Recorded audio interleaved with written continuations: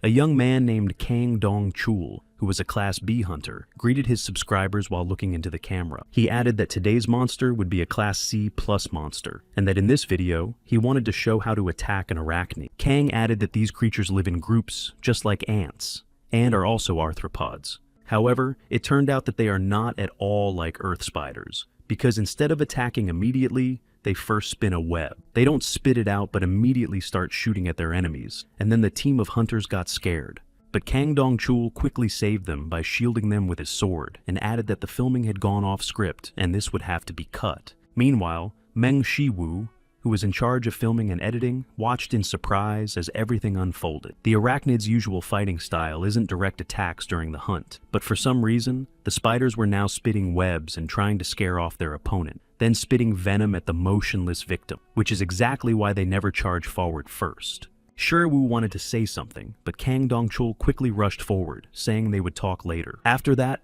the hunter began fighting these spiders, protecting everyone else on the team. As soon as he got there, he immediately sliced the spider in half. For a moment, he stood over the body of the enemy he had just defeated, then tried to catch his breath. Kang Dong-chul didn't even know what to say, since he had previously been certain that the arachnids would start by spitting out webs rather than attacking. And the fact that they did this must have been a last resort for the monster to just pounce on its prey like that. So Shiwu pondered that the spiders were already in such a state that they had nothing to lose. Kang Dong-chul approached him and said that he couldn't act as if he had nothing to do with what was happening here. And when Shiwu apologized, he simply hit him, saying that apologies wouldn't help, since because of him, Dong-chul had nearly lost his life. He said it would be better to gather information, and then, stepping back, added that without any special abilities, Shiwu was useless. However, Shiwu knew he was awakened, but the ability he gained afterward had no special characteristic, and it was absolutely useless for hunting, since Shiwu really didn't know how to do anything. That's why he chose a different approach and analyzed monsters by reading a lot of information. Shiwu could guide others by telling them where the monsters were, and where their weaknesses lay, so he taught the hunters how to attack. Meanwhile, Kang Dong-chul was still angry at his partner because he had nearly lost his life because of him, but then the boy praised himself, knowing that if it weren't for him, no one would have survived. Suddenly, however, the other hunters began shouting his name and looking back in fear. Dong-chul was surprised and looked at them, asking what was wrong, but there was no time left. It turned out that an elite monster had approached them, so the entire team rushed to flee as far away as possible. Dong-chul was one of the first to run, but suddenly he lost his sword and paused for a moment, wondering if he should just keep running if he wanted to survive. And that's when the boy decided he needed a decoy and thought that Shiwu would be the perfect one right now. Dong-chul shoved him, saying that all this had happened because of Shiwu's unreliable information, and added that the boy had to take responsibility for it. The hero barely managed to get up, angry at his boss. However, their argument was interrupted by a creature that appeared behind Shiwu, and he suddenly fell silent after that. The boy realized that his body wasn't obeying him at all, which is why he began to worry that this was his last day alive. For a while, he stood next to the bed where a woman lay, trying to say something to him. He looked sadly at his mother and asked what had happened, to which the woman replied that he must protect Soa. At that moment, the boy realized he couldn't end his life here, at least not for the sake of his younger sister Soa, so he grabbed his sword. Shiwu was terrified, but despite that, he stood before the monster, gripping his sword, and realized he had to survive. Immediately after that, he tried to do something, but fell sharply because an earthquake had started all around him and the ground gave way beneath his feet. Just as suddenly, a hooded boy appeared before him and had barely gotten to his feet when Shiwu timidly stepped back. The protagonist had no idea who this guy was, but he looked confident and was ready for a fight. But just as unexpectedly, when he looked around, he saw another one who was also ready to start fighting using his magical abilities. The second guy who appeared didn't wait at all, and immediately launched an attack, calling the first one a cocky idiot who was always running away. As a result, they both started fighting, and neither of them was going to give up. The battle between them was fierce, but the protagonist had no idea why these two were fighting each other and couldn't stop. Shu suddenly looked back, but unable to get up, covered his face with his hands, not understanding what was happening. Eventually, the guy with white hair also got up, saying he had no desire to waste much time on his opponent. His opponent replied that they still had a very long way to go before all of this would finally end. It turned out that he wanted to go all the way to the very end and had no intention of giving up right here and now. Their battle continued until his enemy said that at this rate, no one, including himself, would come out of this unscathed, but it seemed that Tom didn't care at all. The boy said he was leaving that option completely open, then looked at Shiwu. The protagonist himself was very surprised when this stranger began apologizing for dragging him into this mess. The opponent just looked at him in surprise, not believing until the very end that this guy would decide to act exactly like that. They continued to fight each other for a while longer, but then the main character stepped back, sensing that they wanted to leave something for him. Shiwu didn't understand a thing. He didn't see anything, but instead, he stepped back a little further. Literally a few seconds later, the boy found himself in complete darkness, and the two strangers had vanished. Shiwu looked around, seeing nothing, and was very surprised, not understanding what was happening. Only after a while did the boy walk even further and almost step on a phone. He picked it up, not understanding what this smartphone was doing there, or how it had ended up there, but he decided to turn it on anyway. And when the connection check was complete and the manager's position changed, the boy saw a few more people on the screen. For a while, he stared at the screen, not understanding what was happening, and realized he had entered the platform. Meanwhile, Kang Dong-chul and the rest of the team had already managed to exit the cave safe and sound. The guy thought he was really unlucky, since the chances of encountering an elite monster in a dungeon like this were practically non-existent. However, despite this, the other team members said that thanks to him, they were able to survive, since using that idiot Shiwu as bait was a brilliant decision, so they continued to praise him. Only then did Donchul cheer up, saying that his motto about raiding everything they could was true, and he was ready for it. But very soon, they heard the voice of that same Shiwu. They had left no one there, and of course, the guy was incredibly angry. He immediately lunged at Donchul to punch him and swung his fist. But at that very moment, Donchul struck him in the face first, adding that the guy shouldn't forget he was an F rank. He said he had no idea how this guy managed to survive, but he was definitely very lucky. Donchul added that he really didn't want to look for a new installer, so Shiwu would still have to be of use to him. The protagonist was surprised, saying that he wasn't going to work for Donchul after he'd left him as bait for other monsters. But the guy replied that Shiwu himself had persuaded him to take the job, saying he desperately needed money for his sister's treatment and that he had helped him out of the goodness of his heart, so Shiwu couldn't treat him that way and needed to repay him. But instead, the main character said he had a habit. If he couldn't accept something, he shouldn't let it slide. Besides, Donchul had often treated him aggressively, and the guy added that there would be a lot of views if he posted it. Donchul just exhaled calmly, saying that he could destroy Shiwu right there and then. To which the guy replied that even in that case, Donchul would lose his entire channel, which he had spent so long building up. The guy then stepped closer, saying that if Shiwu decided to post this video anywhere at all, his sister would hardly be safe. After that, he left him and turned to the other team members, telling them to pack up their things because it was time for them to go. Meanwhile, Shiwu decided that he wouldn't let anyone insult his sister and would do whatever it took to keep her safe. After that, the boy also returned home and began searching for information about what he had seen, and it turned out that he had stumbled upon GodTube, where there were channels specifically for gods.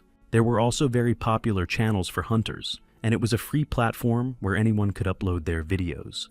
But there were also completely different stories and many videos about magical creatures and objects. Among them were various gods from mythology that the boy had encountered before. He also saw figures from history, as well as heroes and legendary figures. He began to wonder if these very beings were controlling what was happening here. But immediately after that, the main character asked himself who that boy was and why he had given him the phone at that very moment. Shiwu immediately put the smartphone down, thinking only that all of this was very confusing. But he decided that if it was true, and if they really did control the channels, then this could be a good opportunity. The protagonist also thought that most likely they would start with just 1 million subscribers. He continued to look through and scroll through the feed, seeing that it looked quite interesting, and even wanted to give it a try. It was said that to become a participant, he could watch and study lectures on stats, and after that, it turned out that the guy was already subscribed to Zhuge Liang's channel, and that's exactly why he received a new skill. People were fighting against the Demon Lord, and there were 13 heroes, and he also thought that they might have high-rank stats. The main character was very surprised, because he got it just by subscribing to the channel. He wondered why he didn't feel any changes. Maybe it was because it simply improved his focus and intellect, so it would be hard to notice the difference right away. After that, he looked at Heracles' channel, and there was supposed to be some kind of event for 10,000 subscribers. Besides, he was offering a free training session. Without thinking, the protagonist decided he would subscribe to this channel, since he might be able to see the difference right after that. He also noticed that he had received a new stat immediately upon subscribing, and it was SS rank. Of course, he couldn't believe what had happened, but he was even more angry because he had destroyed his laptop, which was lying nearby. Shiwu still couldn't believe that all of this was real, because getting a skill of this level, just by subscribing, was practically impossible. He couldn't make head or tail of what GodTube, the platform he'd been thrown into, actually was. He began wondering if he'd need to reach 100% to fully master this ability, and then he thought about the training from Hercules. Once he got there, the guy looked at the video preview and decided to press play to watch it. Right away, he saw a lot of people who had been watching something intently the whole time. And then he noticed Hercules himself, who was showing them his abilities by lifting a heavy column with his strength. Of course, Shiwu, who saw this, was very surprised, and in general, he found it hard to believe that it was true. He immediately decided to unfollow him, thinking that he couldn't keep up with this. And now, it became clear why this Hercules had only one follower, because the guy knew he would never be able to hashtag redo what this man had done. At that moment, he turned to the protagonist, saying that he could come whenever he wanted but couldn't leave whenever he wanted. Shiwu was still trying to unfollow him, but it was all in vain, and he couldn't do a thing. Finally, Hercules said goodbye, and then the protagonist saw that his boss was calling him. Donchul was sitting at the table, though at first he was surprised that the guy had picked up the phone, since he thought he had already blocked him. He smiled, saying that Shiwu had nowhere else to go anyway, and had nothing to do right now. Shiwu took offense, saying that he was only calling to mock him, even though Dongchul had intended to discuss some business matters since they had worked together until recently. However, Shiwu simply replied that he didn't want to waste time, so he should get to the point. Eventually, Dongchul mentioned that a certain group had offered them a joint stream, so he asked if Shiwu would be willing to work with them. This group was indeed very popular and was the #1 financial company in all of Korea. It turned out that just recently, the group's granddaughter had awakened 2 hunter traits within herself. Donchul also mentioned that they were involved in the same hunting business, and added that they were likely planning to expand their operations for now. That's why they wanted to see what it was all about, and Donchul asked if the guy would agree, but Shiwu refused. Immediately after that, Dongchul said that in that case, he would pay 50,000 per video, which naturally surprised the guy. He still asked if Shiwu wanted to join, since it was 10 times more than what the guy usually gets, and it would be beneficial for all of them. But after another question about the amount, Shiwu said he wanted 50 million. Of course, Donchul was surprised that he named such a sum, and thought the boy had simply lost his mind, and then he thought that Shiwu simply knew that this group was paying him a lot. The young man said that for some reason, this company is trying to work specifically with Donchul, rather than with hunters of other ranks.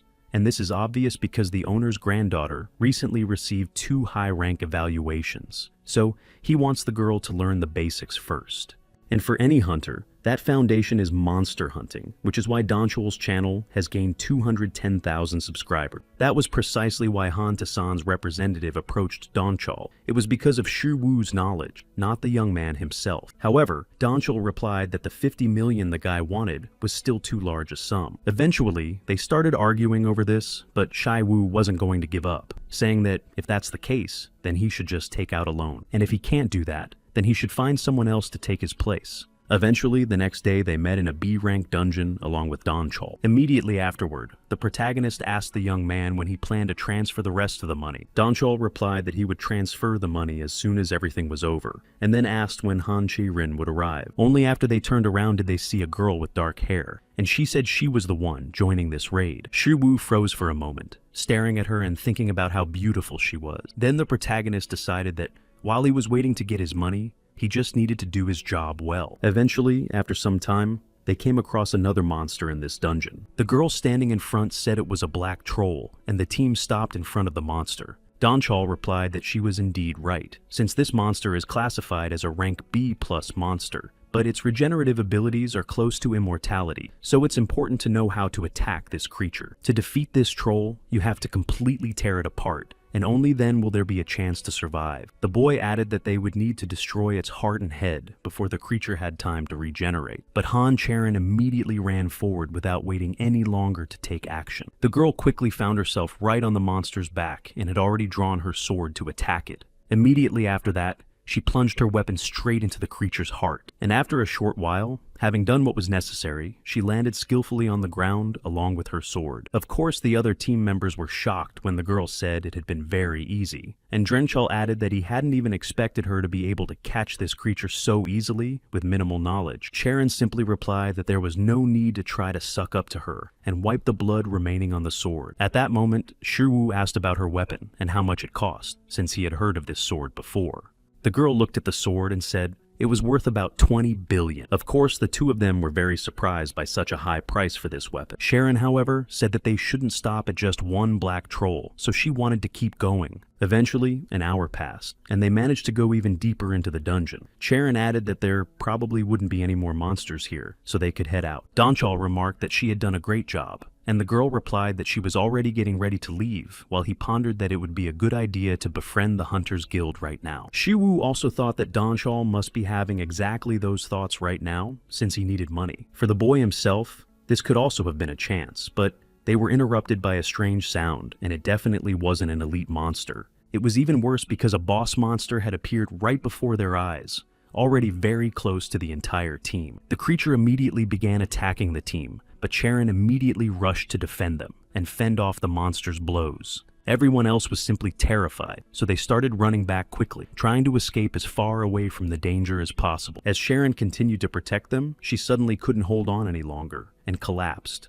By then, there was almost no one left beside her. Eventually, the monster began attacking the others who were trying to flee, though not everyone managed to escape. Donchal was luckier and wasn't hit, so the boy kept running, thinking only of surviving. He was terrified, so he thought only of saving his own life. But soon after, the giant stood right in front of him, blocking his path. Of course, at that moment, Donchal thought he wouldn't survive, but suddenly Charon appeared and was able to protect him again. However, she couldn't hold out for long, and the monster threw her far away from itself for the second time, and she hit the ground. Despite this, the girl got back up and began attacking the creature again and again without stopping. It was difficult for her, but Charon didn't stop and continued to attack the monster that posed a threat. Shiwu watched everything from a distance and was afraid, thinking that although Charon was incredibly strong, she was a novice, so it was dangerous here. He knew that this team would definitely not be able to win, so the only thing he could do now was to run as far away from here as possible in order to survive. Shiwu knew he just had to leave Han Charon behind and run away from here, because otherwise, he simply wouldn't be able to survive here. Or perhaps he was thinking of relying on the superpower of a high rank, though he didn't know exactly what rank it was right now. And then he noticed how quickly Donchal ran past him, thinking only of how to escape this place as fast as possible. It seemed that the boy was so terrified that he wasn't thinking about anything else at all and was just running away. Shiwu recalled the boy's words as he accused him of finding terrible and unreliable information, and that was why Shiwu should take responsibility for it. The boy was thinking only of that, but at that moment he simply froze in place, not knowing what to do next. He realized that he simply wouldn't be able to win, despite the fact that Charon held such a high rank. That's why the boy began to run with all his might, because the only thought in his head was that he needed to run as fast as possible. He had no idea what to do, and started wondering whether money or prestige was better, but none of that mattered if he didn't survive. However, the boy knew what would happen if he left Charon there and just ran away, because in that case, he would be no different from Donchal, who had cowardly fled. Donchal had simply abandoned him and fled, which is exactly why Shiwu charged into the attack, no longer intending to run. The girl was surprised to see that Shiwu hadn't fled like the others and had started defending himself, and she was also surprised that he managed to fend off the monster's fist. She seemed completely baffled by who he was, but the protagonist kept charging forward at the monster. He managed to awaken the skill he had acquired and, beginning to use it, continued to fight. Now Charon wasn't fighting alone. Shiwu was standing beside her, so the two of them were now figuring out how to defend themselves against this monster. Not wanting to be as cowardly as Donchul, the main character rushed forward to fend off the creature's attack. Charon looked back in surprise just as the monster began attacking again. The girl reacted quickly, so she began attacking the creature herself with her sword and fighting it. She managed to jump right onto the monster's body fairly quickly so that it would be easier to attack it. Shiwu, watching how skillfully she executed all these strikes, was surprised and already hoped that it was all over. But it turned out that this might be a different type of monster, and they could undergo a double transformation, so the physical transformation would proceed as usual, and they rushed back again to escape. At that very moment, the monster grabbed Charon and didn't let her go for a long time. despite her attempts to break free. She kept trying to break free for a while, but it was in vain, so Shu, who was free, began attacking the creature again. Eventually, the girl was at least able to move a little now. Just as Sharon continued to struggle, she began to free herself from the monster's grip. And once the girl broke free from him, she also prepared to continue fighting him. The boy also fought the ogre relentlessly, without stopping. At that moment, Sharon ran along the ogre's body, attacking it with her sword and wounding it further. At that very moment, she managed to strike it right in the heart again and struck the monster with all her might. But at the same time, Shiru shouted that the ogre had 2 hearts, so the second one had to be destroyed as well. The girl tried to get closer to the monster to strike again, but it began to defend itself and push her away. Shu thought that Sharon had understood all of this, and at that moment, the girl began attacking the ogre once more, lunging with her sword straight at the other heart. At that moment, Shiru also joined in, delivering the next blow to finally defeat this creature. Eventually, Sharon landed, and Shiru had to deliver the final blow. He immediately rushed toward the ogre to finish it off and destroy the creature. For a while, they couldn't see anything, because everything was covered in dust, but Sharon thought they had finally defeated the monster. Only then did the girl approach Shiru, who was already lying exhausted on the ground, and wondered who he really was. A few more hours passed, but the protagonist came to in a new place, realizing it was a hospital. And then, a little later, he heard Sharon's voice. She was sitting nearby and apologizing. Shiru was very surprised to see her there next to him, but Sharon sat beside him casually. The girl explained that she had brought him to the hospital because Shiru was seriously injured and needed urgent medical attention. When Sharon asked how Shiru was feeling, he could only think that she was sitting too close. Eventually, hearing no reply, the girl moved even closer, which made Shiru even more uncomfortable. She touched his forehead to check if he had a fever, while he remained completely still. But it turned out his forehead was indeed hot, and Shiru did have a fever. However, right now, all he could think about was that she was sitting too close. Then Sharon stepped back, saying they didn't even know each other's names, so Shiwu quickly introduced himself to her. But Shiwu was surprised because he thought Sharon should already know his personal information, since she was the one who admitted him to this hospital. Sharon, however, said she just wanted to find out and hear it from him personally. But Shiwu was surprised, thinking she had just read his mind, but then he remembered that her ability might be a sixth sense. Then the girl said that he probably wasn't feeling very well yet, but she'd like to make him an interesting offer. Shiwu was surprised to hear this, since he really hadn't fully recovered yet, but he agreed to listen.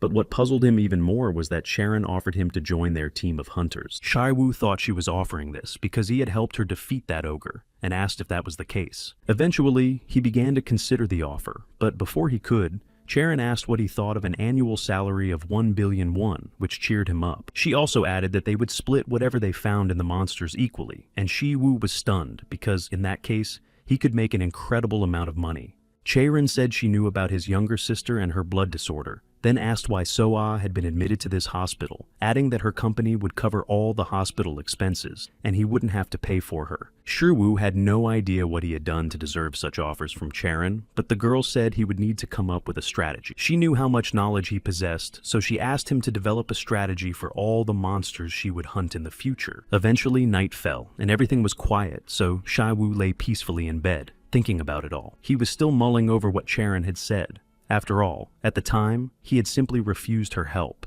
and she understood why, so she had just asked him to let her know if he changed his mind. But the protagonist was still tempted by what Chaerin had said about the medicine for his younger sister, because Shiwu knew that he had to obtain it at any cost in order to save her. Besides, modern medicine offers no real cure, only symptom relief. But with the help of this divine website, if he could get all these ingredients, he would definitely be able to cure his sister. However, Shiwu also thought about the fact that all these ingredients for the medicine were incredibly expensive. The guy understood perfectly well that he would need an incredible amount of money, but for now, he decided to finish editing the video, which cost 50 million won. As soon as he opened his computer, he immediately saw footage of Chaerin and happened upon the moment where she was talking about the cost of her weapon. At that moment, the protagonist realized that her weapon was very expensive and thought that if he sold weapons of his own making, he could also earn a lot of money. He might be able to make billions of dollars in a short period of time, but the problem was that he only had one subscriber.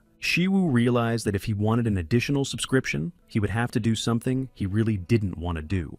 He discovered that the only way to make weapons was to study metallurgy, so after finding a suitable user who posted videos on the subject, the guy subscribed to him. With a look of surprise on his face, he read what appeared on his phone screen again, because just for that single subscription, he managed to acquire the divine metallurgy skill. This man demonstrated how to make weapons and emphasized that there was no need to fear failure. Eventually, some more time passed, and after Shiwu had slept, morning came, so the young man decided to head out to the training ground. Shiwu walked over to the pull-up bar and began working out by doing pull-ups on it. The doctor and nurse standing nearby noticed that their patient was now truly feeling much better, even though not much time had passed. Shiwu overheard their conversation. They mentioned that the doctor was even surprised by such a rapid recovery, as it was very unusual, even for a hunter. The doctor also said that he might be discharged as early as tomorrow, which was indeed much sooner than Shiwu had expected. As he continued to train, his skill continued to improve, but Shiwu knew that if he used this ability too often, his muscles would be destroyed, just as they had been in battle. Suddenly, his sister approached him and called out to her brother with a smile. Soa told him that she had been very worried about him, since the doctors had said that Shiwu had arrived here in very serious condition. They had even said that Shiwu would spend at least a month here, but he was already being discharged in a week, and he thought his sister was disappointed that he would be discharged first.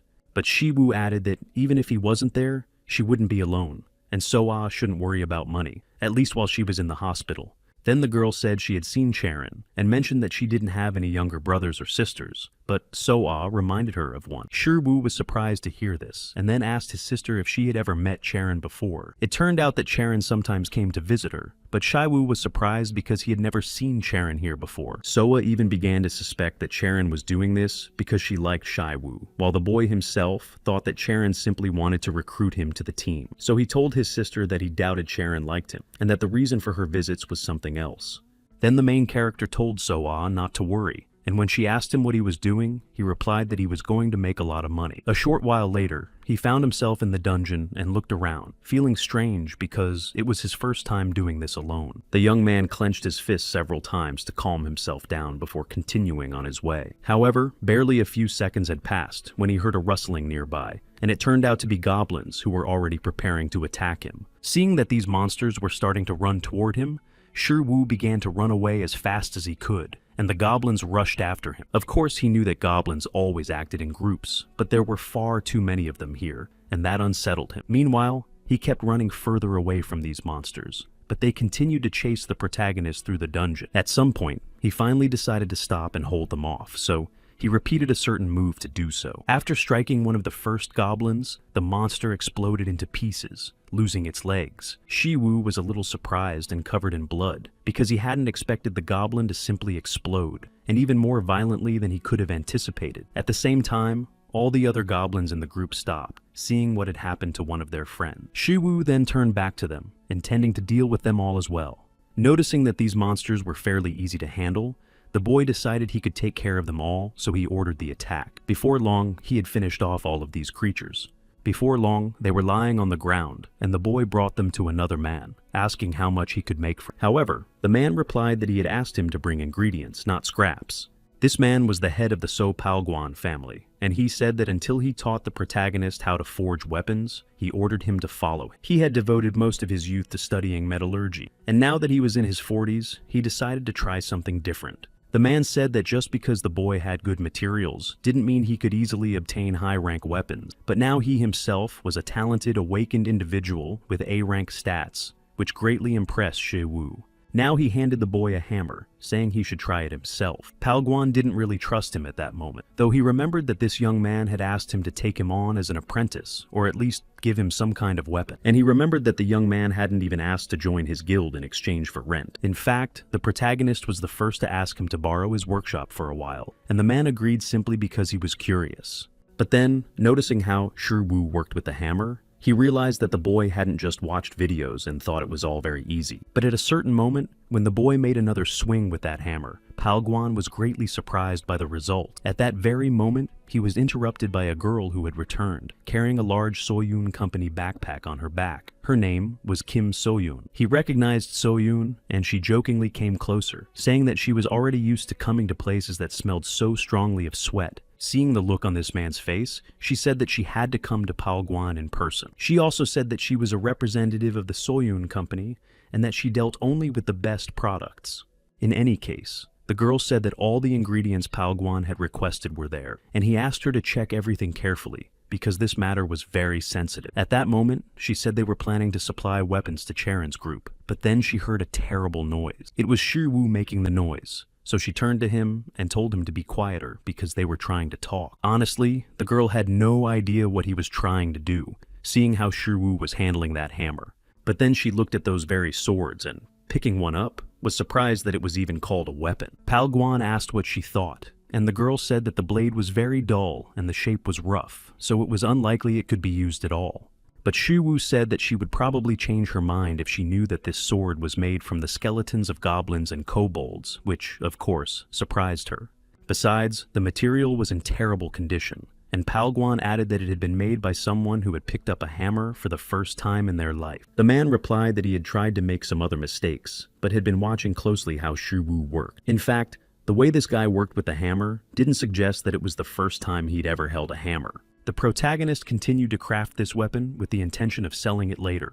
Palguan, for his part, had never seen anyone make a weapon out of such material, but Shiwu still declined his offer to become his apprentice. Soyun was, of course, surprised and intrigued by what Shiwu was doing, so she watched him for a while longer. It was clear how difficult it was for him, but he kept at it regardless of the challenges. Soyun continued to watch him craft weapons for some time, and eventually, after some time, the protagonist created his first weapon, which further improved his divine metallurgy skill. In fact, all of this could have been found in the trash, but he managed to turn it all into a good weapon, even though he didn't yet know how to present it. Upon hearing this, Soyun approached him, asking if he really wanted to sell this sword. Immediately after that, she introduced herself, saying she was a representative of the Soyun company, and extended her hand to him. After all, she specialized in the hunting business and considered trust and reliability her core values. After all, this company was quite well known in hunting circles, and Soyun added that they worked only with the best goods in Korea, which was why they intended to buy this sword. The young man immediately asked how much she could offer for it, so Soyun asked to take a look at the weapon before making an assessment. In the end, he managed to close the deal with the girl, and after that, another question arose. He wanted to keep making even more money, so he started crafting weapons like crazy. Soyun continued to buy them, and then she kept selling them, so the number of weapons kept growing. She was incredibly happy because in such a short time, they had managed to sell a truly massive amount of weapons. Eventually, it even turned out that their company officially signed a contract with the SH Group, where Charon was. Soyun added that Shiwu had done a great job, because if it weren't for him, their company would have had a lot of problems. The girl felt he had helped them immensely, so she added that if he needed anything, he should just let her know, as she was ready to help in any way she could. She also asked him to check her account balance, handing him her phone. The guy immediately looked at the screen and noticed the balance was over 284 million. Of course, all of this surprised him, but Soyun was confused because he had mentioned some other numbers, so they asked him to check again. Immediately after that, Shiwu continued to recite all those numbers and finally managed to count up to the total amount of money there, and at that very moment, he was reborn as a slave to money. For a while longer, the protagonist sat there thinking about the money and staring at the screen. In fact, there really was a lot of money there, so he decided he could subscribe to GodTube to spoil his sister. A subscription to all 3 channels costs 300 million a month, but right now, the protagonist could only choose one of the 3. That's exactly why he spent some time thinking about which of the 3 channels to choose. For a long time, Shiwu couldn't decide exactly what he wanted to subscribe to. But at that very moment, he decided he shouldn't hesitate any longer, so he tapped the screen to subscribe. At that very moment, Soyun walked into the room, and Shiwu was already talking to Palguan about crafting weapons. The man asked her why she kept coming here, but Soyun replied that she had come here because of Master Shiwu. He said he had been waiting for her because they had agreed to meet right here. Immediately after that, the protagonist handed her a piece of paper, saying that last time she had said she could get everything he needed, so he asked if she could get this. Soyun took the paper right away, intending to unfold it and read it. It turned out that it listed a century-old ginseng, rune flower, and a few other strange ingredients, and Soyun said it was possible to get them, but it would be expensive. The girl said it would cost about 300 million won, but agreed to give him a discount of 20 million. After all, the protagonist had already subscribed to Hua Tuo's Divine Art of Medicine, since it was difficult to level up on his own. So, he He had already spent the money, and Soyun immediately asked if she should try to buy these ingredients, to which the protagonist replied yes. In the end, he managed to get more than 284 million won from her, and spent almost as much, so by the end of the month, he would be left with a balance of 4 million. Since money was a big problem, the protagonist started thinking about Donchal and his YouTube channel. After all, he didn't have much of a choice, which is why the guy decided to give it a try. Meanwhile, a passerby sitting in the subway was scrolling through his feed, realizing there was nothing interesting to see. But after a while, he stumbled upon a preview of Shi Wu, which stated that he was a man who could conquer everything, period. After reading the video title and looking at the thumbnail, the guy decided to click on the video. Immediately after that, the first thing he saw were strange creatures that resembled hippos. A little later, he saw Shi Wu himself, who was trying to pass himself off as one of those hippos.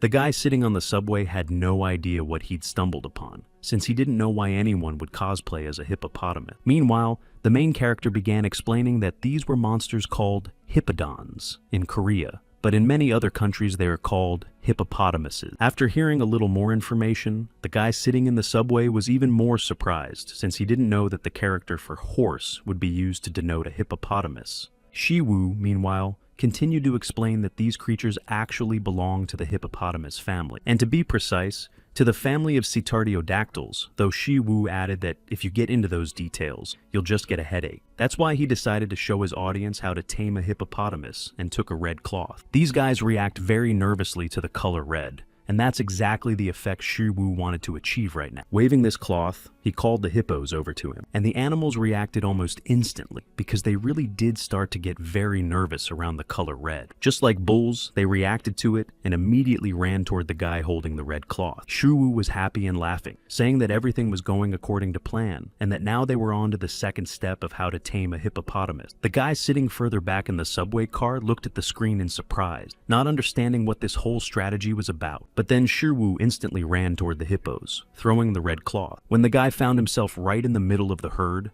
a violent explosion erupted among them. Only after a while did Shi Wu step back, but the screen was still dark because there was a lot of sand and dust around. However, in reality, all those hippos were already lying unconscious on the ground and weren't moving at all, so Shi Wu said it was easy. The same guy, still not understanding anything, kept staring at the screen. And right after that, Shi Wu added that he wasn't done yet, so he started using rice and buckwheat noodles, scattering them in front of the hippopotamus. The guy was still staring at his phone screen in surprise, still not knowing what he'd stumbled upon. After a while, the video was coming to an end, and Shi Wu said that if this information and strategy were useful to them, they should subscribe, turn on notifications, and give it a like. In the end, he managed to achieve the desired result, as the views were increasing and had already surpassed 3,500, and the number of subscribers was also growing steadily. After a while, the views increased even more, reaching 127,000. Of course, he was very happy because things were starting to work out for him, and he realized that his subscribers liked the concept of the previous video. This time,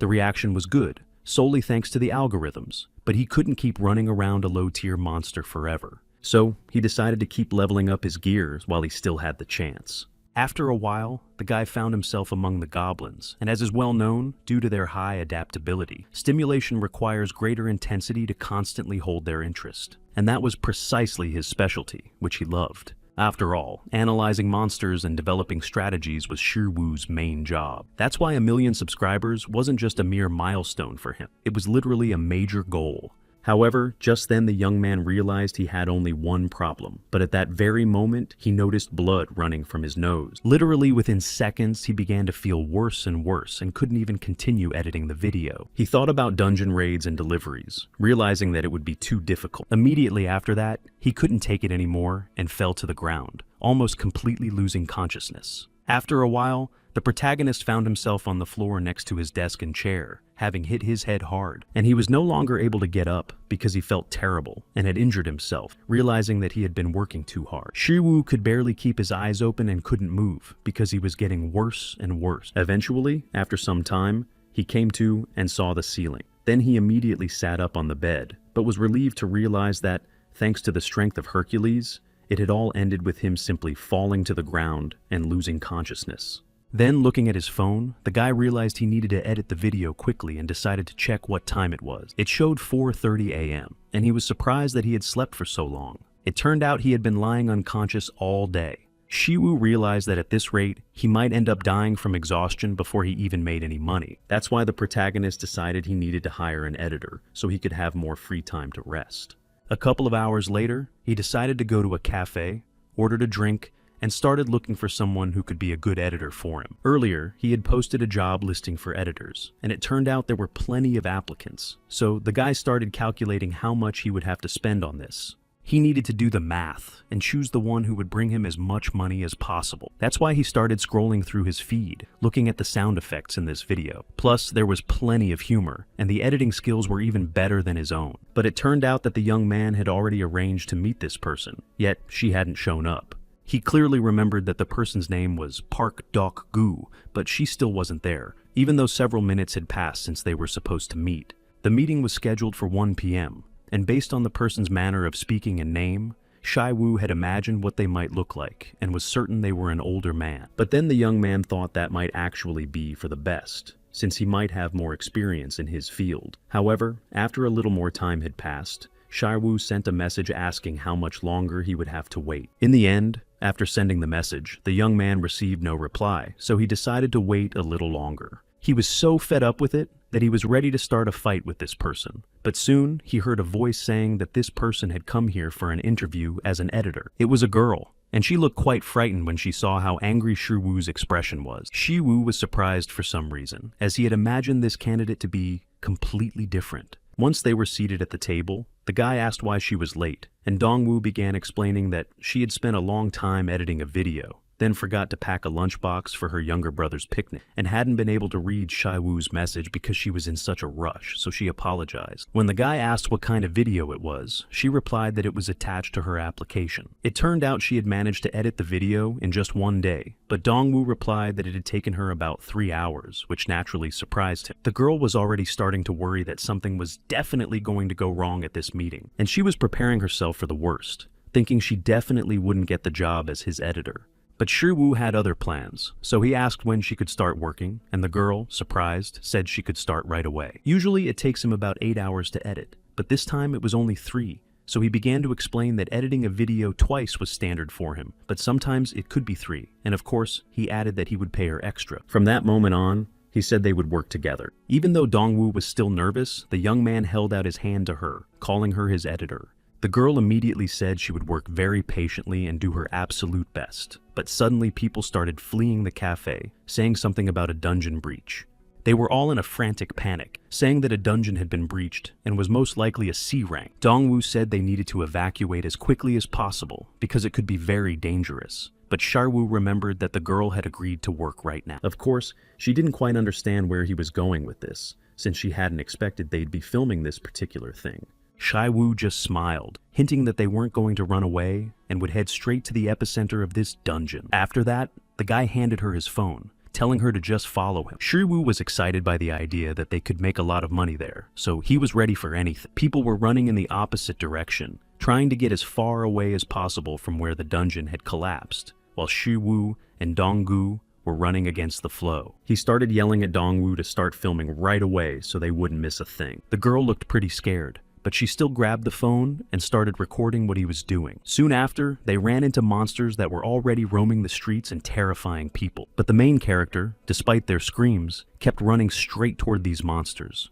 ready to fight them. Right after that, he started landing his blows directly on them. Shiwoo immediately turned to his followers, telling them to leave their likes and not to forget to turn on notifications. After a while, he managed to defeat one of them and thought that right now he could start making real money. At the same time, the security guards were trying to lead people to safety, telling them to go inside. But they were very surprised to see that the head of one of these monsters flew right into the crowd. Of course, everyone, including the security guards, was completely taken aback and stood frozen in place.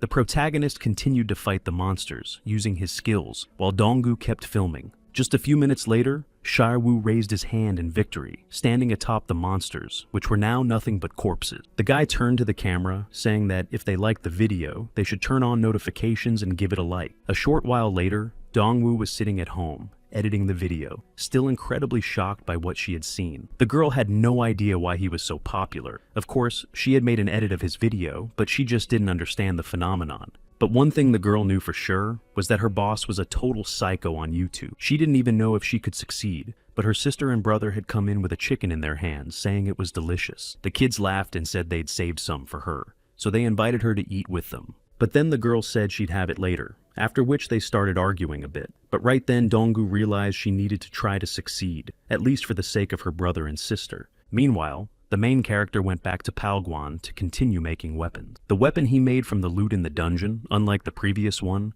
was crafted from Class C materials, so he hoped for a higher payment. And eventually, after some time, he gained another skill point, but then noticed he had a new quest requiring him to give the weapon away for free.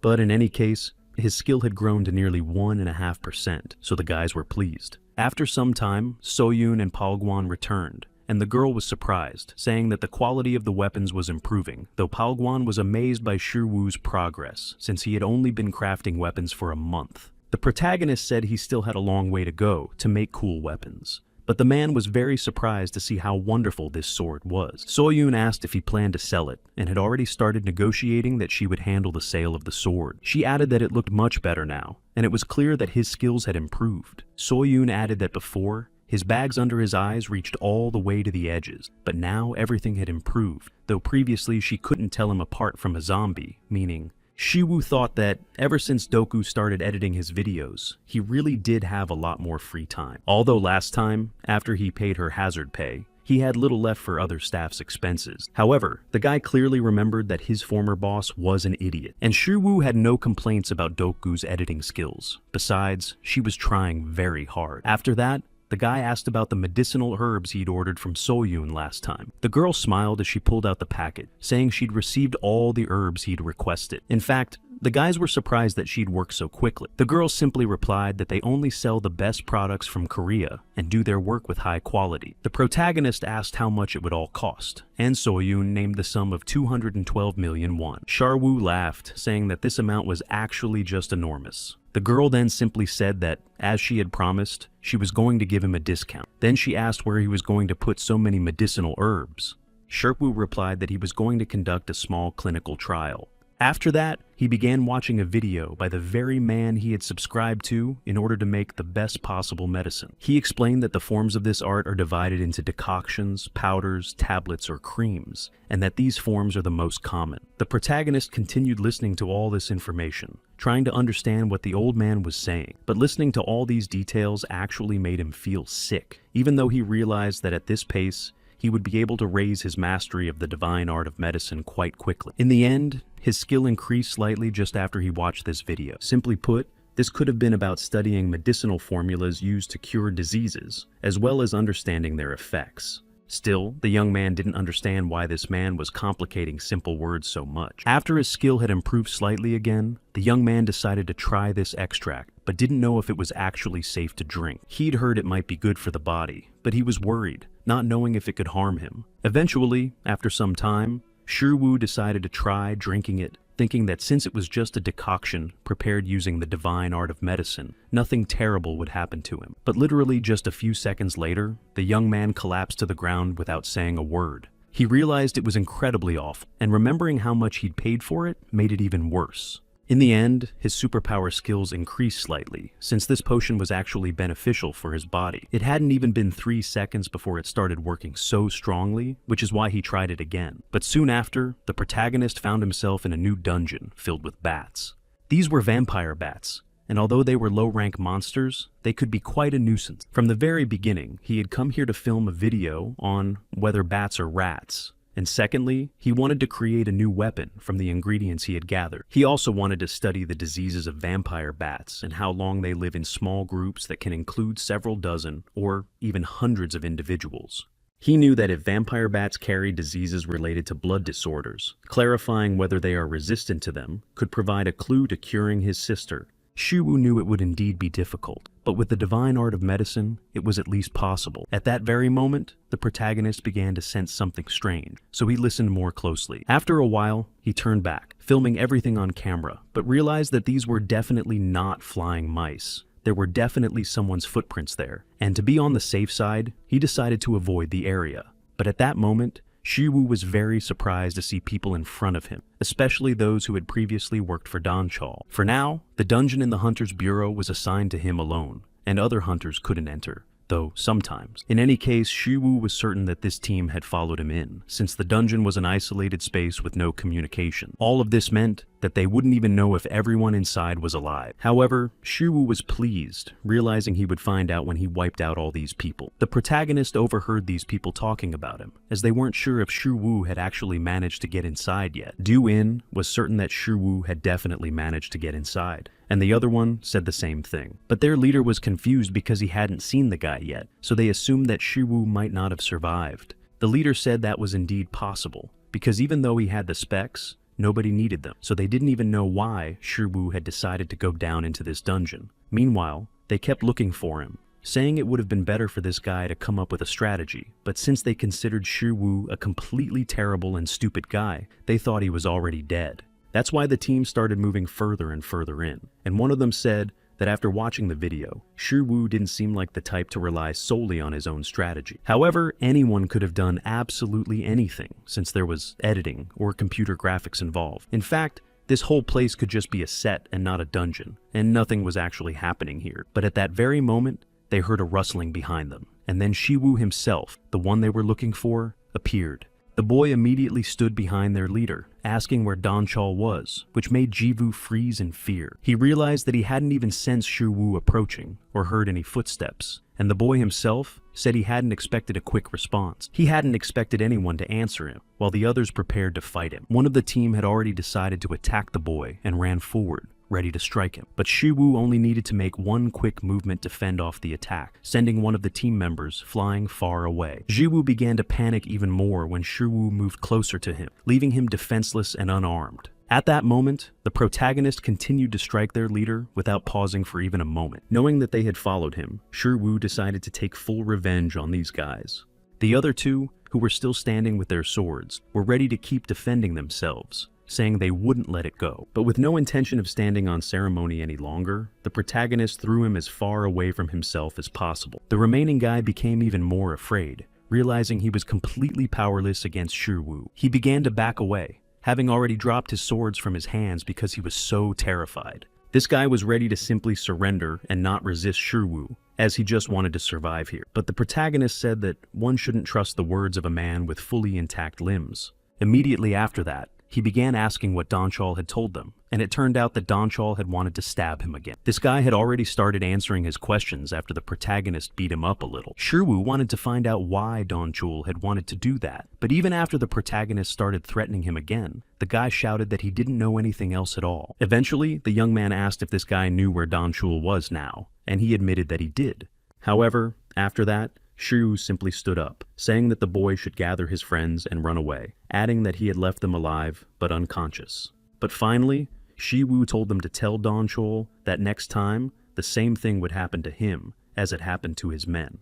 Hearing no confirmation, he lunged at him and grabbed his face again, asking if it would be difficult for him to pass on those words. A short time later, they arrived at their boss's place, and Donchal was greatly surprised to see his team in such a terrible state. They started shouting that it was all just a misunderstanding, and then added that Shiwu had only been threatening them, so it was unfair to single them out. It turned out that Shiwu had told them to lure their leader here, so Shiwu praised the guys for their brilliant plan. But immediately after that, this guy started running away, afraid of what might happen to him next. Another one also ran right after him, apologizing to his boss, and in the end, Shiwu was left alone with Dongchul. The protagonist shook his head, saying that the Dongchul should have treated his subordinates better. At that moment, the Dongchul became even angrier, unable to understand how the protagonist could have set him up so badly. Moreover, he couldn't understand how such a weak hunter could possess such power. Shiwu said that the question had been asked just in time, but then he asked to ask a question about one thing and inquired why the boss was treating him this way. However, Donchal said that he wasn't obligated to tell him anything, but immediately after that, the protagonist lunged straight at him, preparing to start a fight. Immediately after that, the other man grabbed his sword, and they began fighting, smashing everything around them. Shiwu said again that one shouldn't trust a man with intact limb, but in the end, that didn't stop their battle at all, and they continued fighting each other, while Shiwu deftly dodged the blows. Eventually, after some time, the young man attacked again, and then jumped back to dodge a new attack. Shiwu said that Donchal was indeed very brutal,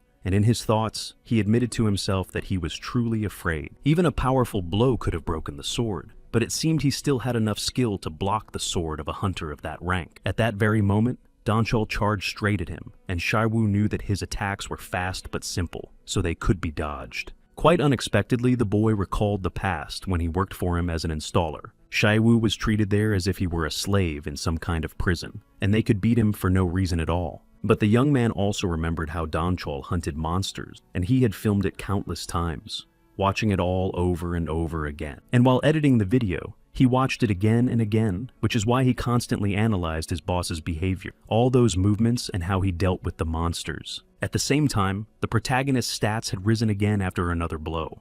He wasn't going to stop there, so he attacked Donchol again, and for a while longer, they continued to fight each other. This surprised him greatly since he was a Class B hunter, and Shirwu had a lower rank than him. So he couldn't understand how this guy could be stronger, but in an instant, he knocked Donchol away from him. His boss's body began to tremble because this was practically impossible, and he couldn't understand how it could happen. He had studied Shirwu's strength through his videos, and had seen things he simply couldn't believe were true.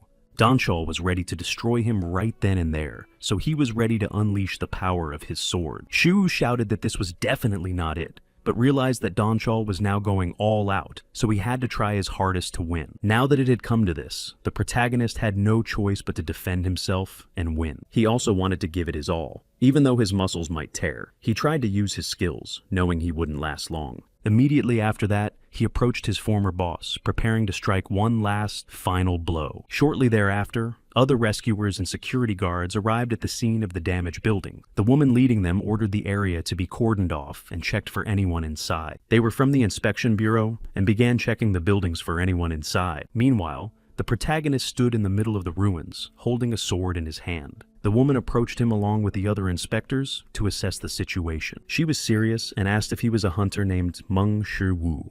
The young man then said that it was indeed him, and Dongshul was lying completely helpless in front of him. The girl then showed her EI, saying her name was Li Minju, and that she was the commander of the 4th Guard unit at the Inspection Bureau, so she ordered Shiwu to go with. After a while, they were already inside, and there Shirwu explained that the Donchol had been planning to destroy him, and that he even had video evidence of this.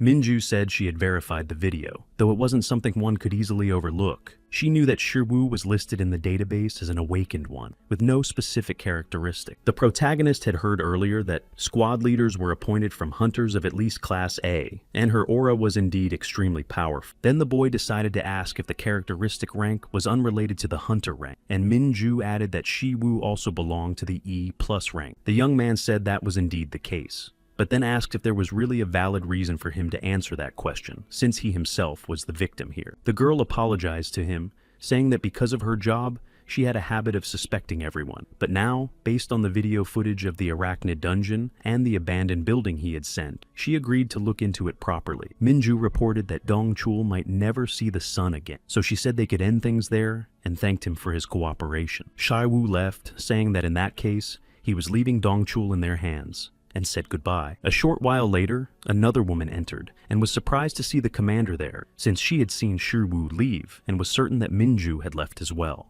She was a guard from the inspection bureau named Jung Sua, and the commander then asked what her current rank was. Sua was surprised, not understanding why she was asking her that, since she had only recently been promoted to rank B. A moment later, the woman was lying in front of her, having lost her balance. Minju continued to sit there, watching, while Sua looked at the squad leader. The commander said she wasn't surprised, since So-A couldn't handle it right now. So-A replied that it was obvious after all, since Minju was an extraordinary guard, and a stronger one at that. They also talked about how she was even going to be promoted to S rank and called a human butcher, but then the girl started talking about what happened with Shirwu, namely that the boy felt absolutely nothing, although So-A was also very surprised because she knew this boy's rank. For both of them, this was an incredibly strange phenomenon, but So-A asked why, in that case, the leader simply sent him back, since hunters who hide their rank must also be punished. But Minju said it was because this guy didn't act strangely, and he gave off a human scent. So-A was only able to get up after the leader left, still not understanding what had happened. Meanwhile, The protagonist was walking home through the dark streets, thinking that it was all over, and that was fine. But he didn't know when it might happen again, and ultimately, if his channel became more famous, he could become a target for various organizations. After all, at his level, even Donchal in the ranks was a tough opponent, and without the synergy of knowledge about his opponent's behavior patterns and habits, he wouldn't achieve anything. On top of that, his stats and superpower hadn't increased at all, and still remained at just 1%. Shuwu had no idea what was going on or why, and then he went to Heracles' channel and saw that he still had only 1 subscriber. Much later, morning came, and the boy went out to the training ground again. He continued watching Heracles' videos, and Heracles, seeing him, was very surprised, since he didn't know how someone could be present on his channels. He explained that if things continued this way, he wouldn't be able to conduct a one-on-one training session on his own. Shiwu thought that in that case, there was nothing he could do, but Hercules replied that the problem was he couldn't go to where the guy was, so he simply couldn't conduct a face-to-face training session. The protagonist had absolutely no idea how he'd managed to connect to this channel, and recalled the blonde guy who'd left him a phone, as well as the guy with white hair they'd fought. Hercules then said that even if he couldn't correct his student's posture himself, he could at least teach him how to do it on his own, so he suggested starting right away to avoid delay.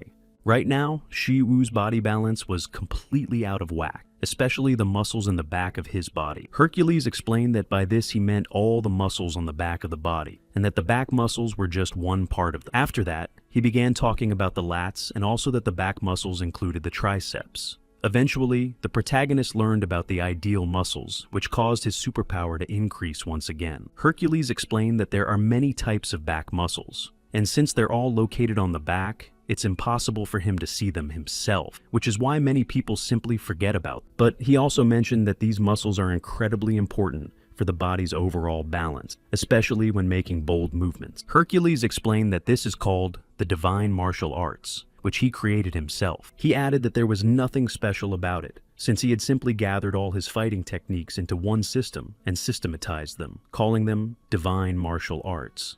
In any case, the muscles of the back are also very important for these techniques, and the lower body serves as the pillar that supports everything. After that, Hercules asked what would happen if these pillars fell during the construction of a building, and Shiwu replied that everything built would collapse. Hercules explained that the same thing would happen to the body in such a case. After some time, the protagonist had mastered the physical science of superpower, and his superpower skills had improved slightly, and Hercules said he would explain some training methods that would suit him specifically. He spoke about the basics of breathing, which involve exhaling when you lift off the ground, and Shiwu thought this point was much more reasonable than he had expected. Meanwhile, while they were training, Doku continued editing the video, thinking that her boss was a bit of an unusual person. She was curious to see what kind of strategy he had come up with this time. Finally, she opened the video and saw Shiwu in a new bat suit, and he mentioned the cave that his viewers could now see, explaining that it was home to vampire bats. He moved closer to the camera, saying he wanted to show new content for his channel, Conqueror of the World. Shu said it would be a speed run, and Doku was already thinking about adding sound and effects to make the video look even better. But in the end, the girl had no idea why he wanted to film the flying vampire bats, since they live in harsh conditions with poor visibility, which makes filming very difficult. But Shiwu just wanted to draw attention to himself again. The guy said that after some research, it turned out the current record hadn't even reached a minute, and it was set by an S-rank hunter from the Fire Witch channel, a girl named Yahello. The main character said he was going to break that record and was about to get started. Doku was still watching this video, thinking about editing the timer for this part. But immediately after that, he said something about a feast challenge and stomped his foot hard on the ground. Doku, who was sitting behind the screen, had no idea what was going on and froze in place. Meanwhile, Shiwu said he needed to get the ingredients, but the raid was over. The girl sitting at the editing desk had no idea what nonsense she had just watched, but she still thought Shiwu was a good person, so she wanted to do her best. Meanwhile, the protagonist looked at the stats again, thinking they weren't bad, and noticed that Yuhan, who had 41 million subscribers, had left him a comment. The fact that the Fire Witch herself had written him a comment had already had a huge impact, but Shiwu realized that if he collaborated with her, his subscriber count would grow even more. In that case, he decided he needed to shoot even more provocative videos for his channel. After that, he decided to check his superpower level, and it turned out it had increased to 2%. Then, after receiving personal training from Hercules, the skill that had never improved finally did. So, He realized that there was indeed a point to these divine martial arts, and decided that next time he would ask Hercules to teach it. But much later, when the boy spoke with him, Hercules replied that he would not do so, flatly refusing. He didn't understand why, since he had managed to win after all, but Hercules replied that these were completely different things. Personal training is entirely different from divine martial arts, and even their names were different. Moreover, for someone like Xu Wu, building muscle isn't the only issue. Hercules added that divine martial arts would be a method he himself had created to prove his strength, and without the superpower he used, Xu Wu wouldn't be able to use these arts. Then he asked the boy if he was using his power, to which the protagonist replied that he was, since Hercules himself was giving him individual training right now. The man replied that it was just a private lesson, but not at all for the purpose of learning his superpower.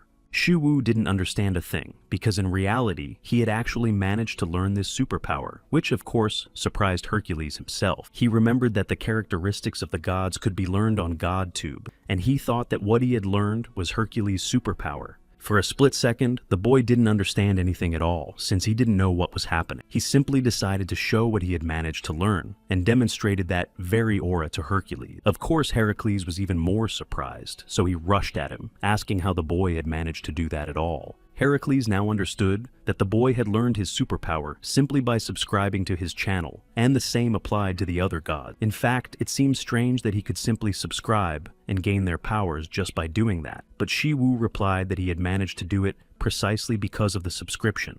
Come to think of it, Hercules was actually surprised that the boy could connect to GodTube, since he knew that Xu Wu was definitely a human without any divinity. At that very moment, Xu Wu pondered the words Hercules had spoken, and remembered the boy who had left him the smartphone. Now, it all made sense to the boy. It was precisely thanks to that smartphone that he had been able to enter this place. The young man told the whole story, and Hercules replied that the two guys he had met were most likely also from GodTube. But Xu Wu was surprised because no one from there could enter the real world, not even Hercules. But in any case, the young man couldn't and shouldn't have gained the power of the gods just by subscribing to them with a manager's account, because if that were possible, managers would become the gods of the universe.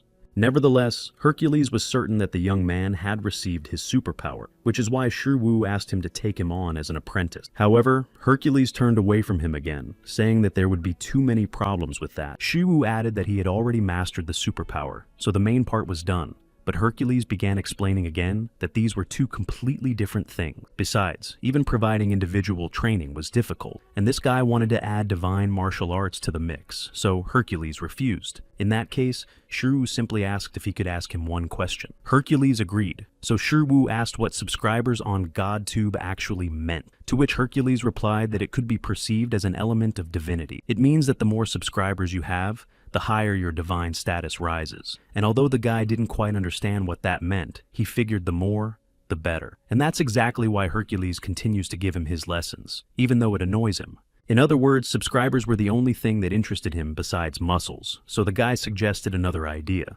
He said that if he didn't get 100 subscribers on his channel, Hercules would have to teach him his martial arts. The man had no idea how he was going to do that, since it's impossible to even get in here, but Xu Wu added that he wanted to try. He asked if Hercules would trust him this time, and before long, both his subscribers and views had increased on his channel. So Hercules even agreed to become his servant after what the guy did. Xu said that starting today he would share interesting ideas for content, but Hercules had to teach him what he had asked for. The young man asked again what the number of subscribers actually meant, and now Hercules added that it could be considered a form of trust. Their divine status is formed through the trust of others, so the more people know about them, the stronger that status becomes. Xu Wu realized that it was actually quite complicated, but he understood that divine status grows as the number of subscribers increases. In any case, Xu Wu wanted Hercules to teach him his martial art, and Hercules immediately agreed. So, he began explaining what needed to be done to learn it, and Hercules said there were certain muscles that needed to be mastered first. After a while, he explained that these were the muscles of the brain, but he wanted to demonstrate it, as he believed a demonstration was better than an explanation. Suddenly, the protagonist's head began to ache severely, and he clutched it.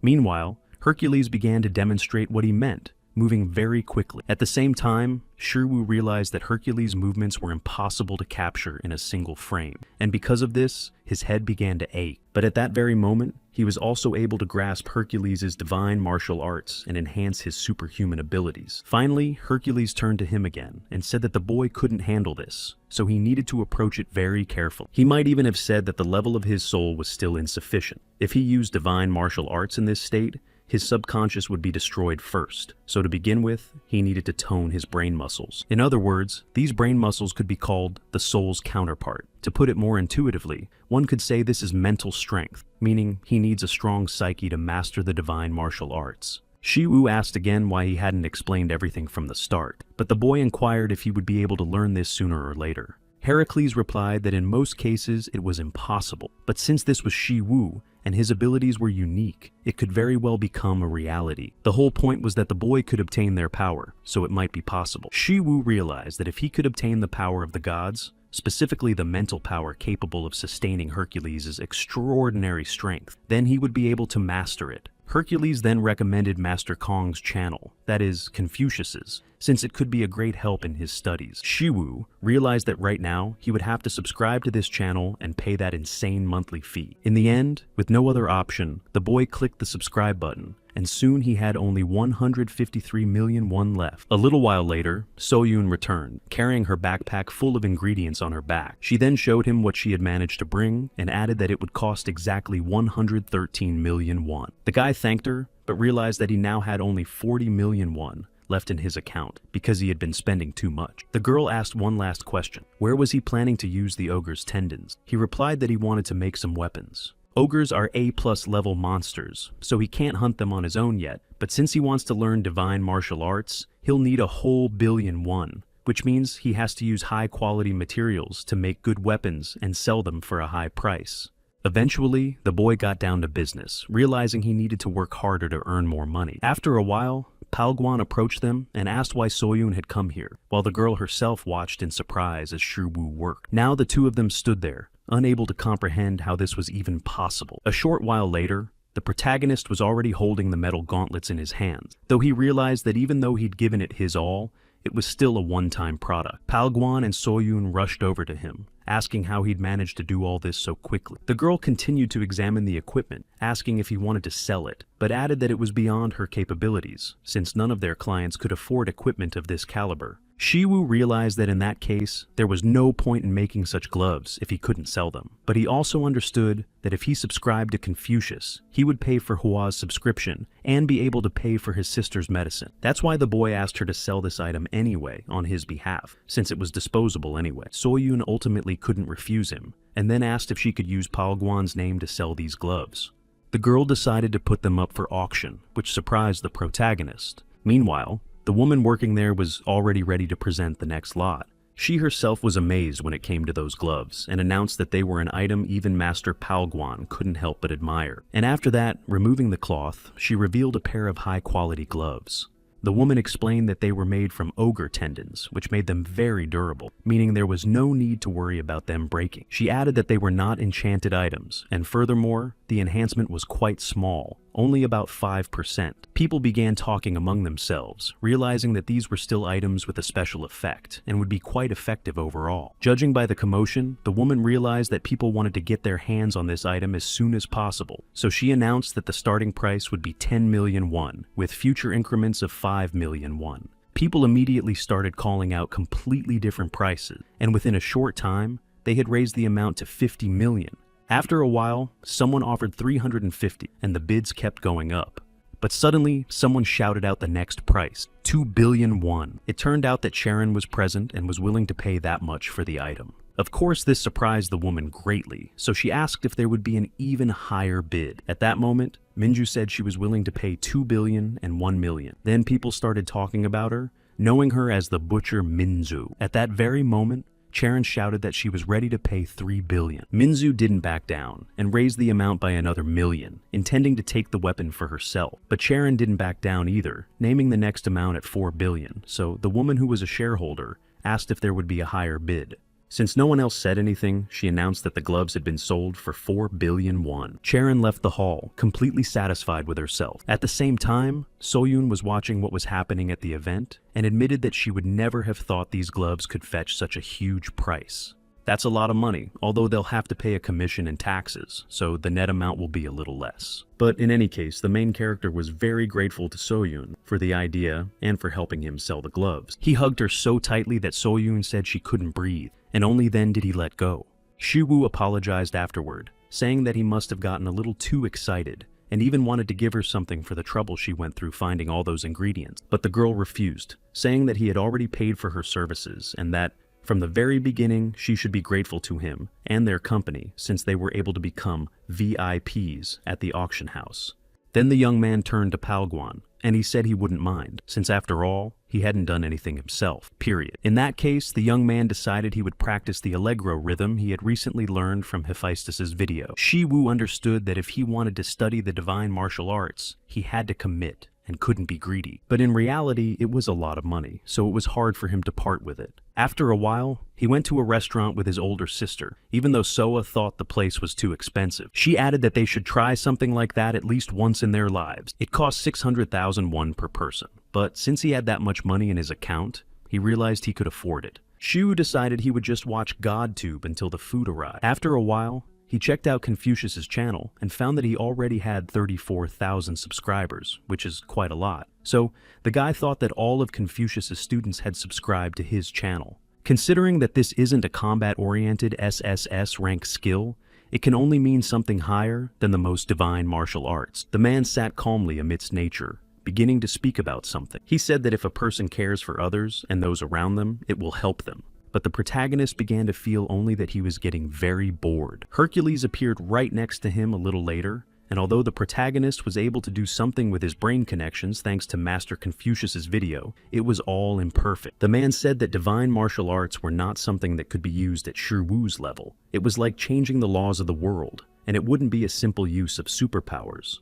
The boy would draw mana by focusing on his veins and pressure points, and mana would be the source of existence. To use it more actively, one would need an amplification organ to facilitate the effect on the mana. Although the protagonist currently thought all this was very boring, and most likely considered it all nonsense, Hercules knew this. That is precisely why he decided to show him what could be done with this power. It seemed as though the boy simply wanted to learn divine martial arts and obtain this power, rather than study difficult concepts. Shiwoo said that Hercules was right, but added that he had come up with a way to help him master the divine martial arts more easily. The answer lay in Shiwoo's muscles. If his body was in poor shape, his mind would suffer, so he could move on to more complex concepts on his own, as he built up his muscles. Meanwhile, at the SH Group headquarters, they were discussing the fact that Charon had bought a new weapon. The man had heard that it cost 4 billion, though it would be impossible to compare these gauntlets to Master Aurelian's sword. The girl looked at the gloves, saying that this was the equipment that could help her, and she felt that her skills had risen to a new level just because of this gear. Han Tae-san, who was the leader of this group, was happy for her, and added that if the girl needed anything, she could turn to him. And then Charon immediately brought up the S-rank dungeon raid. Meanwhile, as evening fell,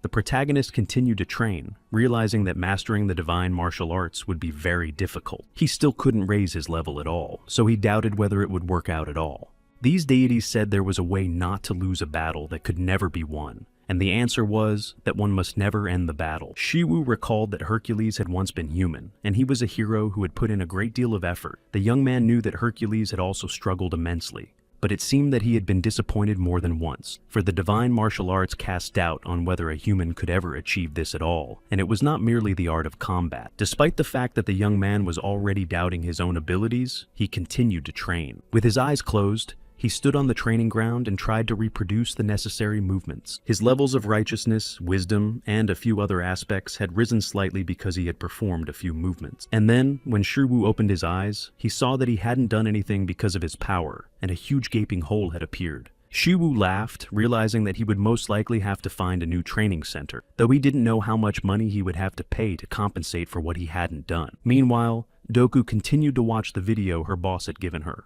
It was exactly the same video with the vampire flying bats as last time, but the Fire Witch had broken Shiwoo's record on her channel and taken first place again. And it seemed completely unbelievable, since it took her only 11 seconds, but shortly after, Shiwoo greeted his viewers again, saying that he was the very person who would conquer the whole world. Of course, he had also heard that just recently, the Fire Witch had broken the record again, and he himself was amazed by how quickly she had managed to do it. Shiwu knew his followers would be curious as to why he had suddenly set his sights on Yuhana, but he understood that with such successes, they might simply burn him. That was precisely his strategy, which is why he said that today he would reveal a strategy to defeat her, despite the fact that the girl had taken first place.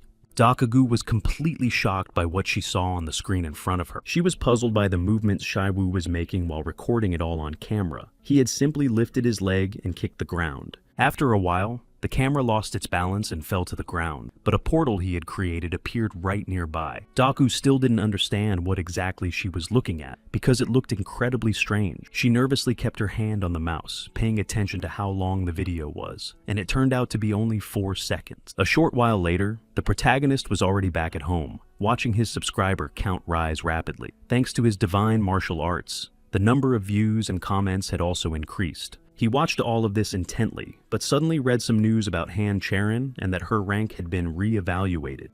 Journalists didn't immediately swarm the girl, and they reported that it had become known today that Charon had failed the S-rank dungeon raid. But despite the fact that there were no casualties, this news disappointed many. Shiwu read a few more comments and news articles, and wondered how she was coping with this setback. But then the guy tossed his phone onto the bed, thinking that it didn't concern him at all, since he didn't have time to think about Charon anyway. He was too busy himself. Meanwhile, the girl had already returned to headquarters on the top floor and met with another woman. She was the director of this group, named Han Mina, and greeted her niece. The woman saw that her niece was quite disappointed right now, so she asked her to look at her and realized that she had just come back from the director. Mina also went to see him and added that the company was a complete mess, just like their investments. The woman added that it wasn't her niece's fault, since they themselves were to blame for having placed all their trust in Nadi. Mina walked away from her, saying that Charon would be better off staying away, as she might run into her brothers.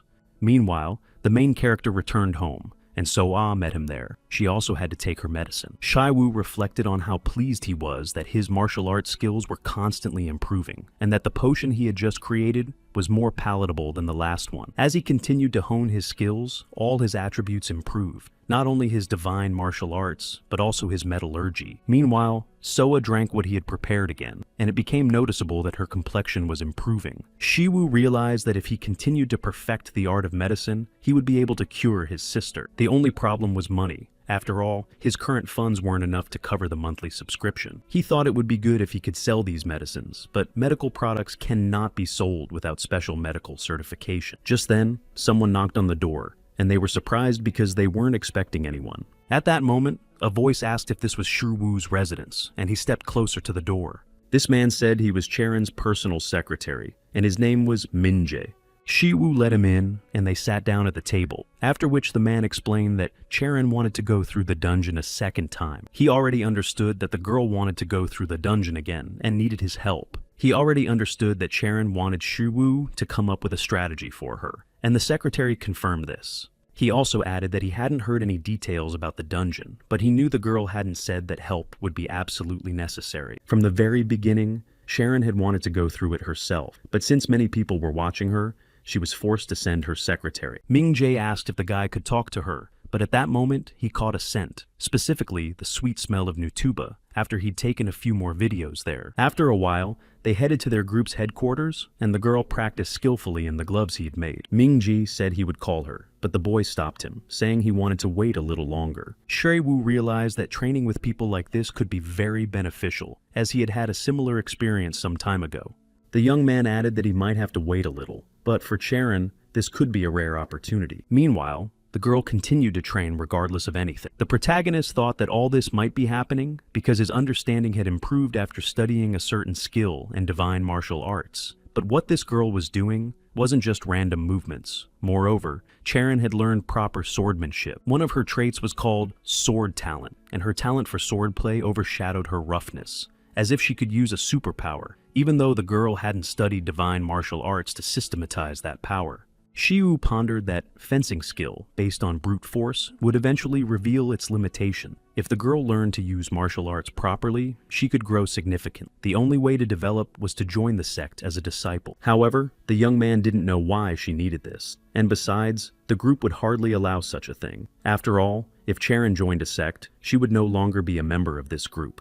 But in reality, aside from this girl, she could be supported by the martial arts she could learn on GodTube. After all, there were a lot of videos on this topic from various users there. They regularly posted videos on all sorts of topics. Although they were actually a bit crazy, the boy realized that she could try to learn martial arts. However, there was also the problem that Sharon couldn't watch videos from that site. It was at that very moment that Shiwu thought about how he could learn them himself, and then simply pass that knowledge on to her. Although he would need to pay for subscriptions to the channels, he could later get money from Sharon. It didn't matter how much it would be. Maybe he would even manage to get extra pay for teaching. In the end, while he was thinking about all this, he realized that the problem was that he was still a low-level fighter, while she, on the contrary, was high-level, and it was unclear whether she would take lessons from someone like him. After all, he could only teach her what he had learned himself, and he didn't know if it was possible to teach someone martial arts while still learning it himself. But in the end, he wasn't going to give up so easily, and eventually the girl approached them. Sharon was very tired from the training, and was breathing heavily as she wiped her face with a towel. After a while, looking at him, she said he should go wash up before they talked. And then the thought flashed through his mind that she was very beautiful. Eventually, after a while, the girl came out and agreed to talk, and Shiwu said he'd heard she needed his help. At that moment, he started asking what had happened inside the dungeon, and then Sharon began to tell him. She said that when she entered the dungeon, there were no monsters inside, even though that sounded strange. The girl repeated that there were no monsters there, but then they did encounter one after all. This monster looked like a wolf, but it was hard to call it a monster since she had never seen anything like it before. The young man began to think about all this, but he also remembered that in dungeons of this class, wolf-like monsters are almost never encountered. The girl also said that at that moment she couldn't do anything, and even though she was a hunter of Charon's rank with her class, she simply couldn't say such a thing, and it was hard to believe she wouldn't be able to handle it. Besides, the girl wasn't alone on this raid. She was accompanied by talented team members with good gear. But despite that, the raid turned out to be a failure. In the end, there was only one monster in the dungeon, and this monster was so strong that even Charon couldn't handle it. The young man pondered what was happening for a while, and wondered if it might be a mutation. This monster could be a capo monster that controls all the mana in the dungeon. If they encountered one, it was quite likely that no one, not even Charon, could handle it. When the boy voiced his guesses, the girl said she had never heard of a species like a capo monster. Yu said at that moment that it would be better to abandon this dungeon since it could end fatally, but the girl said she had to do it. He asked why, and Sharon replied that because of the failed raid, she wasn't the only one with problems. The young man recalled that her group had also failed miserably because of this raid, and hundreds of billions of won had vanished in just a few minutes after the article was published, which was exactly why she wanted to fix everything. Shiwu realized he couldn't talk her out of it, but this monster was of a very high class and hadn't even existed before, so it wouldn't be easy. Nevertheless, he agreed, saying he would have one condition. Now he asked her permission to start uploading videos to YouTube in which she would appear. He also added that he simply couldn't stoop any lower than that. The capo monster was a monster that had never appeared before, and Shiwu wasn't even sure if a strategy could be devised. In the end, they agreed on all their terms and arrived at the S-rank dungeon the very next day. The girl stepped forward, saying she would lead the way, since that was part of their agreement. In truth, Shiwu was afraid to go in there alone because it was dangerous, but for the strategy, they had to go inside. And of course, the atmosphere here was very different from that of a lower-ranked dungeon. At that moment, the girl took out some gloves and put them on ahead of time. Shiwu saw that they were a little uncomfortable on her, so he said he could adjust them. He didn't know what size the person wearing them would have, so he made them to fit his own hand. Sharon was a little surprised because she hadn't thought that Shiwu was the one who had made these gloves. But very suddenly, the two of them heard a sound coming from nowhere that startled them. Shiwu was surprised to hear it and looked around fearfully, not knowing what it was. Stunned, they stood there watching as something began to happen. Shiwu realized this monster was on a completely different level, but Charon asked him to step back. It turned out to be an S-rank monster, the same kind Charon's team had encountered last time. Now he didn't know if Charon could defeat this monster, so he thought he should join her, but they weren't ready for battle. That's why he decided to use his superpower to buy more time. He told Charon that they needed to run right now, as fast as they could. Immediately after that, they rushed to flee as far away from the monster as possible. Shiwu couldn't be sure they would win, because he had never fought such a creature head-on, though he knew Charon could land a blow on this monster. The young man asked in surprise how she and the team had returned alive from that monster. The girl replied that they had been lucky back then, but Shiwu asked if she was ready to do the same thing again. Then Charon said that if Shiwu came up with a strategy, the team would do everything to win. After that,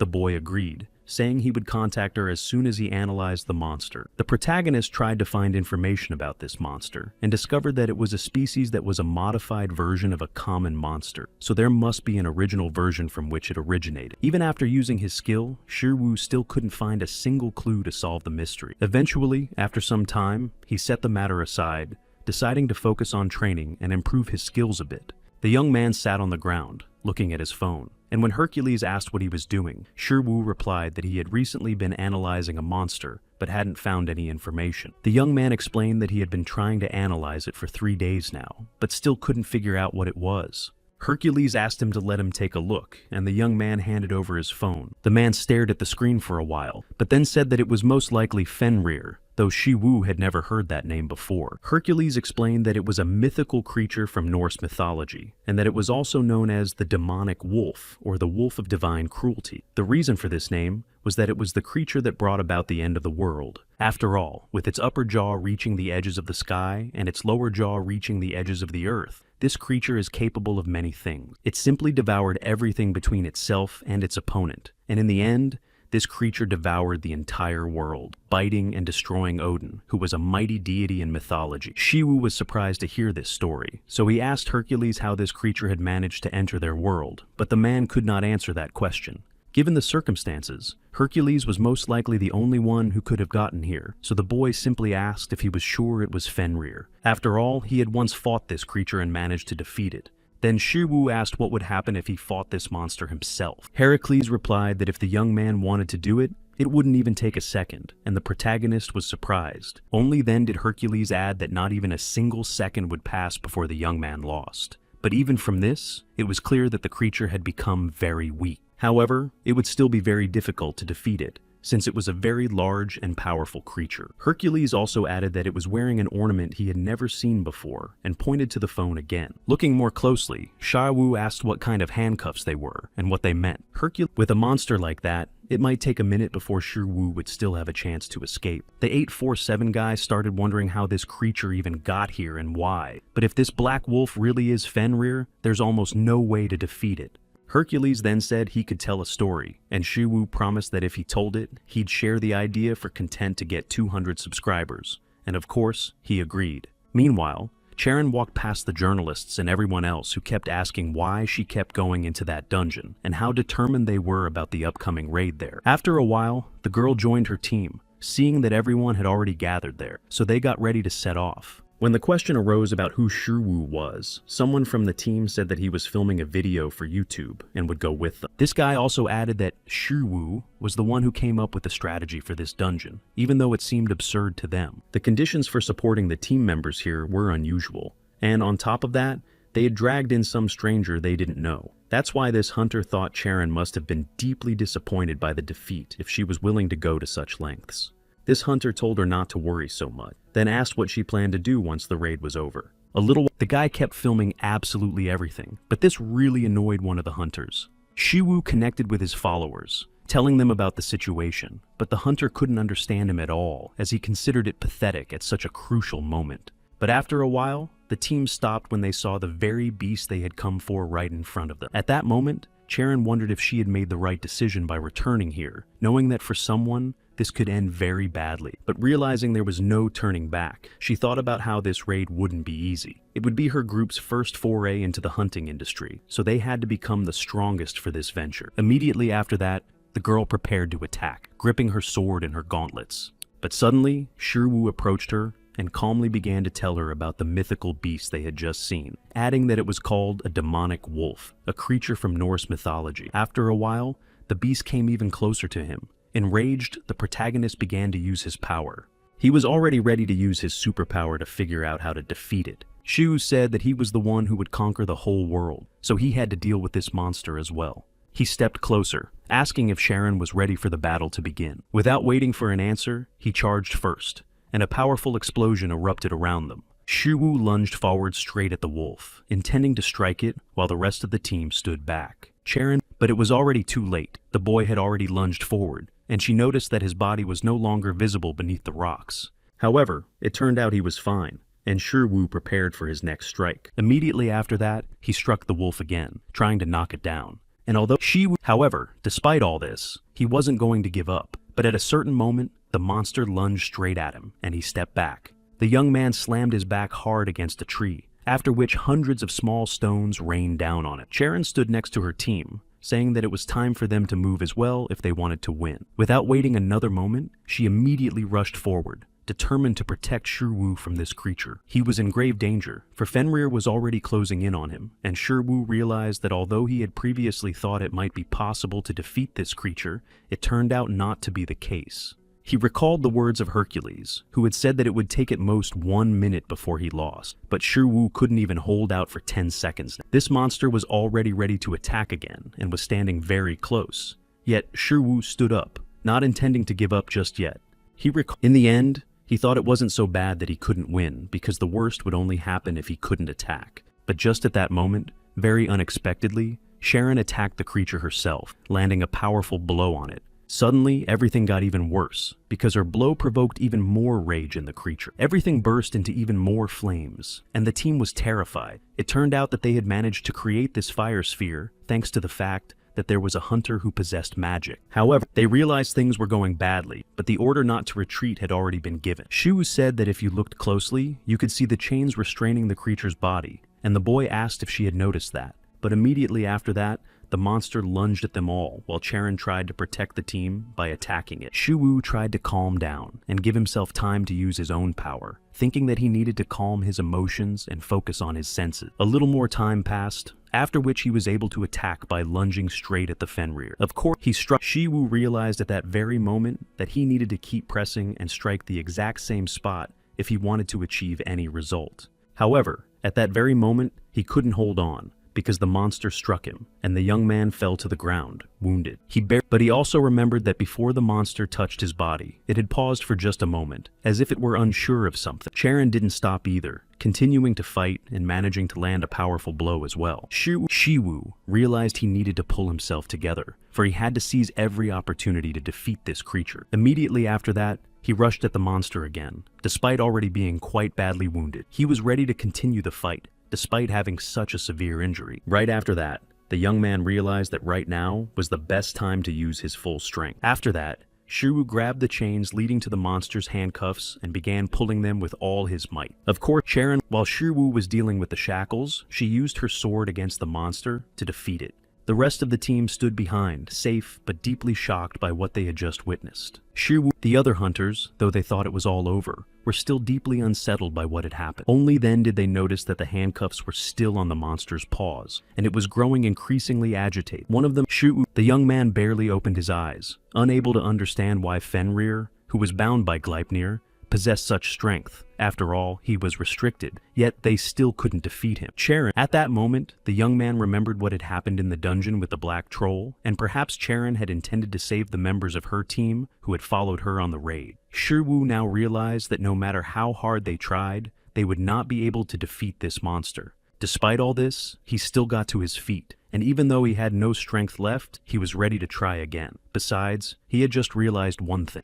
The boy didn't say a word and just rushed forward, realizing they still had a chance. Even though he felt terrible, the young man still moved closer to the monster. Charon, who was ahead, asked why he was doing this, and was generally surprised to see that he could move on his own. Shiwu didn't say a word and simply stood in front of the monster, preparing to defeat it. And it turned out that the monster wasn't attacking, but was just angry and staring at him. Charon was scared for him, telling him to step back because he simply didn't understand what he was doing. But at that very moment, the protagonist stepped even closer to the creature, which began to radiate even more of its energy. Attacking such a powerful creature in a group like this was foolish from the start. But only now did the young man understand why he was still alive. He also realized why all the other team members had managed to return from there alive and unharmed last time. Charon moved closer to him, asking what he actually meant, since he hadn't explained anything. Only then did Shiwu explain that if this monster had wanted to, it would have destroyed them long ago, and no one could have returned alive from that place no matter how hard they tried. Another hunter asked how, then, they had managed to return from there unharmed.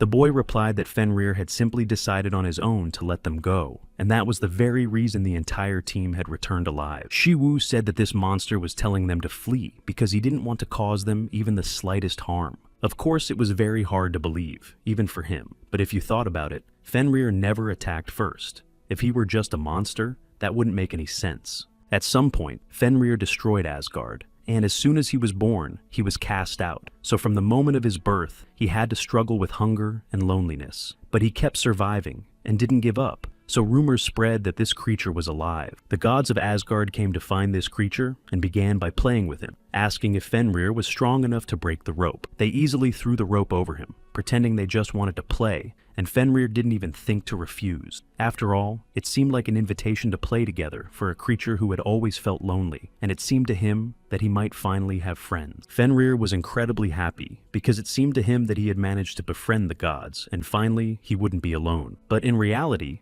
the gods' mission was absolutely not to play with this creature, and they thought quite differently. They feared that this creature could lead to destruction, so they created those very shackles to bind him forever, and then they came to him again. Only then did Fenrir realize that something was wrong, and began to suspect that they were not his friends. Tyr, who was the god of war, threw those chains at him again, saying that if Fenrir couldn't free himself and the gods refused to let him go, he might harm them. At that moment, Fenrir believed that this man wanted to be his friend, for Tyr was the only one who had come to Fenrir when everyone else had turned a blind eye to him, and had also given him food in the barren land where there was no food to be found. But it was in this way that Fenrir found himself bound by Gleipnir and could never free himself again. As expected, none of the gods wanted to free this creature, and in the end, Tyr also turned a blind eye to him. As promised, Tyr thrust his left hand into Fenrir's mouth, saying that he had deceived him, but this creature still could not tear his hand off despite this.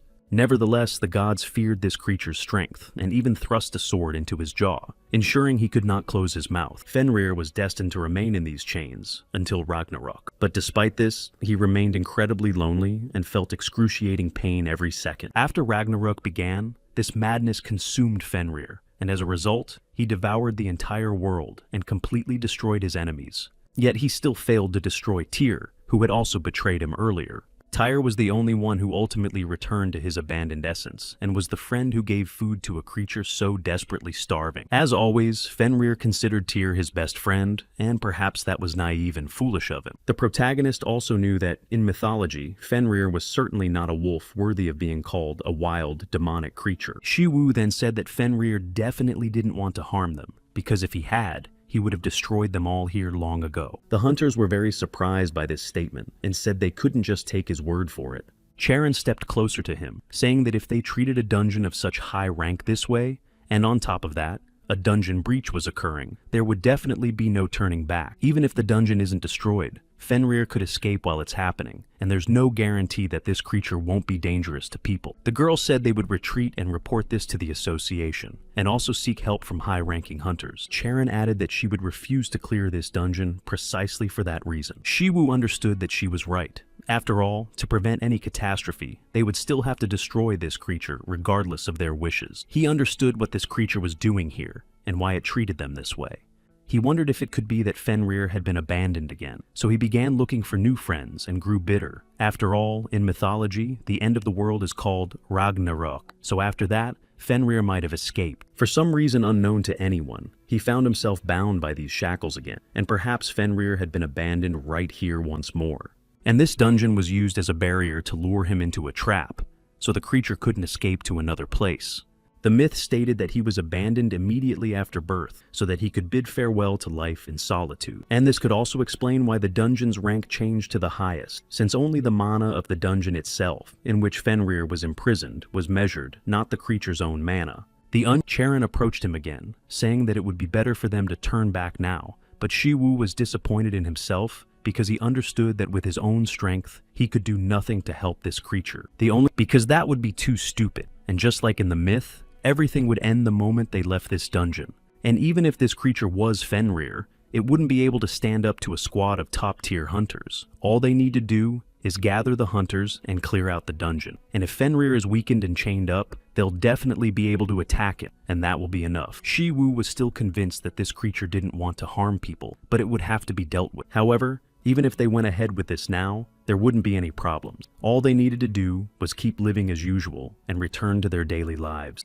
That was all he could do right now, but something was still holding him back. He just couldn't take those steps out of the dungeon and stopped in his tracks again, even though the others were calling him. Immediately after that, the young man turned back, even though the other hunters were telling him not to go there. The boy understood that this wolf had simply been abandoned by everyone, but it certainly didn't want to harm anyone. It simply didn't dare to hurt anyone, even when it had suffered incredibly itself. But in the end, it was a monster in the dungeon and a demonic creature that supposedly threatened people, which is why they wanted to get rid of it and couldn't let it live. Yet, Shuwu felt sorry that there was no other way. They didn't give up even when they realized the fight would never end, which is why they were able to achieve the impossible. So, the boy decided that if there was no way out, he would destroy this dungeon himself, and they would create a new one. Sharon stood there, not understanding what he was about to do. Shiwu realized that the problem ultimately lay within this dungeon. It was the very barrier holding back Fenrir, but this place could be easily destroyed, and that was his only way out. While the other hunters said it was impossible, Shiwu himself understood that summoning such a level of power was still dangerous, but he wanted to try. The river did not drink its own water, and the trees did not eat their own fruit. The sun never shone just for itself, and flowers do not bloom on their own, so he began to use his own power. Shiwu thought that right now he really was talking like some kind of scientist, but he could only laugh because no one would acknowledge it, and in the end, he wouldn't even be able to make a living from it. However, despite this, even if someone gets angry because others don't acknowledge him, there's no need to get angry, even if the whole world doesn't acknowledge him. In today's world, it's enough just not to be called a complete idiot. But for some inexplicable reason, the young man simply wants to be an ordinary person, not someone who is good in and of himself, but someone who treats those around him well. He had no idea why, but this thought came to him very spontaneously after he watched a video of Confucius. And then, when he saw the wounded Fenrir, that thought came back to his mind. That is exactly why he decided to act in this way, applying the divine arts of Hercules. Hercules had previously said that divine martial arts can be used not only for fighting, but that space is the main law by which the world lives. So, the boy began using the first technique, summoning his own superpower. Immediately after that, he also began using the dragon strike he had recently learned. After a while, the barrier began to break, and Charon, as if spellbound, continued to watch what was happening. She was certain that this was definitely impossible, and had no idea what it was. However, a moment later, the girl saw Shiwu lying on the ground, so she immediately ran to him, checked his pulse, and breathed a sigh of relief when she realized he was still alive. Charon looked again at the barrier, which continued to crack and crumble. At that very moment, Fenrir approached the two of them, but didn't attack, even though he had the chance to destroy them. Charon had already come to believe that the creature wasn't a threat to them, so she lifted Shiwu's head, thinking that he was truly an extraordinary awakened one. After all, it had been evident even back when the boy was fighting the troll. In fact, it was very strange and eerie, for within him lay a power capable of shattering the entire dungeon. But in the end, there was no time for wonder now, for they had to get out of there. So Charon took Shiwu by the arm and walked away. Even though Fenrir now had the chance to destroy them, since the two of them were defenseless against his power, he didn't do it.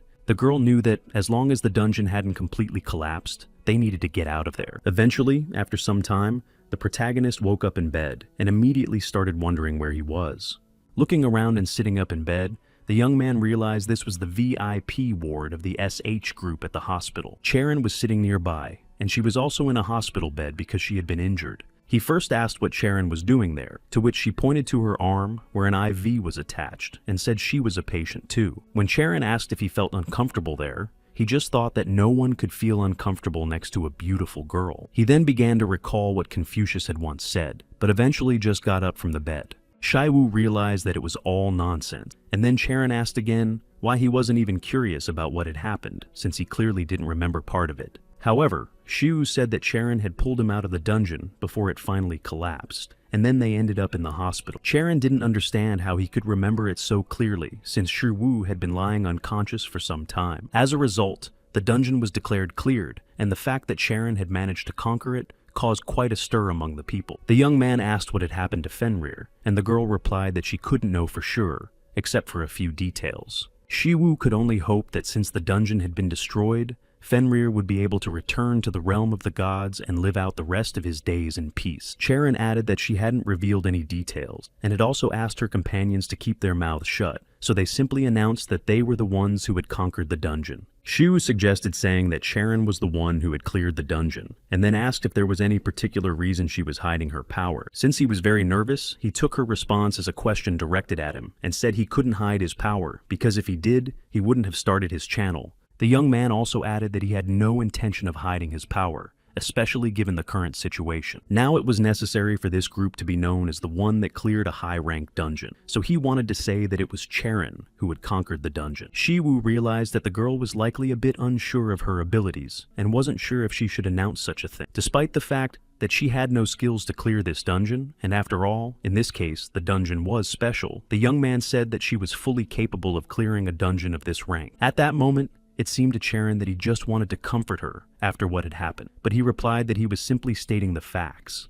She just thanked him, but then added that she wanted to tell him one more thing. Charon was visibly nervous, but asked if he would like to continue working with her. A few more hours passed, and the young man was sitting on the bed, holding his phone. His superpower had been increasing by less than 1% every day, but just now, it had suddenly jumped by as much as 13%. His mastery of divine martial arts had also increased significantly, and on top of that, all his other stats had taken several steps forward. The boy wondered if this could be the result of using the Dragon Strike, since up until now, in his videos, he had only shown how he cleared dungeons that way. But this time, he had destroyed the space in the dungeon itself, which was why it had been obliterated. And after that, he found himself in this state. After all, compared to his previous ability to use divine martial arts, this already seemed significantly better. Eventually, after some time, Charon left the hospital, got into the car, and asked to be taken to her grandfather. The driver thanked her for her hard work on this raid, since her grandfather was also incredibly pleased with the results. The driver also asked what exactly Shi Wu had said, and inquired if the boy had decided to refuse again, and the girl replied that he had. Charon explained that this time, he had said they would need to get along only with people, not with a group. On the other hand, people form gangs but don't cooperate with each other, though the driver didn't understand much of it. But the girl continued, explaining that instead of being colleagues or teammates, Shi Wu added that he only occasionally likes working together. She also mentioned that he had asked her if she wanted to learn the art of fencing. The driver thought this meant that Shi Wu had agreed to be her fencing mentor, and he acknowledged that this boy had unique abilities, but in the end, he was just a low-class guy. The girl added that she wouldn't mind learning fencing, but then the driver didn't understand why. In that case, they were going to her grandfather's. Charon simply replied that she would like to pay for the lessons first, and the car sped forward. Eventually, the protagonist sat on the hospital grounds, looking at his phone and trying to decide which option would be best. He was considering whether to choose the king's divine sword that destroys the heavens, or the one that subdues dragons, and he also pondered the founder of the Udan sect. He had a truly vast choice, but among the three techniques, there had to be one that was necessary and most suitable, and that one would be right for Charon, so he decided to demonstrate all three techniques and let her choose the one she liked best. Right now, the protagonist was thinking only about the fact that he needed to pay for the subscription, but then he realized that it wasn't that important, since in addition to the 10 billion, he would also receive a monthly training stipend. But at some point, he looked at his phone screen again and was very surprised because the subscription cost not 200, as he had previously thought, but a full 2 billion. The guy began nervously scrolling through the feed, realizing that this was a very expensive channel, and at first simply couldn't believe that such a thing was possible. In fact, it was hard for him to believe that this was even possible, but the last time he checked, it was definitely only hundreds of millions, yet it had increased to 2 billion. Most likely, the subscription cost increases as the number of channels the guy continued to subscribe to grows. And that meant the amount shown now wasn't final, and could be much higher, since the total would likely keep growing. In the end, he calculated that the total bill would be 9 billion, but he thought about subscribing once and then canceling it, though he didn't know if he could do that after signing up.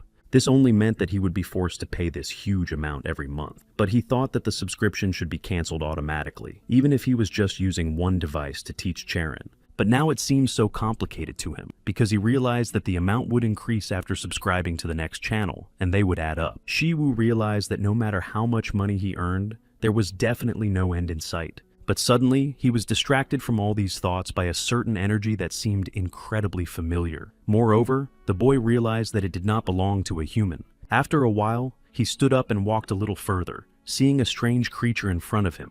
It was something that resembled both a small bear and a dog in its behavior, but Shiwu knew for sure that it was Fenrir. Shiwu crouched down beside it, noticing that the creature had become much smaller than before. But suddenly Fenrir spat something out of its teeth, and it turned out to be a mouse.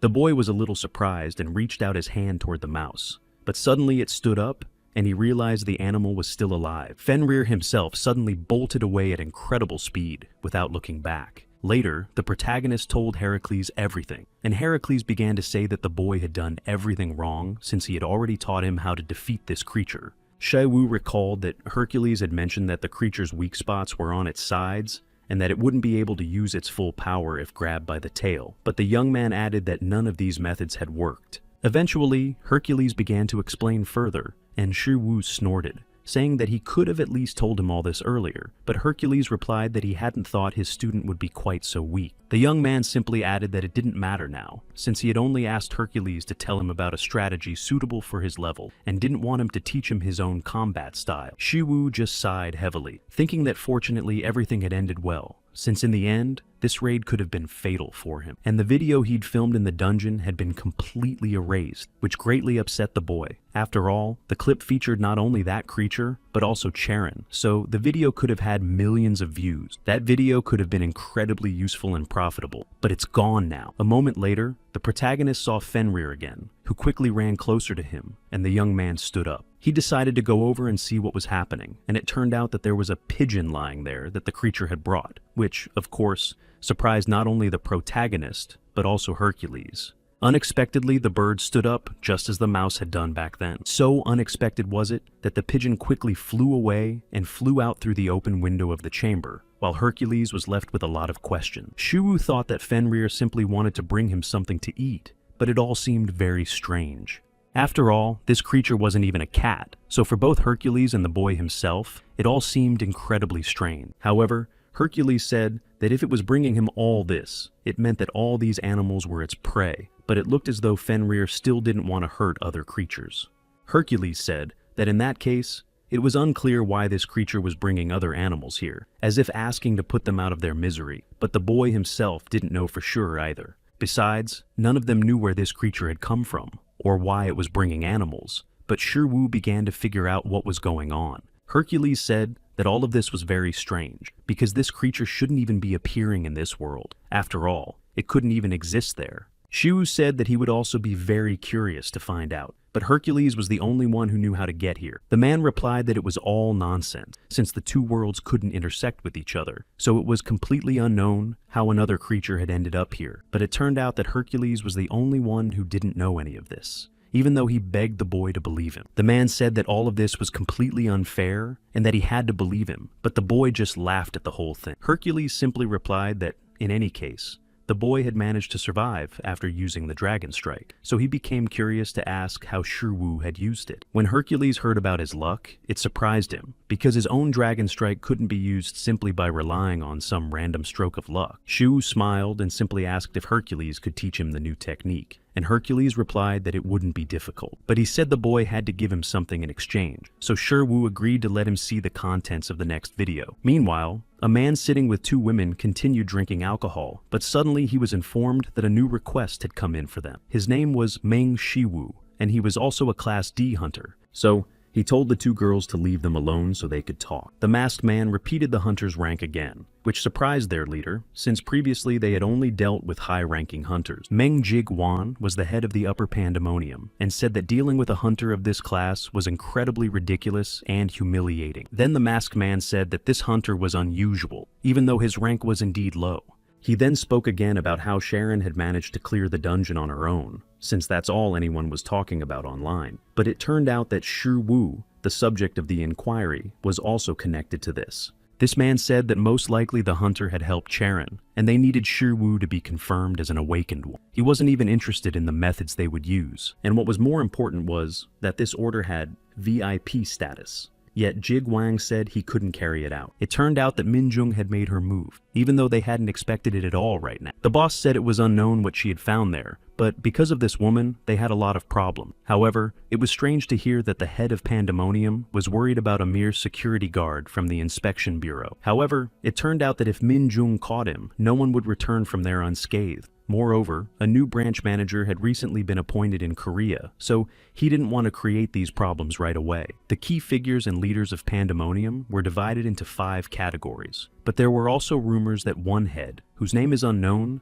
had destroyed one of the 13 heroes. It also turned out that there is now a leader in Korea at the Scar level, which is the highest position, but Jigwon told him to keep quiet about it. He fell silent for a moment, realizing that this was indeed very bad. In other words, this man wanted to say that they could help the new leader establish himself in his new position, since this was a chance to win his trust. Jiwon said that in that case he would agree, then asked about the conditions, to which the other replied that they simply needed to bring that guy back alive. In other words, he understood that keeping Shaiwu alive didn't mean keeping all his limbs intact. Meanwhile, Shiwu was sitting on the hospital grounds, watching with satisfaction as his vitals improved, when something distracted him again. It was a rabbit that Fenrir had brought here. Just like the previous animals, the young man also saw Fenrir himself, who, just as before, began to run away after bringing the prey. Shu hoped that this creature would finally calm down soon, since several days had already passed. But Fenrir didn't stop, and not long after, brought a whole deer to the boy. The very next day, he brought an eagle,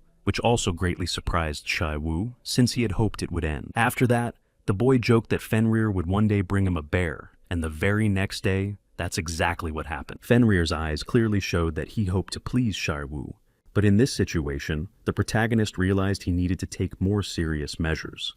Eventually, a whole week passed, and Shiwu was discharged from the hospital, so he returned to his sister. The young man added that he was fine, because it wasn't such a serious injury, so everything turned out okay. Although, when Charon felt unwell, she could have lost consciousness, and who knows how that would have ended. He asked if Soa had been taking her medication and if she'd skipped doses just because he wasn't around, and his sister said she wasn't doing that anymore. When the young man asked if Soa had been taking herbal remedies, the girl immediately turned away, saying she felt nauseous just thinking about it. Shaiwu realized that Soa was still having a hard time, so he decided he needed to improve his mastery of healing techniques, and then added that he wanted to ask her something. The young man asked if she liked puppies, but even though Soa said yes, she didn't know why her brother was asking about it so spontaneously. Shiwu wanted to explain everything first, but Fenrir immediately came out to them, and Soa immediately rushed straight to him to hug him. Soa thought her brother's warning that he might bite was just nonsense, since with such tiny teeth, he could hardly do anything.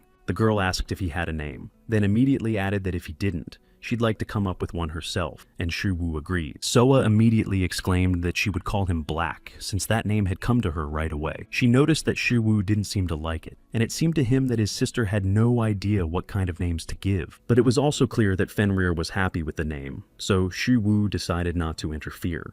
In the end, Soa was satisfied, and Shiwu went back to the SH Group headquarters to meet with Charon, but he was a little late. At first, Charon suggested settling up with him and signing a contract, with the deposit amounting to exactly 9 billion. The girl told him to check his account since the money should have already been transferred to his card, and Shiwu confirmed this. She also wanted to discuss the cost of the lesson she had learned after seeing Shiwu's sword skills. The guy added that he would demonstrate everything live right there, and then Charon would decide how much it was worth, although Shiwu wasn't really sure how much to ask for it. So he wanted the girl to determine the amount herself. He only asked the girl to lend him a training sword, so he could demonstrate everything. Shiwu also said there would be 3 techniques, since they were all good, but he wanted Charon to choose the one she liked best. The young man had also considered joining their team, but figured it would be quite expensive, and the longer he stayed, the more he'd have to pay. In the end, he came here having watched only the trailer, so he was worried about whether he'd be able to perform well. But eventually, he got ready and said that the first technique would be called Divine Sword Mastery that rips through the heavens. Charon watched everything closely, but she still couldn't see the sword's movement because it was too fast. The girl continued to watch all this, while Shiwu kept swinging his weapon. But suddenly, after the next strike, Charon realized she couldn't move. Even though this movement was slower than the previous one, the pressure had a strong effect on her body. Immediately after that, Shiwu offered to demonstrate the sword style that had subdued the dragons. He began to use the next technique, which Charon was still watching in fascination. Finally, the boy decided to demonstrate the Taeguk sword style, though Charon was already doubting whether it was even possible to learn it. This time, the energy was green, and the girl stood at a distance, closely watching the weapon's movements.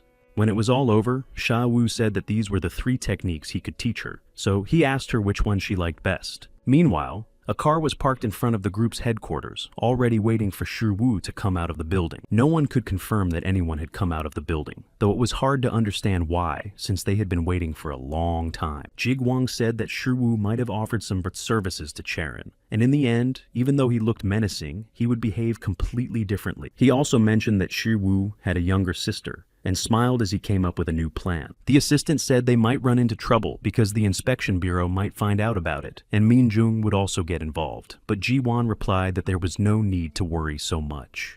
He added that the higher-ups would handle everything, so he just wanted to pay a little attention to Shai Wu's sister, and it was unlikely to make things worse for them. And instead of wasting time now, Shai Wu would crawl to them on his knees, begging them not to touch his sister. So, Jiguang told the driver to head straight to the boys' house, where they would find Soa. 1153. Meanwhile, Charon was still in shock from what she had just seen before her. The protagonist asked again which technique she liked best, and which one she would choose for herself. Since he noticed she was a little hesitant, he decided to hand her the sword and told her to try it herself first, and then choose the one that felt most comfortable. After that, the girl concentrated and, taking the sword in her hands, tried to replicate the very movements they had just seen. Within seconds, Charon began using these techniques, mastering more and more of them. Shao realized that her movements were no different from his own, but unlike his, something was missing.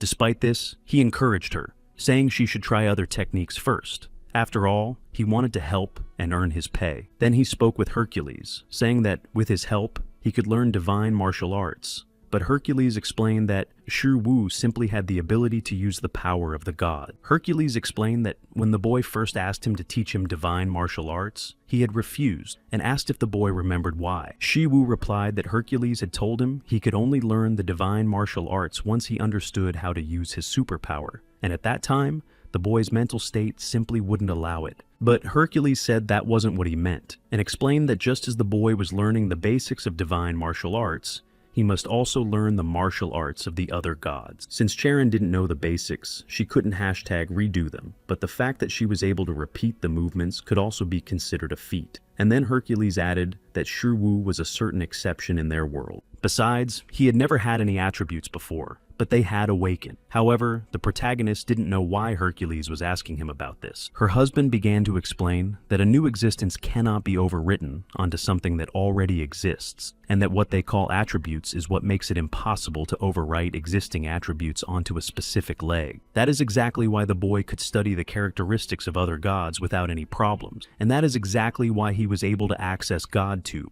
which means that, apart from himself, no one else can learn about the capabilities of this site. Hercules said that maybe that was indeed the case, but Shiwu realized that in that case, he simply wouldn't be able to teach Charon what he wanted to, and he got upset, because he'd lose a lot of money that way. But Hercules began to reassure him, saying that he might be able to teach her because he'd figure it out on his own. Meanwhile, one of the Pandemonium members was already standing at the door of Shi Wu's apartment, ready to break in and get to his sister. Immediately after that, he reached for the doorknob and ripped it off the door. Literally a few seconds later, the man entered, heading straight for the first room. After a while, he reached Soa, who was sleeping peacefully, completely unaware of anything, and didn't even wake up from what had happened. But very suddenly, he heard a strange sound. However, this seemed odd, because until then, he hadn't noticed anyone else's presence in the house. However, after a while, Fenrir came out, whom the man mistook for a dog. Shiwu continued talking with Hercules, asking how best to teach Charon, and the man said that although humans cannot master their martial arts, once Shiwu masters them, he can teach others. After all, everyone learns martial arts from here, and the fact that she won't be able to learn them isn't going to disappear. But Hercules said that among the techniques the boy listed with Master Taiju, the story would be a little different. Hercules added that this master was a very important figure in the world of martial arts, and had even helped Hercules when he was just learning these techniques. So if she subscribed to this master's channel, there was a good chance Shi Wu would be able to learn his art as well. And once she mastered it, she would be able to build her own style based on it. Hercules also said that it's impossible to learn a martial art directly, but you can create a new martial art based on others and teach Charon that, so there shouldn't be any problems with that. The boy was also delighted, realizing that he too would be able to practice martial arts and learn them. After that, he thought about his own martial art and how creating it wouldn't be all that easy, but he was confident that it shouldn't pose any major problems. Immediately after that, Hercules brought up again the video the boy had promised to give him after the training. Shaku replied that he would take care of it and let him know as soon as it was ready, but this time the video was a bit more complicated. Right after that, they said goodbye, and the bus doors opened at the right stop, so the boy got off the bus and headed home. But as soon as he stepped inside, he was immediately alarmed by the sight of a torn-off doorknob. Starting to worry intensely about his sister, he quickly ran inside, afraid that something might have happened to her. But the young man breathed a sigh of relief after entering her room, and seeing that the girl was sleeping peacefully in bed. However, shortly after that, he heard Fenrir's growl. The young man went further, and saw the beast standing next to a wounded man who was barely moving. Shiwu realized that Fenrir had protected his sister, so he thanked him and petted him, saying he was a good boy. He also noticed that the energy clearly belonged to an awakened one, and not an ordinary person. And although the young man didn't know how the man had gotten into their house, his intentions couldn't possibly be good. Shiwu thanked Fenrir again for his help, and then asked him to keep an eye on the house and his sister for a little while longer. After a while, the man from Pandemonium woke up, but by then, Shiwu had already tied him to the chair with ropes. The young man also noticed that the man recognized him, but he didn't say anything out loud. Instead, he said he wanted to ask a few questions. However, the man just laughed and shook the ropes off, saying that tying him up like that wouldn't work. But even though he managed to shake the ropes off, Shiwu approached him, using his strength to immobilize him. Shiwu ordered him to shut up, and added that if his sister woke up, he would forget about any questions and would finish him off right there. Then he added that he wasn't the kind of person to take someone's word for it, so he wasn't going to let him go just like that. Eventually, after some time, leaving Fenrir with Soa, Shiwu went to where the other members of Pandemonium were, and they were very shocked by what they saw before them. One of their colleagues was lying on the floor, and behind him stood Shiwu, whom they had been trying to find. For a moment, he just stood there, already preparing to use his power, while the other members of the group warily prepared to counterattack. They were very surprised to see this guy in front of them, but they were truly alarmed when they saw what he had done to one of their own. Shiwu stepped closer to one of them, and the man said that Jig Wang was their leader, so if the guy didn't want trouble, he should leave right now. But instead, the protagonist simply started asking where their leader was and demanded an answer immediately. When he didn't get one, he injured the man, who fell to the ground, causing the rest of the team to panic even more. They all noticed that this guy was very confident in his abilities, so they decided to rush at him all at once to take him down. But the young man immediately used his skill, stomping his foot hard on the ground to unleash his power. They didn't even have time to react and kept running straight at him, but at that very moment, Shiwu himself lunged at the two men and began fighting them. He threw one of them aside and turned to the other, asking again where their leader was and demanding an answer. Meanwhile, much later at the Hunters Inspection Bureau, they were informed that Pandemonium had made its move, and Minju was asked if they already knew where these people were. Sua replied that they didn't know yet, but the tracks were distinct enough to follow, so the team should be able to track them down soon. Minjung ordered all members of the 4th Squad to assemble immediately, and also instructed them to gather reinforcements from all available guards. The woman also realized that she herself should set out, but suddenly someone stopped her, immediately apologizing for interrupting her duties. A man said they had received an urgent request and they needed her badly, but Minjung said she couldn't help right now, even though it was a special order. Only then did she turn back, having heard that it was a special order from the chief, because a Class C dungeon had appeared nearby, and she needed to head there as quickly as possible. The woman asked if she really needed to go there, and requested that another team be sent instead, since she had other matters to attend to. Then he stepped closer, saying that it might be better to decline this request, and besides, the chief would hardly be able to turn a blind eye to it. So he told her that he could not take responsibility for the consequences of her choice, so Minjung must be prepared for this. Regardless, the woman simply pushed him away and walked off, saying that he could do whatever he wanted, but she was going wherever she saw fit. Meanwhile, the Pandemonium group had already gathered almost in full force, and they were determined to finish off that guy who wouldn't leave them alone. Shiwu realized he couldn't let them get away with this. Even if he showed the slightest weakness, those idiots would start up again and want to target the same place. That's exactly why he decided he had to destroy all of this. He wanted to deeply instill fear into these people's instincts instead of trying to reason with them. He wanted these idiots to understand that they shouldn't cross his path, and to scream in terror just at the sound of his name. That's exactly why, right after that, he charged straight at them, determined to destroy all these people. Only the men were frightened and stepped back, saying they shouldn't rush at this guy right away in the heat of the moment, because he was far from an ordinary person. At that moment, Shiwu realized that when fighting multiple opponents, they would attack 3 at once, but no more than 5. They knew that attacking a large number of opponents would always lead to chaos, so it was far less effective than fighting one-on-one. Dozens of people forming groups attack in unison, so this doesn't lead to chaos, and they perfectly exchange tactical information among themselves. And though it's too absurd to call it an art, to some extent these people were trying to imitate it. One of these gods said that the key to developing the art is very simple, because there were only 2 paths to life and to its conclusion, and to begin with, one must learn to distinguish between them. Even if he tried to recall all of this, he didn't even understand what this man was talking about, but he could just barely see it all, so he began to apply these skills. Shiwu rushed at them, thinking that this was the great door of life, and as he began to unleash his power, a massive explosion occurred. The other team members watched all this in awe, and were only more frightened by what they saw. The human body had several vital points, and that was exactly what the protagonist was relying on now. The doors leading to the end of life were absolutely everywhere, and he couldn't see the door to life anywhere, but soon enough, he was completely surrounded by all the others. However, the young man did not give up, and recalled Heracles' words about how no one can stand against a group, because fighting it immediately becomes difficult, especially when many weak ones gather around, and sometimes you simply cannot see a way out when you are surrounded. Recalling all this, the young man began to use his strength and prepared to attack, employing the power Heracles had taught him. Jigvan arrived at the scene shortly after, and his assistant approached nervously, unsure of what to do next. Their leader was truly shocked by what was happening here, but the others couldn't explain it either. Seeing what had happened to their leader, the protagonist immediately lunged at him, and Hercules himself had said earlier that leaders always show up at the end. Without waiting another second, the protagonist knocked him down, and Jigwan slammed into a nearby wall. Of course, the others were very surprised to see what he had done to their leader, since it was a knockout with the first blow. Shu stood nearby and was already ready to attack his opponent again, unwilling to give up. It seemed to him that this guy didn't look particularly strong, but he also realized that if the attack had been unexpected, he himself wouldn't have lasted long here, and eventually their leader got back up.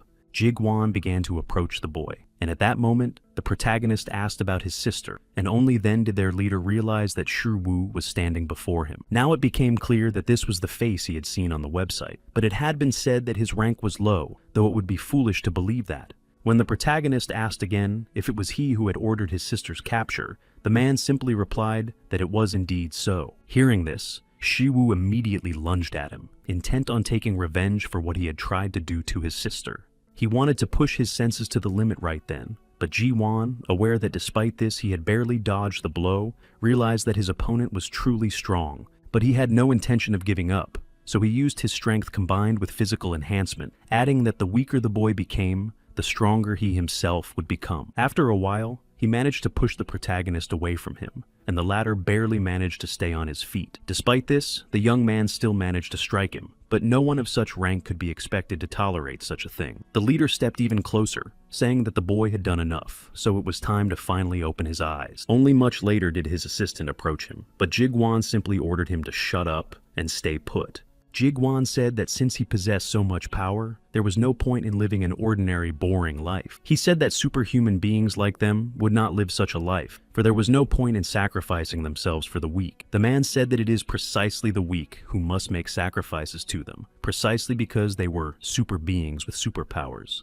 It was they as powerful beings who created a world where strength determines power and justice, and where there are no rules or laws. Because if you want something, you just have to take it. You can get drunk or rob someone. The protagonist just asked what nonsense he was talking about now, and although he wasn't really listening, he added that perhaps this man needed to talk, so he decided to stay silent for a while. Jigvan thought that all of this was because of that guy's sister, since he believed that giving in to such emotions was very low. He added that if you let attachment control you, it means you'll be a weakling, but instead, the protagonist said that in that case, he would be a human being, and not such a lowly creature as this one. The leader merely replied that it was all utter nonsense, for he was impressed by his opponent's abilities and had therefore given Shiwu a chance. But it turned out that the young man was willing to sacrifice his life for his own sister, and that's exactly what saved him, so he began to fight. But suddenly Ji-won was thrown far backward, despite his attempts to resist. He didn't even fully realize what had happened or when it occurred, but the boy had already managed to land the next blow.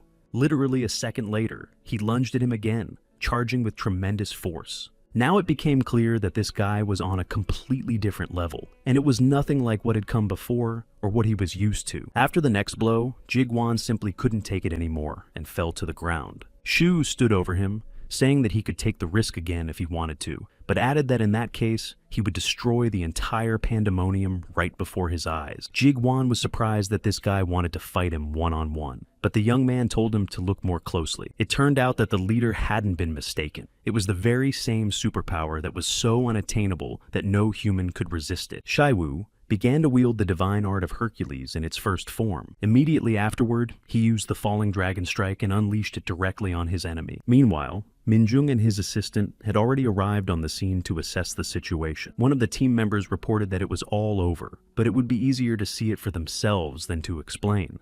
They described how, when they arrived, the area was already littered with bodies. The woman walked forward, looking around, and said that first they needed to find out who had done all this.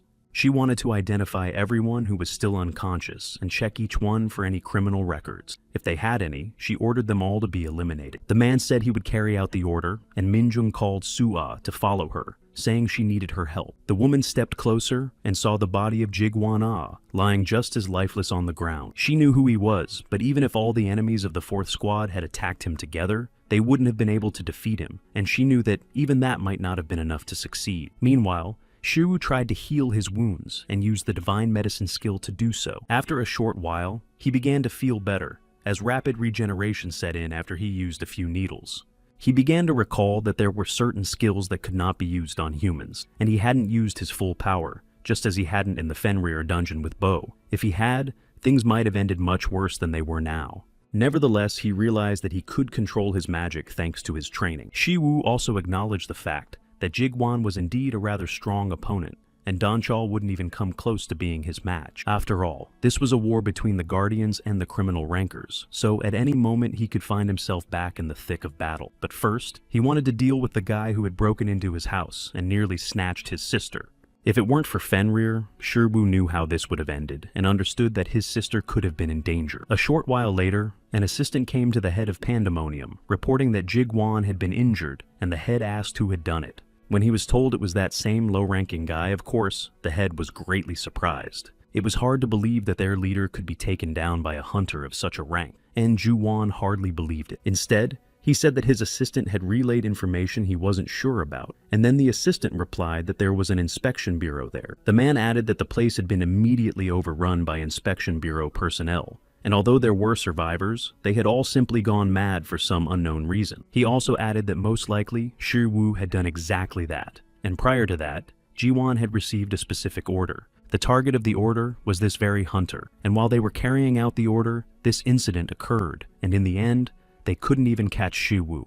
Juwan wondered who had given the order and what it entailed, and perhaps it was all just a coincidence. But he also didn't rule out the possibility that the Inspection Bureau was behind all of this, because knowing Minjung, she might be capable of. Even those who survived among their members simply began to lose their minds upon hearing Shaiwu's name. And the leader realized that, judging by all accounts, it was indeed that same low-ranking individual who had done it. But the mystery remained as to why he held such a low rank. It was because of him that their entire group and everyone in the criminal underworld was still in danger, but Juwan decided they could take advantage of this situation. That's why he gave the order to track down this guy and relay it to all the other members of Pandemonium so they could bring him to him. In the past, they would have simply eliminated him right away, but now the Inspection Bureau had intervened. This wasn't good, and although he was certain Minjung wouldn't reach them, they didn't know how this might end. Meanwhile, Minjung herself went to the chief's office to report everything, but he was furious that she, as the commander of an entire unit, had caused such a bloodbath. He was angry because she had ignored his direct order and had killed dozens of people. Minjung apologized for this, but added that all these people were repeat offenders.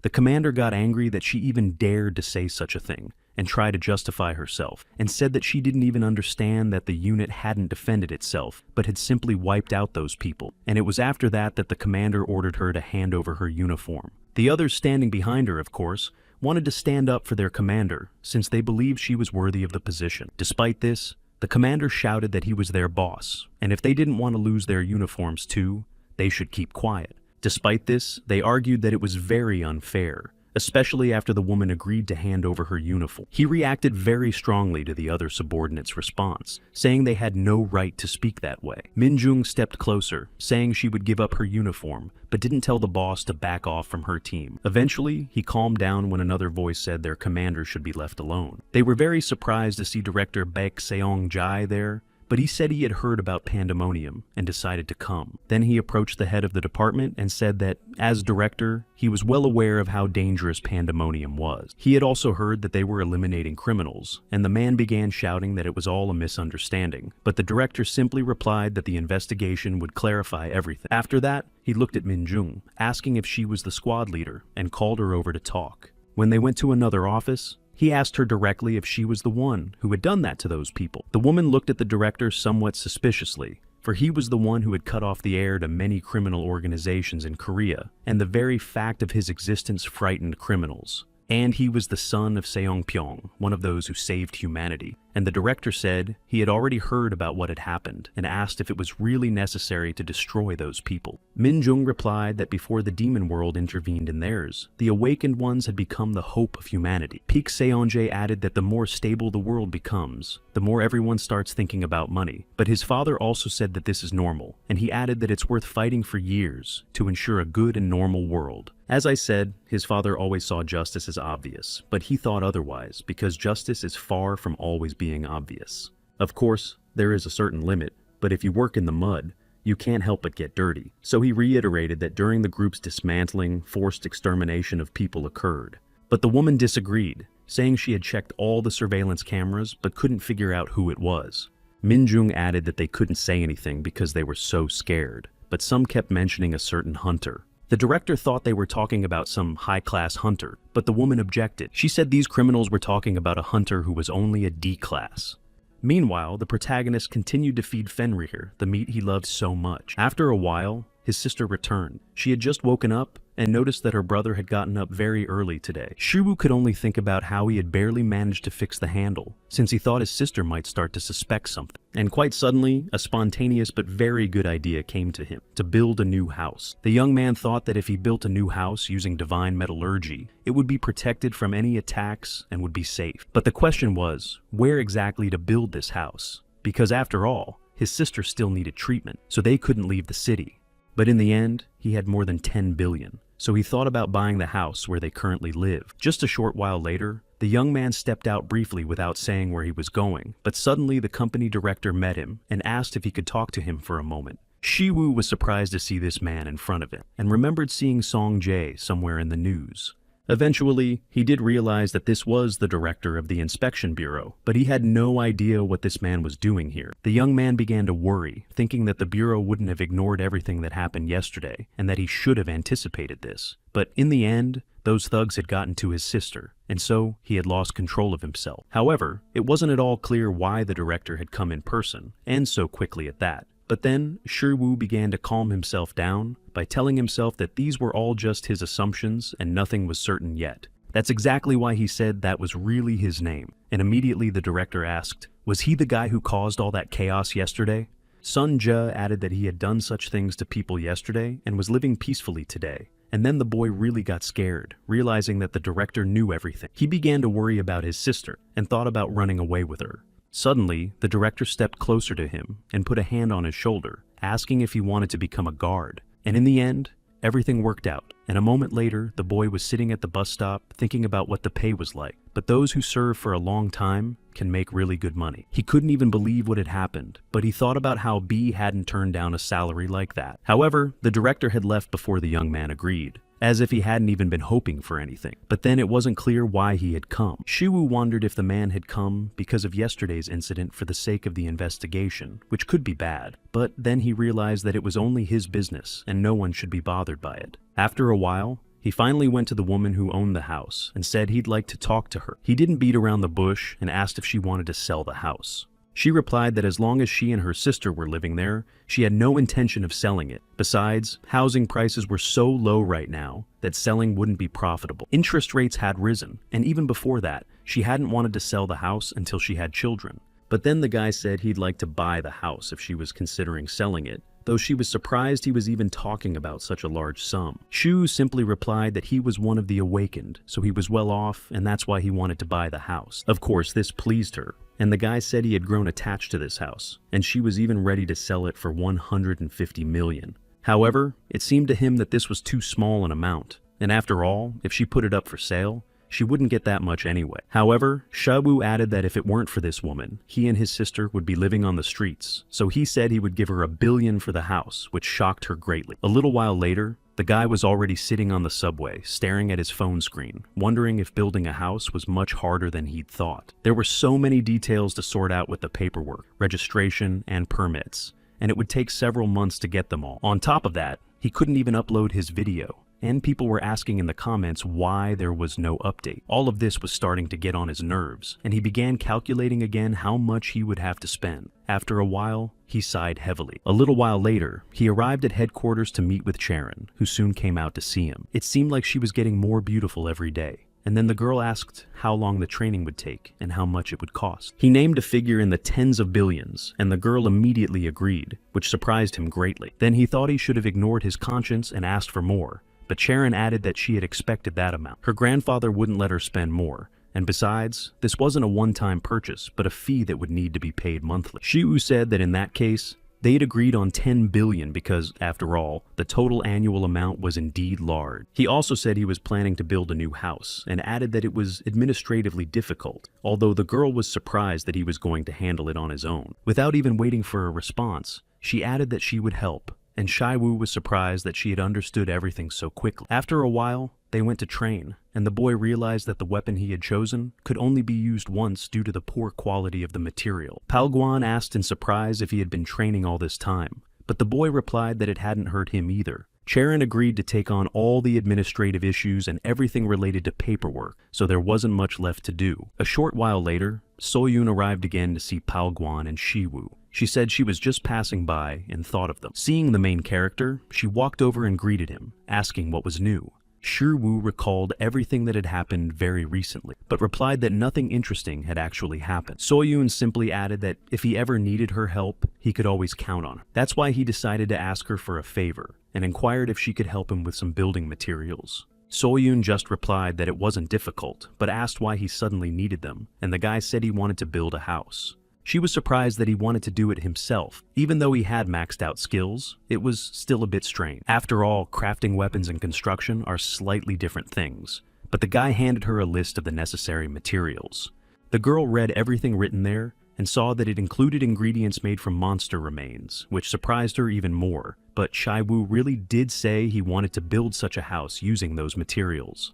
Meanwhile, Assistant Park approached company president Song Jae to ask a question. He reported that Ju Won hadn't accepted anything, so it was most likely clear who was behind it. Song Jae was surprised that Park was looking at him so intently, but Park simply asked why the director hadn't done anything about him. The director had already guessed that he was talking about Sherwoo, and the man replied that he hadn't done anything because Min Jung herself was the commander of the 4th Guard Unit. She said that things weren't at all what they seemed, and that there was much more humanity in this boy than in others. After all, they had awakened a long time ago as children, and then they trained, and eventually Sunji's father told him to go out and see the world. So he spent another 5 years doing just that, and then joined the Bureau, where he worked for 20 years. During that time, he managed to catch a lot of criminals. Though many wanted to destroy him, he was the one who destroyed them instead. Perhaps that's why he grew tired of being human. After all, people are far worse than monsters, so he simply felt that Shiwu was definitely not a criminal.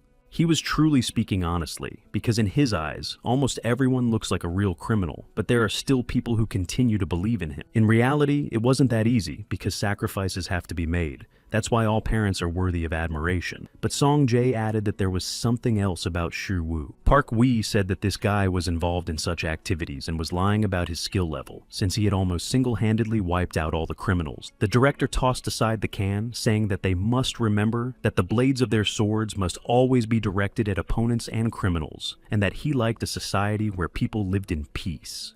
That was exactly the kind of world his father had defended, and immediately after that, the man said he was heading to the SH group. This surprised his assistant, and the leader said that their swords must always be aimed at criminals. Shiwu, meanwhile, said that he wanted to build a house himself, which surprised the others. The girl said it would be hard to find these materials, but added that she could find them, since money wouldn't be a problem. But then she changed her mind. After all, there were red dragon scales from golems, and they aren't ordinary monsters, so the materials can only be obtained from high-rank monsters. Soyeon replied that these were materials hunters always needed, and it would be difficult to obtain enough of them. She said they would cost at least 3 times the market price, so she said 3 billion won would be enough. Of course, at first, this surprised the guy a lot, and of course, he thought he could lower the quality of the materials, but he wanted the house to be safe for his sister. Then he asked if Soyeon could definitely get these materials, and the girl promised to do her best. In that case, he thought he'd have to farm them himself to make sure everything worked out.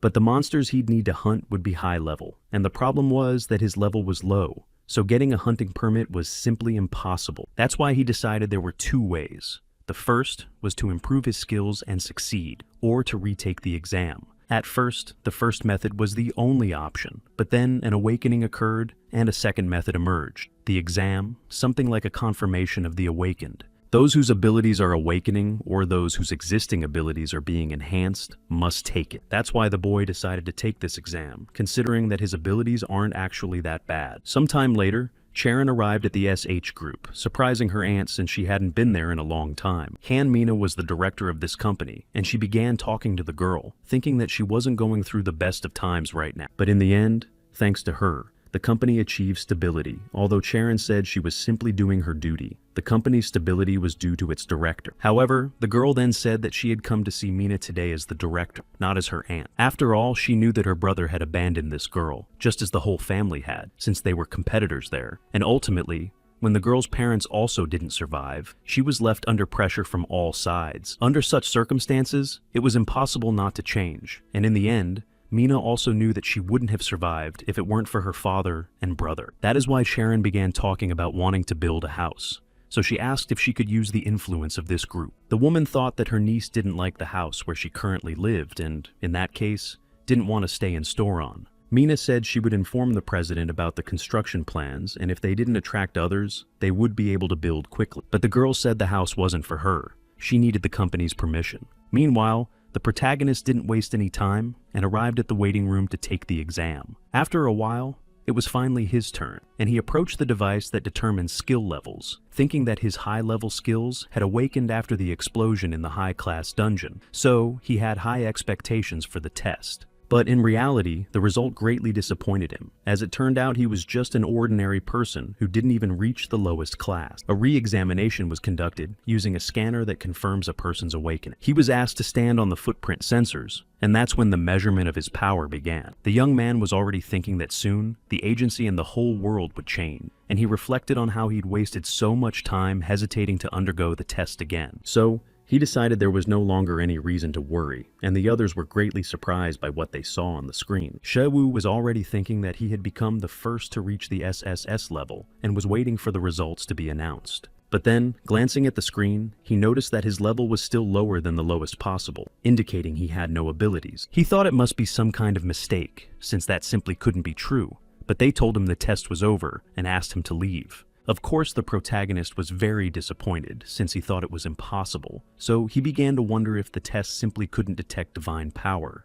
Hercules had told him earlier that he was nobody, but his personal abilities never appeared, so perhaps the test results hadn't changed either. Shiwu was very disappointed, but he understood that he had no way of knowing the abilities of the gods, and it was unlikely that they could be learned and used. Then he realized that he was the only one who had been given this opportunity to study it, and he remembered again the blonde man who had given him the smartphone. Shu wondered if that guy might have known about him, and that was why he came, because the young man remembered that the blonde guy had said he knew it would turn out exactly like this, even though he felt bad about dragging the guy into it. In any case, the protagonist realized that the test hadn't helped at all, and now he would have to increase the number of dungeon raids to raise his rank. And suddenly, he remembered one thing. The very video that was perfect for a situation like the one he was in now. Sun Jae then walked over to another man who realized that matters were serious if the director was coming in person.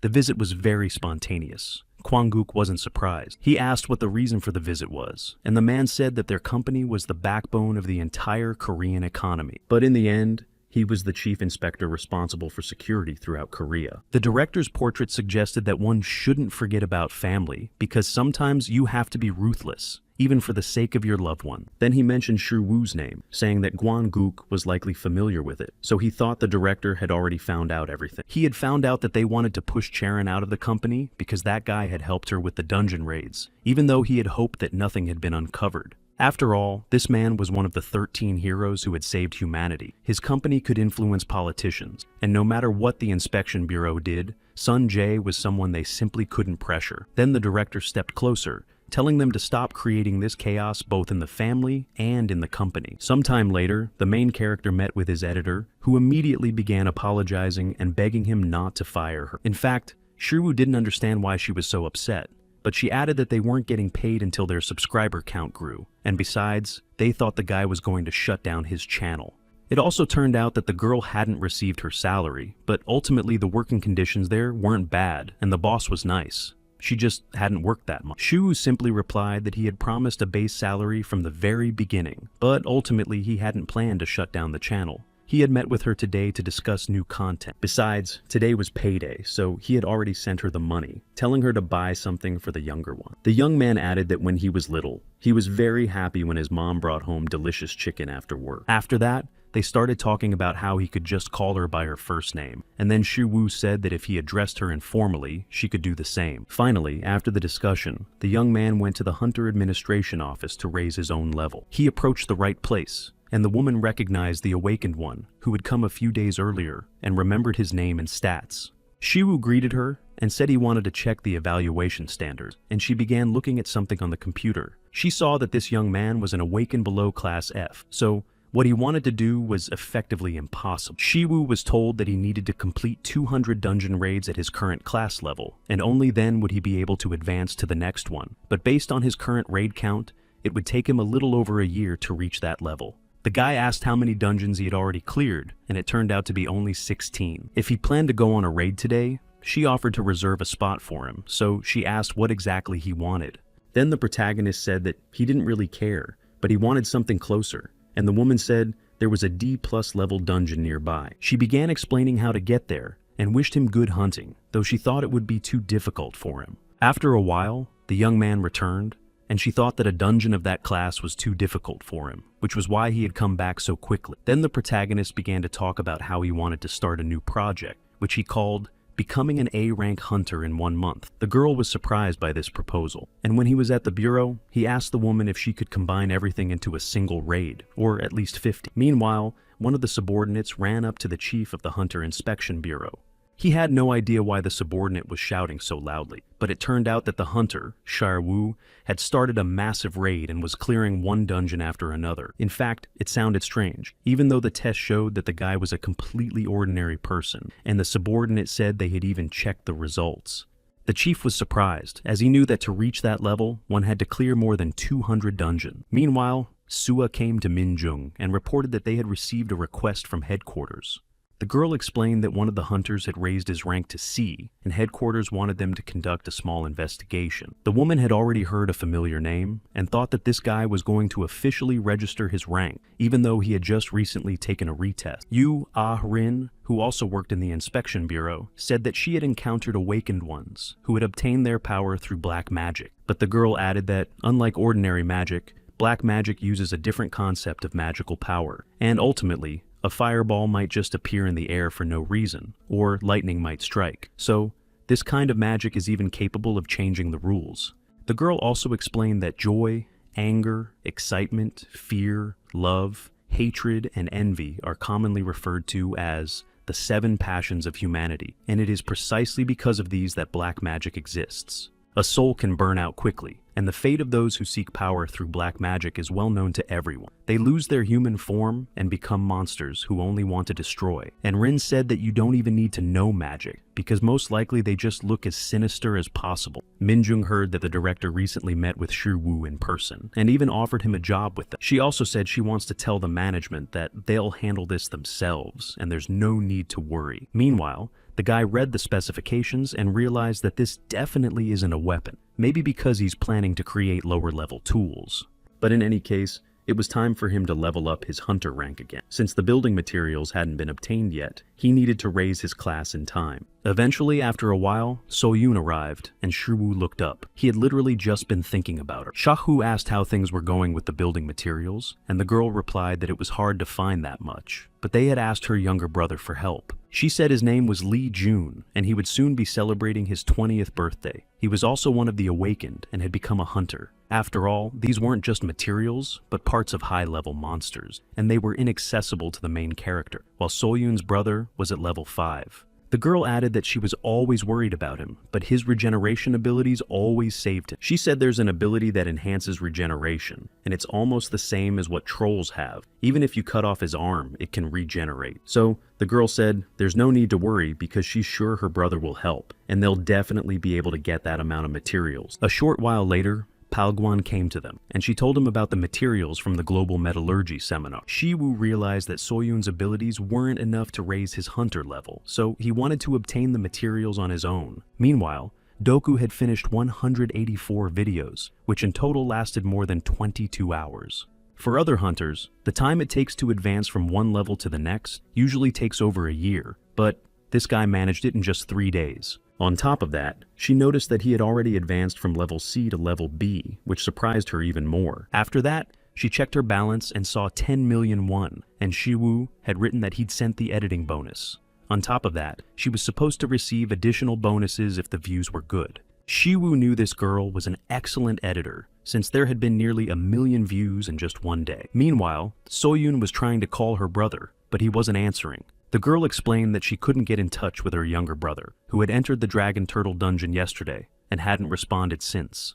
The young man asked if she had called the office, and they said they had recorded her brother entering the dungeon. Shu tried to calm him down, saying that maybe her brother had just decided to go out for a drink with his squad to celebrate clearing the dungeon, since that often happened. But So-yoon said her brother wasn't like that. But Shiwu pointed out that he was supposed to have super regeneration abilities, and besides, there hadn't been any bad news from down there either. Nevertheless, the young man said he would report this incident to the inspectorate, but Lee Jun himself was actually in danger right now, tied up in some dark room. Earlier, he had hired a squad and attacked the dragon turtles to help his sister, and they had decided to celebrate and have a drink. But now, he suddenly found himself here, and a man appeared who ordered him not to move, explaining that he had made these chains specifically so that even a top-tier hunter couldn't break them. He approached Lee Jun, asking the young man if he had ever heard of a legal awakened one. This psychopath started ranting, saying that they didn't recognize his efforts, so he was destroying them, even though he just wanted to make these people stronger. This guy was from Pandemonium. His name was Du Yop Cheol, so he said the result was bound to be good. Meanwhile, the main character and Charon were training at their headquarters. Tai Chi was the core skill based on the interaction of yin and yang, entities as diametrically opposed as earth and sky. Shiwu said that although they seem opposite, they are actually interdependent. Based on this technique, the boy wanted to learn fencing, a skill that could turn even a simple strike into an art form. But no one can call themselves a master of fencing, so he simply thought he could develop his skills to the highest level. He wanted Charon to feel the interaction of yin and yang and try to apply it to herself and the sword, but suddenly he knocked it out of her hand. Charon was disappointed, but Shiwu knew that without his skills, she wouldn't understand much either. She would simply have to listen to his explanations. After that, he added that they could call it a day and said he would definitely resolve the issue within a month. She also brought up another matter, and the boy assumed she was referring to the construction, but she replied that there was nothing to thank him for yet. Shiwu was disappointed, but he thought the problem lay with her group. Meanwhile, Sua went to her commander, saying that a report had come in about Lee Jun's disappearance, and the girl asked how it had happened. Then she read what was written on the letter that her subordinate had delivered, and it mentioned an illegal awakened. Sua said that these were the hunters suspected of interacting with illegal awakened ones, aside from Lee Jun. This guy's ability was super fast regeneration, and that could be the reason he was the one who got kidnapped. Meanwhile, the protagonist was sitting somewhere in nature, preparing to chat with Hercules about the content drop. But since Hercules wasn't responding, he decided to contact him later. However, right in front of him at that moment, new monsters appeared. They were volcanic golems of the rank, already ready to attack it. The protagonist was waiting right there for them, and added that there are 3 main elements in martial arts, namely the soul or heart, energy or mana, and the body or physicality. Mind and heart corresponded to Confucius, while Hercules' mighty strength equaled the body. Energy served Tai Chi, and it was precisely this ability he was about to use right now. Extending his arms forward, he concentrated and used this skill. The young man still had his eyes closed, thinking about how the awakened use magic and how mana is drawn from nature, for it is the life force present in every living creature. To use it, one must know the purification process, and the effectiveness of mana usage depends solely on how well this process is carried out. Immediately after using it, there was an explosion, and only then did the boy open his eyes to see many golden orbs on the ground. The recoil was also very strong, and his hands were trembling, so he realized he needed to train more, as his current state was insufficient for this. But Tai Chi had never been a power that a person could use, so he was simply lucky. Shiwu never thought he would ever need to use Hua Tou's healing skills, although he could only use this power partially for now. It allowed him to regulate the power of Tai Chi. The young man had signed up for it solely to heal his sister, but it turned out that this technique was more useful than he had thought. After that, the boy looked at the camera, which had nearly broken after falling, so he decided to find someone to help him film. On his way home, the young man knew that to reach the required rank A, he needed to complete another 500 raids, and only then could he think about the necessary building materials. He was carrying a sizable bag of beef for Fenrir, and had spent 700,000 won on it all. His expenses were very high, and one could estimate that it came to about 60 million a month, though that was significantly less than what he paid for some subscription. After a while, the boy finally returned home and met his sister, asking how she was doing, but she suddenly added that they had a guest. The boy walked in, not knowing who might be waiting for him, and it turned out to be Minjung sitting there. Before starting a conversation with her, the boy poured out some meat for Fenrir, and Minjung was surprised at how much he ate. Shawu immediately asked why she had come, but the girl looked very surprised. Only later did they start talking, and she told him that she had some news about Li Jun. Realizing that the news wasn't very good, he suggested they go outside to talk. Once outside, Minjung told him that the boy had been kidnapped for experiments. The woman replied that this was the most likely scenario, and Shaiwu began to worry even more, recalling that he himself had once been an awakened without any special abilities, which was why he had tried to awaken his abilities through experimentation. Each of these methods ended in embarrassment and excruciating pain. After all, that's how all home experiments turn out. And if these were criminal experiments on humans, the guy realized that even if Li Jun had near-perfect regeneration, he could simply lose his mind, so they needed to find him as soon as possible. Shuwu asked why the girl had come to him, and she explained that it was because of pandemonium. These criminals use a certain device to influence the mind and brain, and this device can even erase the traces captured by surveillance cameras, so it can fool even a high-ranking hunter, which is exactly why they didn't know where this group was hiding. Not long ago, pandemonium and the criminal underworld were wiped out thanks to a single incident. The woman said it happened suddenly, but in missing persons cases, there is what's called the golden hour. And if it's a kidnapping, once the golden hour is over, the chances of finding the person alive are almost gone. She was the head of an entire squad, and now she was ashamed to say this, and her pride was deeply wounded. We see Shai Wu trying his best, even though, in reality, this guy is a complete stranger to her. However, the protagonist could also sense her emotions well, thinking it was due to his own skills. Minjung was truly very ashamed, and she even stepped over her pride, so he felt sorry for her. Shi Wu simply said that his sister was at home right now, so he asked the girl to stay with her while he went to investigate. Judging by the information she gave him, it all started in the Dragon Turtle dungeon, where Li Jun's last raid took place 3 days ago. After the raid, he went out for a drink with the squad members, and the bar was the last place he was seen, so the guy thought that was where he should start the investigation to find a lead. Fenrir's sense of smell turned out to be very keen. He could pick up on even the slightest scent, but the protagonist could sense a magical trail as well. Literally a few seconds later, Fenrir turned to him, dragging the boy along behind him. Meanwhile, Yop Cheol continued to torture Soyun's younger brother, and he was very glad he had caught him, as this was the best option. Li Jun realized he couldn't take it anymore. He just wanted to close his eyes and feel nothing. However, Yop Cheol then said that if Li Jun passed out, his own sister would take his place. If he couldn't hold on, the T-Post would have no way out, but since they shared the same blood, their abilities might also be similar. Li Jun replied that she had no abilities, but realized that this guy couldn't be stopped, so he knew he had to hold on to keep this idiot from getting to his sister. He simply couldn't wait any longer. It was hard for him, and he wanted to protect his sister. Realizing this, Li Jong wanted to come up with at least something, but suddenly there was a powerful explosion. Shu appeared behind him and approached Li Jong immediately, saying that his sister was very worried. But the guys were very alarmed by the fact that Li Jun was in incredibly bad shape, and a person with regenerative abilities shouldn't have wounds like that. In this state, the body was already so exhausted that it wouldn't be able to hold out for long, and the guy thought that Li Jun had simply gone mad from the pain. Realizing there was no time to waste, he pulled out a needle and decided to help him, telling Li Jun to hang on a little longer for his sister's sake. Literally a minute later, the boy spoke up,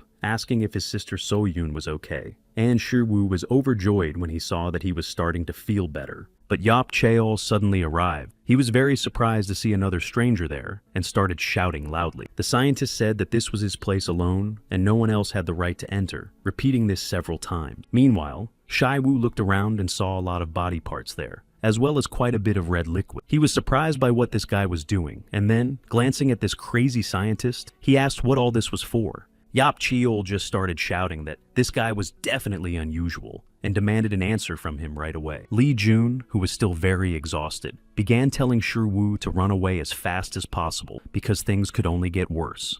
But Shi Wu wasn't going anywhere, and very suddenly, this scientist turned into a monster, asking what ability the boy had, since he was about to conduct his experiment on him as well. Crossbreeding different plant species to create a new one was popular, and Yop Cheol was the one capable of doing something like that. However, the very person capable of crossbreeding and able to do so hated himself for such a weak ability. He simply lost his mind and eventually began experimenting and crossbreeding the awakened ones with each other to achieve at least some kind of result. Yop Cheol also began conducting completely different experiments on himself, after which he became what he is now.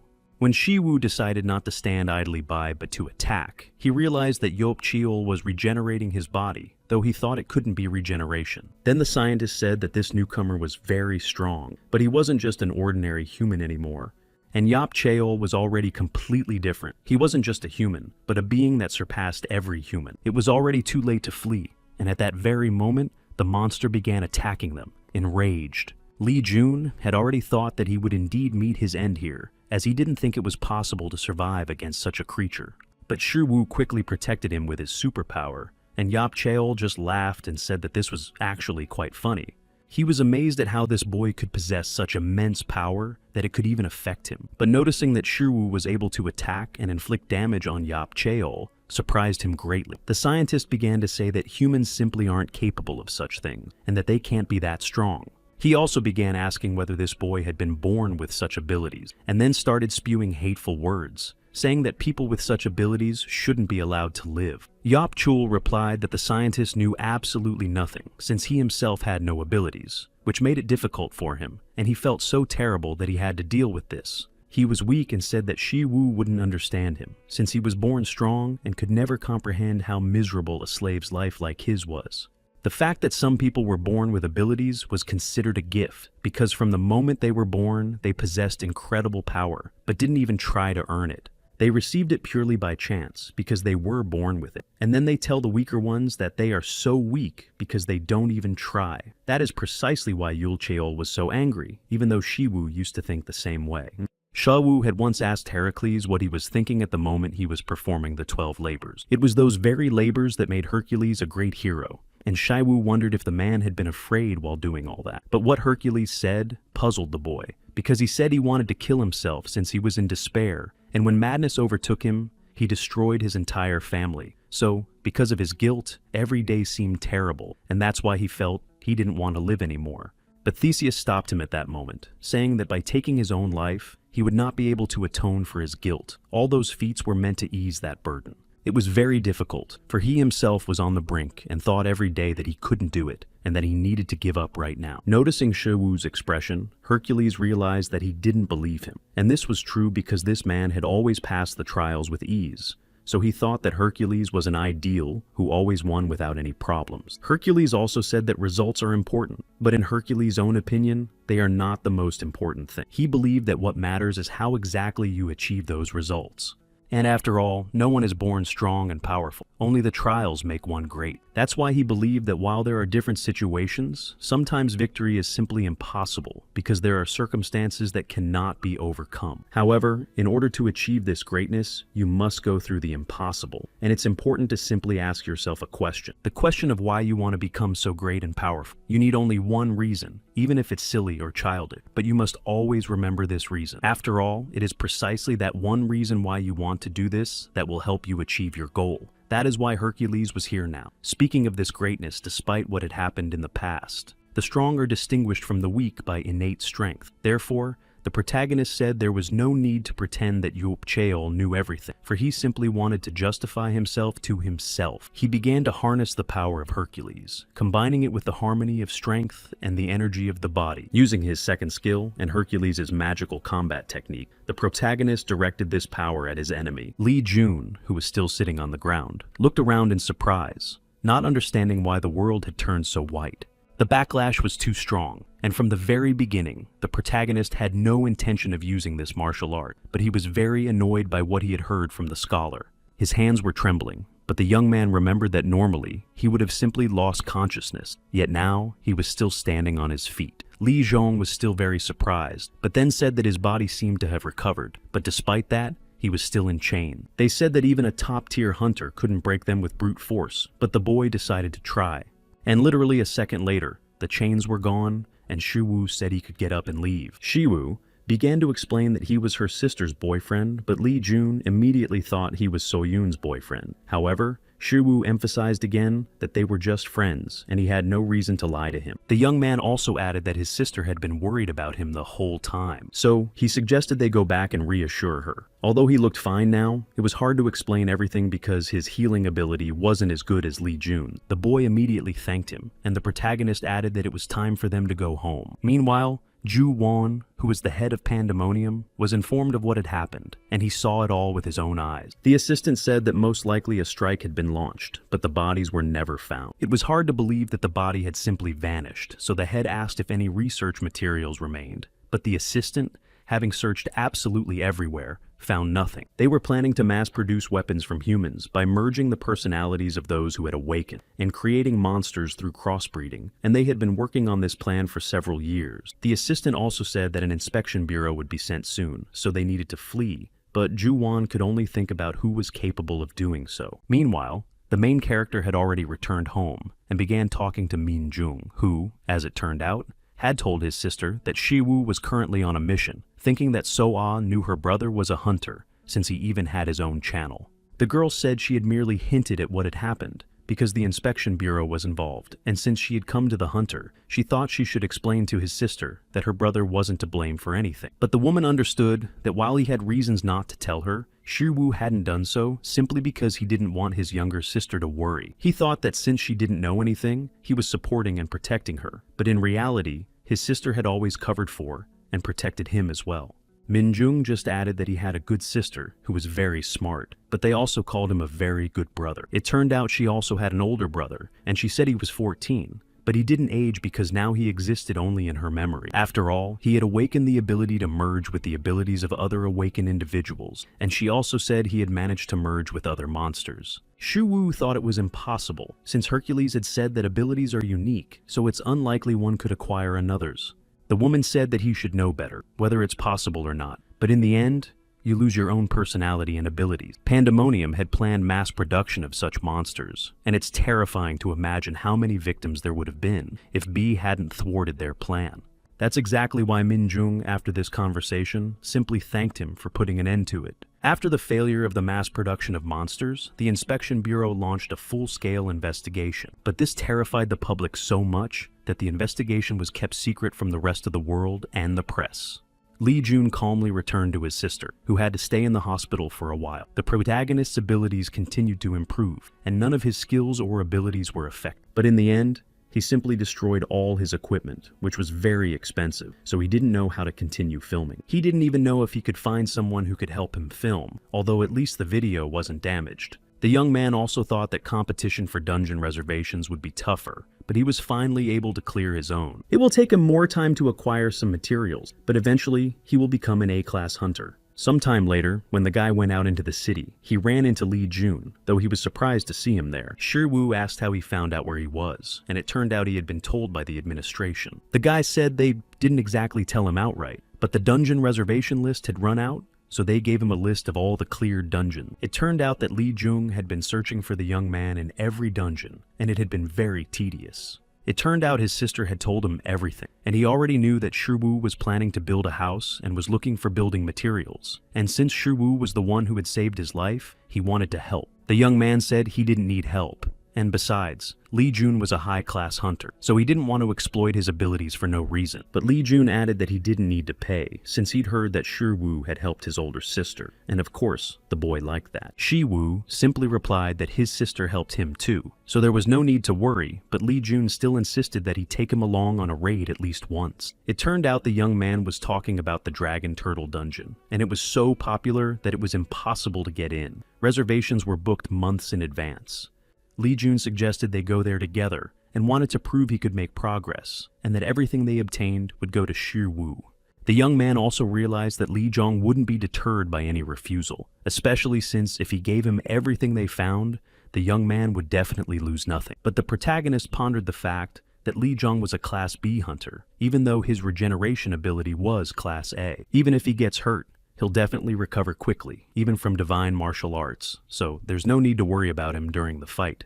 That's exactly why Shiwu agreed, and, approaching him, asked if the boy knew how to handle a camera.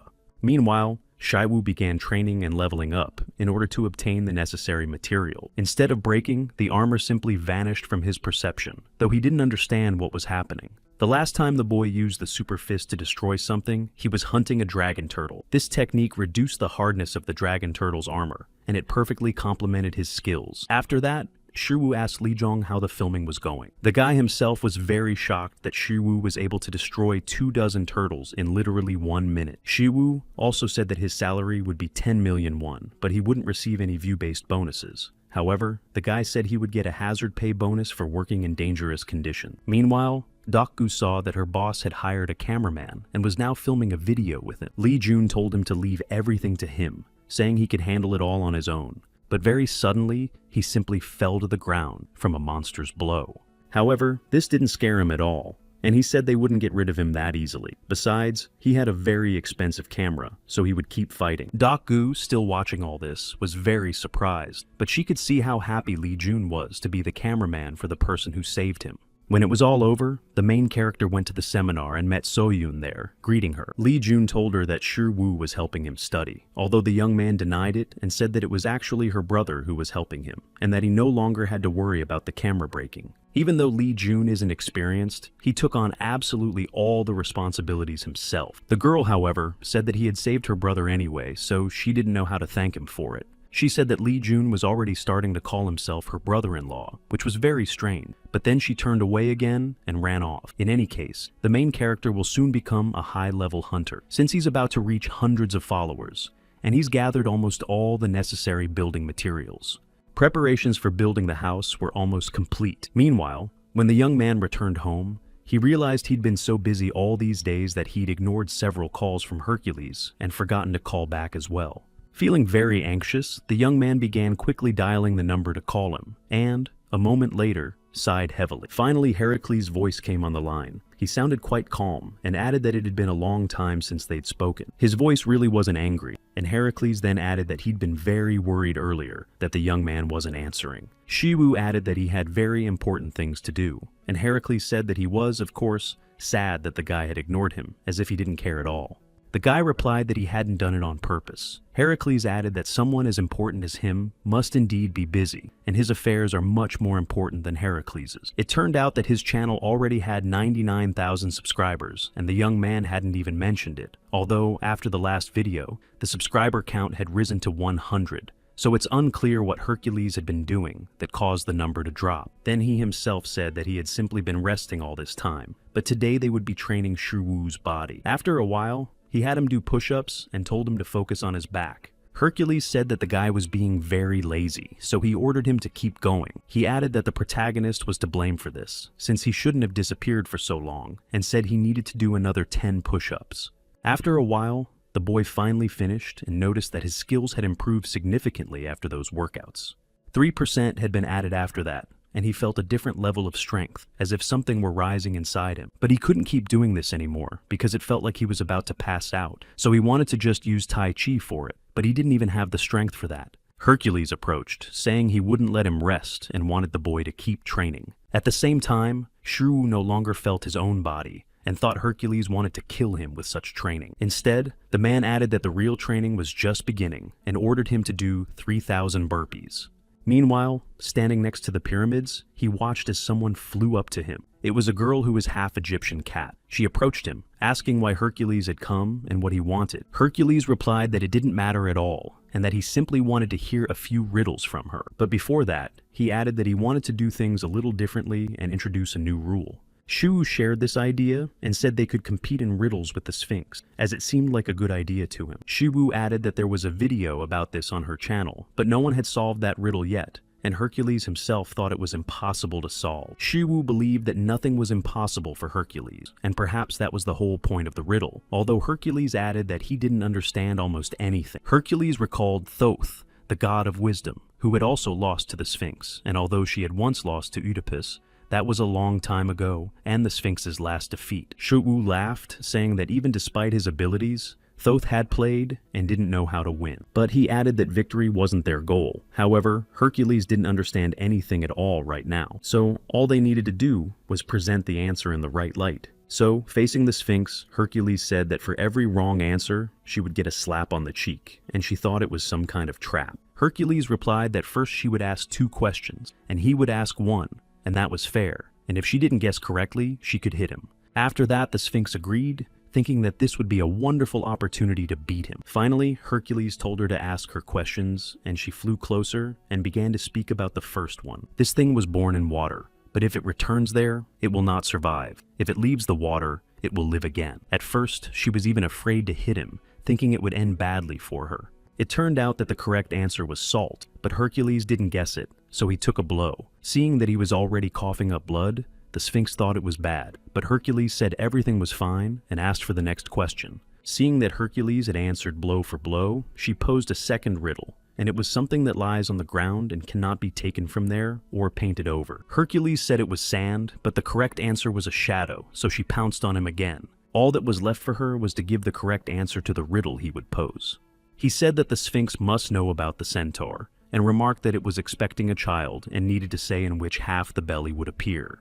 This was difficult for her, because both the human and animal halves had organs capable of causing pregnancy. At that moment, she was greatly surprised because she realized this was the one question she didn't know the answer to. Hercules said he was pleased to remember this moment, and that now it was his turn to strike her. At that moment, she was terrified because she thought Hercules was definitely going to destroy her. He said everything was by the rules. Since she didn't know the answer, she would take a hit. And Shiwu, with whom Hercules had spoken earlier, noted that even though they had posed this riddle, no one had said they knew the answer. After that, he decided to strike, even though the Sphinx had already started to run away. But Hercules began to use his strength. Using his mega-strong fist, Hercules rushed after her in pursuit. Because of this, Shiwu witnessed Hercules' full-fledged magic and admitted that it was cool, and his skill improved. At that moment, Han Min was told that Charon was acting on behalf of Shiwu, and she asked to speak with the director. She was confused that her niece was asking for this because of this person, so she became curious to find out what kind of relationship Charon and Shiwu had. One of the assistants said that they spent 2 or 3 days a week together, so he assumed that Charon and Shiwu were dating. Han Mina wasn't thrilled that Charon was involved with someone who treated celebrities that way,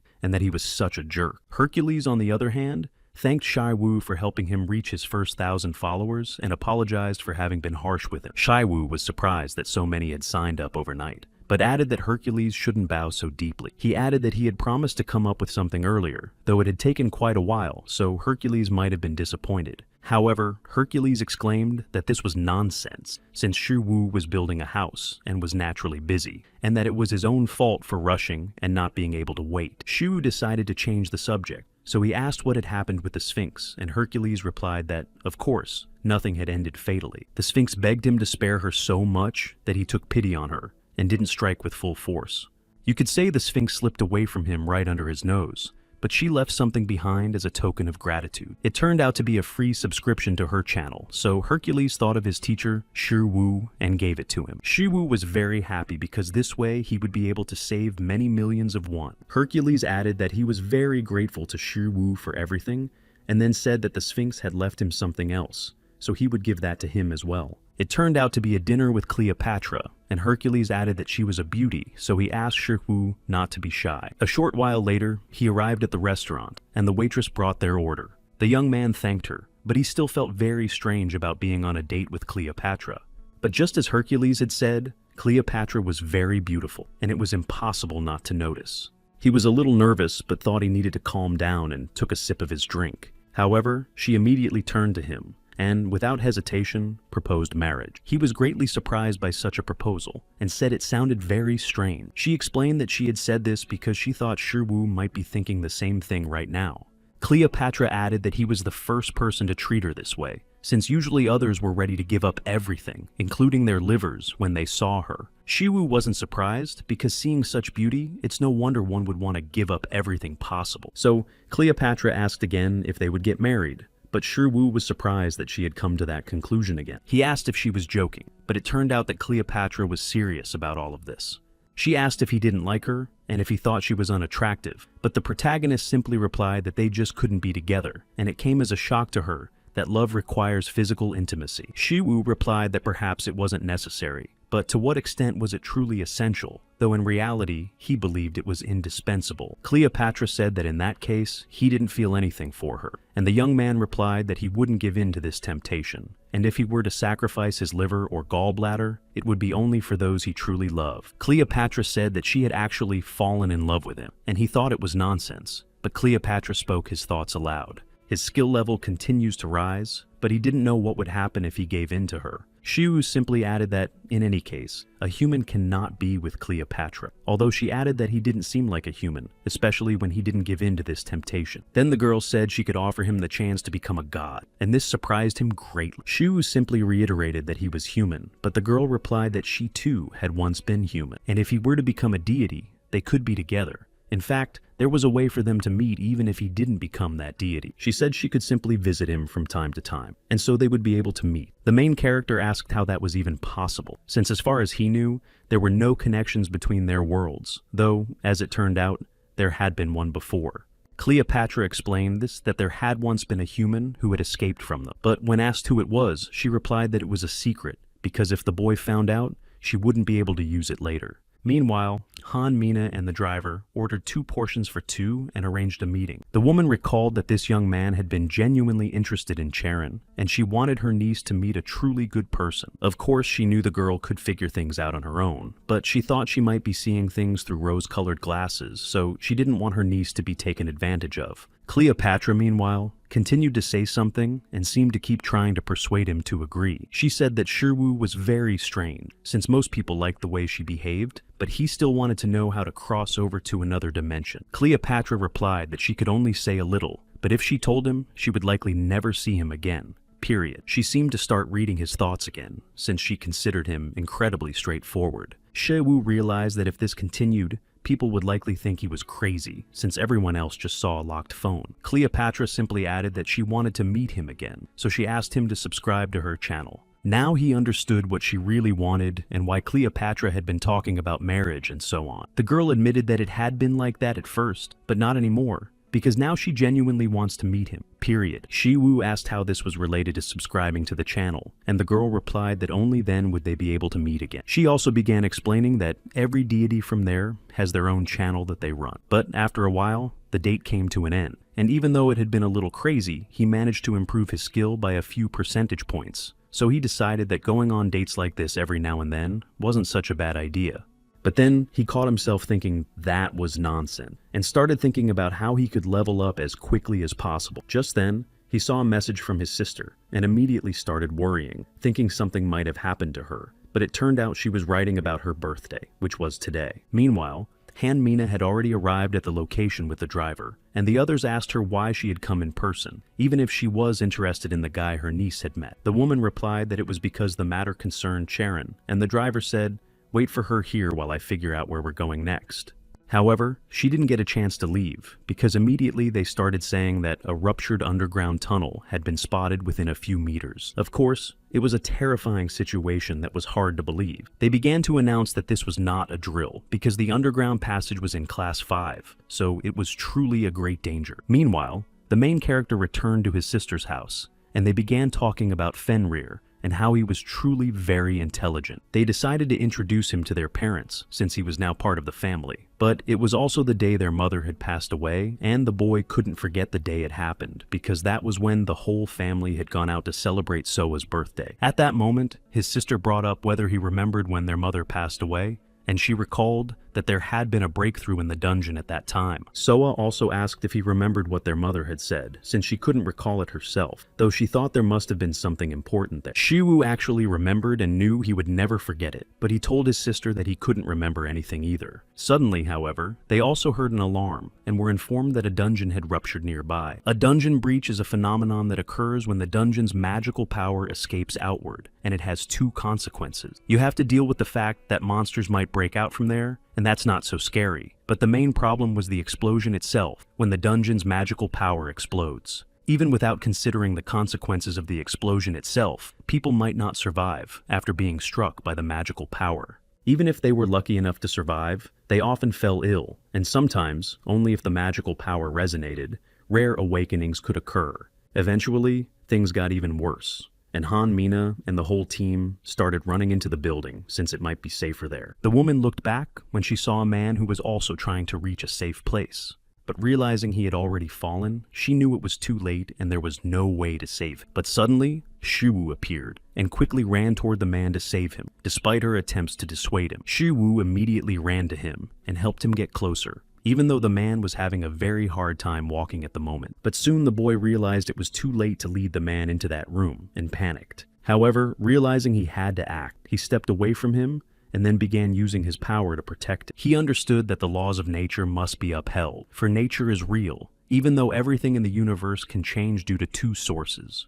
Even magic or any dungeon is also created thanks to nature. Shiwoo was then able to block the explosion using Tai Chi, but he still couldn't neutralize it. But just at that moment, Fenrir appeared, approached the man, and began helping Shiwoo. It was thanks to this creature that they didn't have to worry about the magic of the explosion escaping into the world. However, the boy also realized he couldn't hold on any longer, and would have to take the Class B magic explosion upon himself, though he doubted he could withstand it. Of course, he understood all the risks, and didn't want it to end this way, but he saw no other way out. And after a while, the main character did just that. When it was all over, Soa quickly ran to her brother, worried about it. She didn't know why Shiwoo had done it, but he replied that it seemed to have started on the day their mother passed away, and he asked if she remembered what she herself had said. Back then, their mother had said that Soa shouldn't worry, and that she was fine. She had asked Soa never to mention that their mother was no longer with them on that day, and hoped that would be the case. Since it was her daughter's birthday today, their mother wanted her to be happy and not cry. But Soa never forgot this, and still remembered that very day, because she could never forget it. Shiwoo knew that their mother didn't want them to make such a tragedy out of her birthday, so he told his sister what their mother had once said.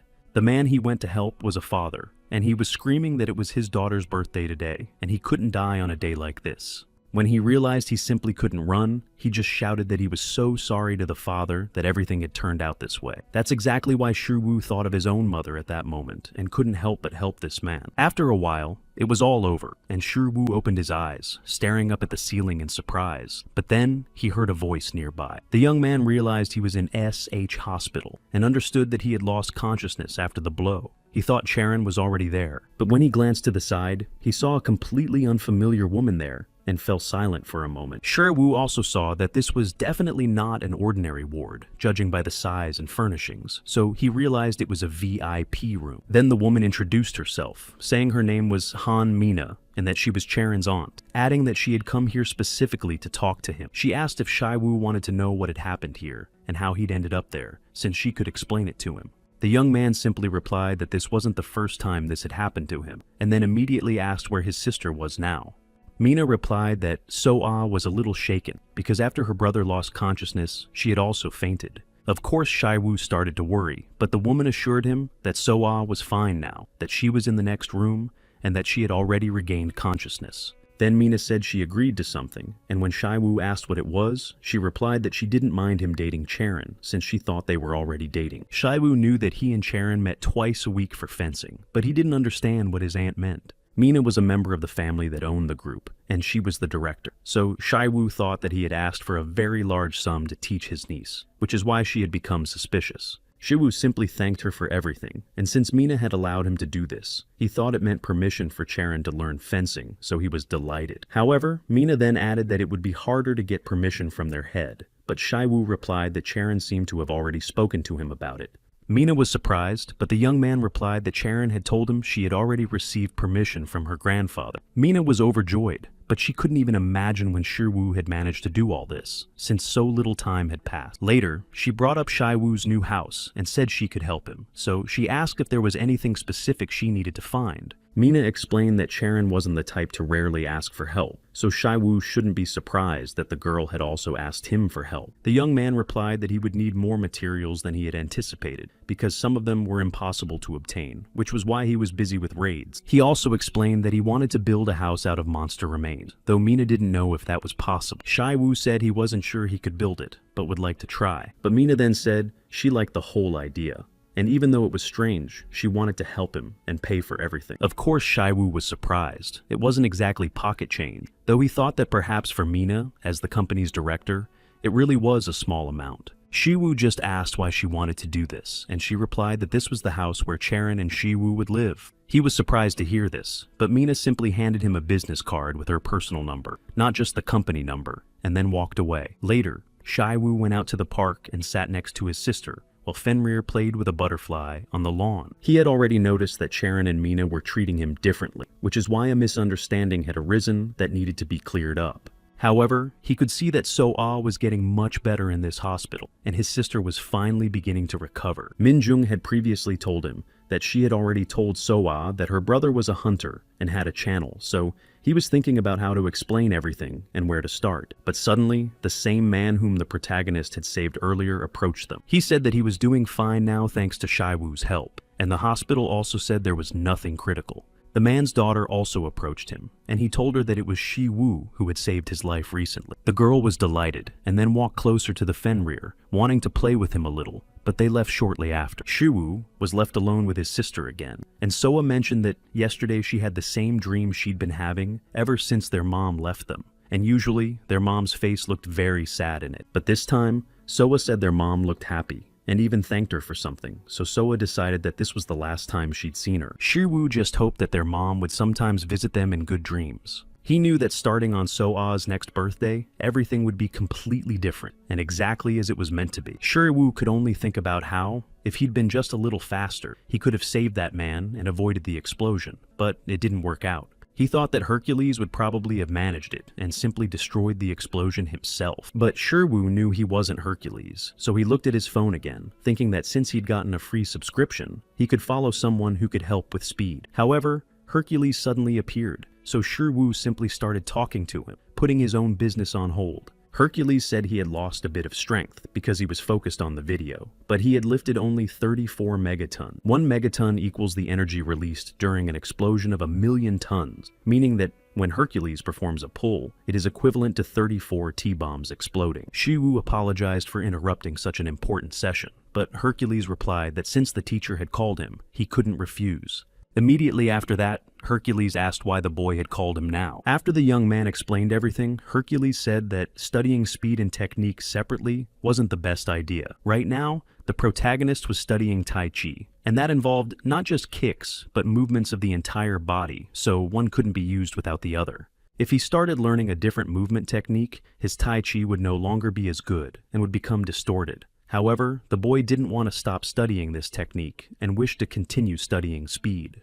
But Hercules said he also thought everything would be fine if the guy just got a little faster. Showu was surprised, as if Hercules just wanted him to increase his speed, and Hercules explained that the arm muscles are the only muscles the young man uses when clenching his fist. Starting from the lower body, there are muscles needed to clench a fist, and here, good and coordinated work is important, as he explained. Then he decided to explain it more simply. If the boy learns to move faster, he'll be able to improve his Tai Chi technique as well. If the protagonist can achieve such speed, then there won't be any problems. Hercules also added that, in that case, the young man would be able to use magic much more effectively. Shiwu also decided to see if there was a deity of speed, since he couldn't even think of anyone. Until he subscribed to the channel, he wouldn't know what power the deity possessed, so it was a shame he couldn't cancel the subscription. Then Hercules said he could recommend one to him, namely the Hermes channel. He was a deity from Greek and Roman mythology, and also one of the Olympian gods who, thanks to his speed, serves as the messenger of the Olympian god. Shiwu realized that most likely Hermes is not only fast, but also has a special ability. Hercules said that he really did sometimes like to trick him, and the man even wanted to destroy him, but he could never catch him. However, Hermes himself said that he never lies. He just sometimes leaves things unsaid. He said that because of his tricks, Zeus would hurl lightning bolts at him, but he never managed to hit him. In that case, the young man realized that Hermes wasn't just about speed, he was also a real troublemaker. So he wasn't sure if he should subscribe to him, but Hercules really recommended him, so if something went wrong, he just decided to find a way to get a subscription to him. After a while, he went to Hermes' channel and saw that he seemed to be posting nothing but pranks. After that, the young man decided to subscribe and focus on training and went to the parking lot on the hospital grounds, thinking that he had almost fully recovered. The young man decided to test how much his speed had increased after subscribing to the channel, even though his skill level was still at 0. And eventually, after trying it out, he realized that his speed had indeed increased significantly, though it put a lot of strain on his body. But looking around, the young man noticed he was on Mount Quanok, which he had managed to reach in literally a second. He also realized that this wasn't the limit of his power, because if he could improve it and raise his skill level, he would become even faster than he was now. So, the young man decided to focus on improving his skills, thinking that he needed to be more careful because he had simply been lucky this time. Suddenly, he could have crashed into a building or a car. Moreover, people could have been injured, and he would have had to pay for it. That is exactly why the young man decided he would practice this skill in the dungeon after he was discharged from the hospital. After some time, he did just that and encountered some level B+ demon hounds there. Li Jun was also with him in that dungeon and understood that this was the beast from the demon world that had invaded the earth in the past. The young man understood that no matter how fast the Shumwu was, these creatures' speed didn't reach the speed of sound. Despite all this, the boy was actually handling these creatures very well, jumping from one to another and destroying them all. Li Jun was still standing in front of him, holding a camera, and after a while, the boy turned to him, asking if he had managed to film everything. Later, he handed the camera back to him, and looking at the phone screen, the protagonist began to realize that he was gradually gaining control over his speed, but he was pleased that he was already fast and could become even faster. Shiwu thought that if he tried hard enough, he might even be able to outpace Heracles. He also realized that Li Jong needed more training, even though his rating was A+, which should have been enough to keep up with that kind of speed. Heracles said that when the body is weak, the mind suffers, so if he continues to train this hard, he might get results. But finally, the time had come to build his new house, which made the boy very happy. He was also glad that the materials were found quickly, and the man explained that Han Mina had specifically asked them to do everything quickly, so that's what they did. Shiwu was surprised that they had a stockpile of all these materials, and the man replied that with the company's reserves, they could start construction at any moment. Park Jae-goon was the president of SH Construction and said he'd heard from her that this guy was planning to build a house using only the monster's remains. The protagonist confirmed that was the case, and the man replied that while it would certainly make the house more durable, he hadn't thought it was possible. Shai-Wu calmly replied that he wanted to try, and if it didn't work out, they could change it. But Jae-goon was surprised at how casually he spoke of it, since these materials cost a fortune. Besides, they're very hard to come by, and this guy thinks it's no problem what other materials might be needed. The only point is the construction itself. He was happy simply because Han Imna was different. She had studied for a very long time, starting from the basics, even though there was no need for it, but she took pride in the smell of cement on her, and instead of loud words, she proved absolutely everything through her work. Jae-gong also asked if this guy had any experience in construction. The young man replied that this was his first time, even though he had made many weapons before. The man was surprised that Shi-Wu, who had never done any of this before, was now going to build a house. Besides, it didn't seem to him that Shi-Wu had ever even held a hammer in his hand. Of course, he didn't know how this young man had met Mina, but she was very kind and helped Shi-Wu with the construction process. And she didn't just mean help with building materials. She wanted this man to help Shi-Wu with the actual construction. Jae-gong asked if the young man knew what the earthen walls he was going to build were like. The young man replied that he had a general idea.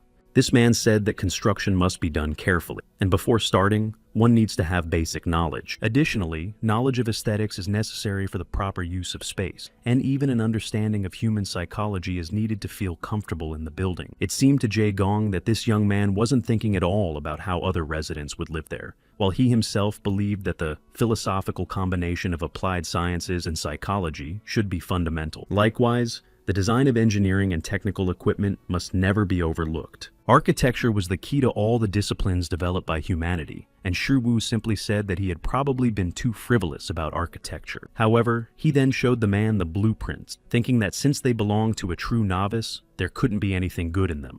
But in reality, it surprised him, because although he had been in the construction industry for a decade, he had never seen such perfect drawings. Jae Gong was very surprised because this guy was a hunter and also ran a channel, so he asked if it was a channel about architecture, and the guy denied it. The man agreed that the plan was just a drawing and a projection of his imagination. That's why he said they needed to start construction, because turning this vision into reality was a completely different matter. Shiwu was the first to get to work, and he immediately knocked down an entire wall in literally a second. Jae Gung was extremely surprised by what he saw when the guy lifted such a heavy object all by himself. The main character himself began using his superpowers to gain more physical abilities. Meanwhile, Jae Gung watched in awe. Although he knew hunters possessed superhuman strength, he hadn't expected it to be quite like this. Lee Jun also decided to come help, so the guy asked him to assist with moving the construction materials.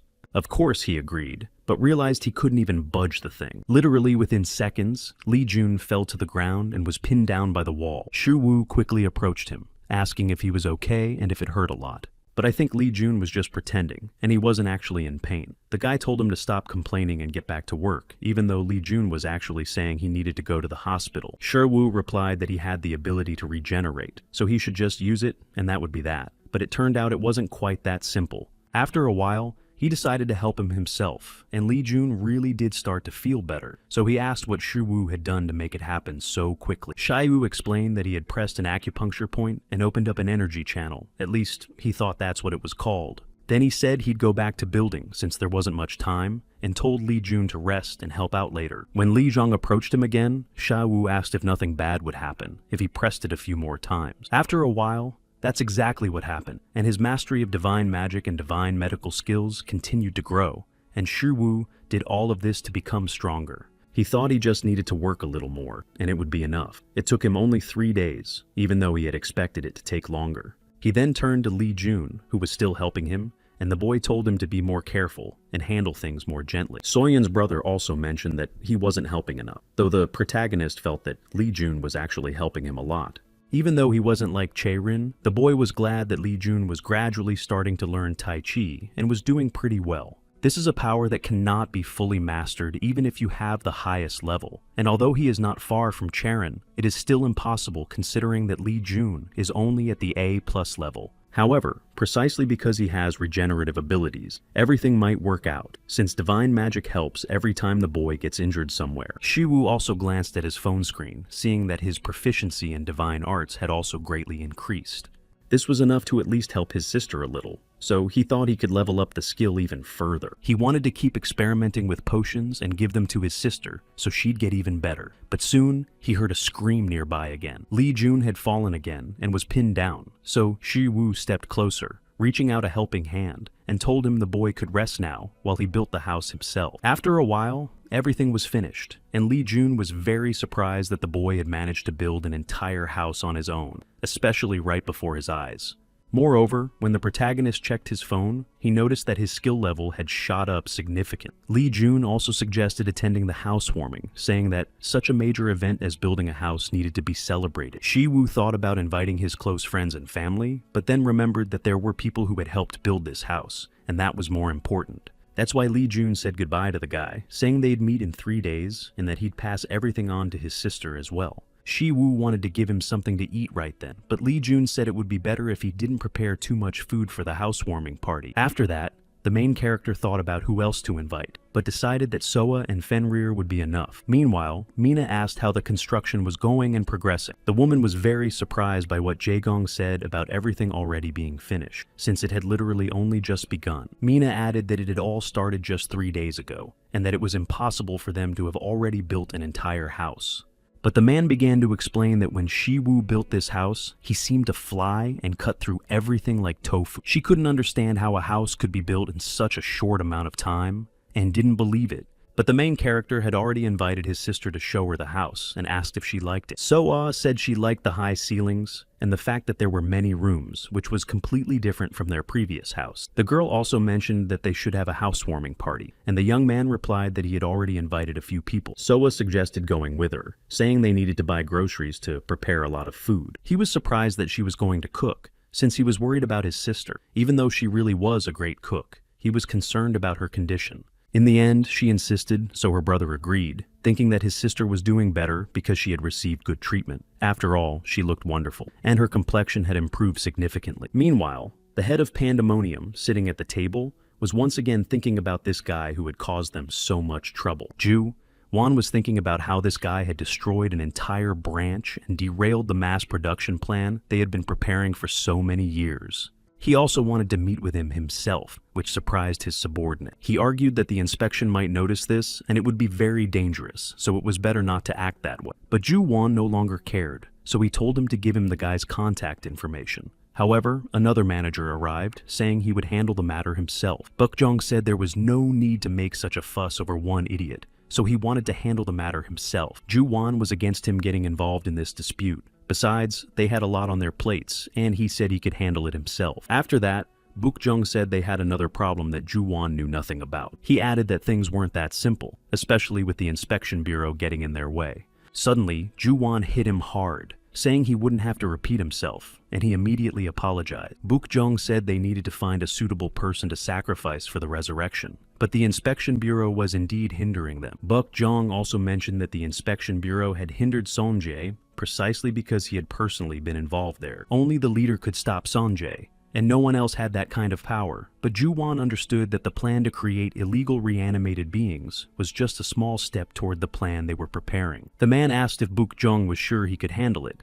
but he was offended that Ju-won was comparing him to Ji-won, who had ultimately lost that battle. Buk-jong simply said he would handle it, and that he should leave everything to him.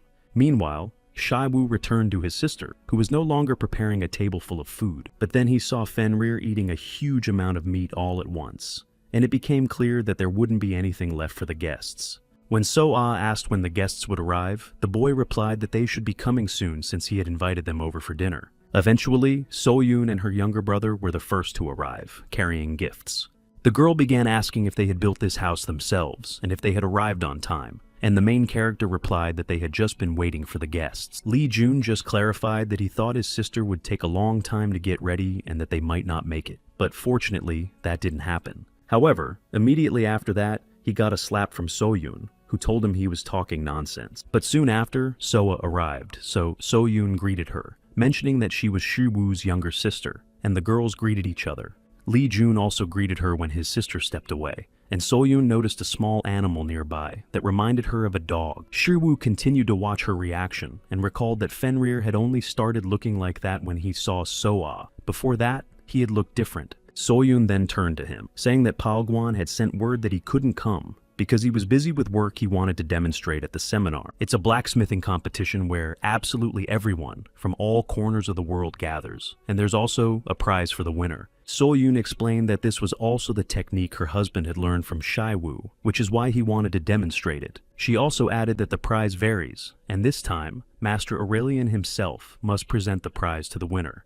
A short while later, Jung Ah-yoon arrived as a guest. She was the daughter of the people who owned the house and greeted the main character. Shiwu immediately asked where her mother was, and the girl replied that her mother couldn't come because of work, so she had come alone. The boy replied that it was a bit of a shame, since it would have been cool if her mom had come too. But then they went inside the house, and Ah-yoon greeted So-ah, asking how she was doing. Meanwhile, as they continued preparing for dinner, the Inspection Bureau continued investigating what Pandemonium had done. Taemin Park, who was the head of the capital's Inspection Bureau, was bewildered by what was happening in the city. Kim Do-nun, a member of the capital's bureau team, came to him and said the investigation was complete. It was hard to survive in such a meat grinder, so Taemin asked about the director, and it turned out he was pursuing Ju-won. But suddenly, they saw him right in front of them, and the man was approaching them. However, just as suddenly, he simply began to fall, losing his balance. The director excused himself, saying he just felt dizzy, and Taemin caught him. But then Taemin saw blood on his hands. However, the director ordered him not to tell anyone and added that he was fine. He said that, as the director of the investigation, he couldn't behave that way after hunting down a criminal because people would get worried. Ju-won wasn't doing well either, and he could barely walk, so his team started to worry as well.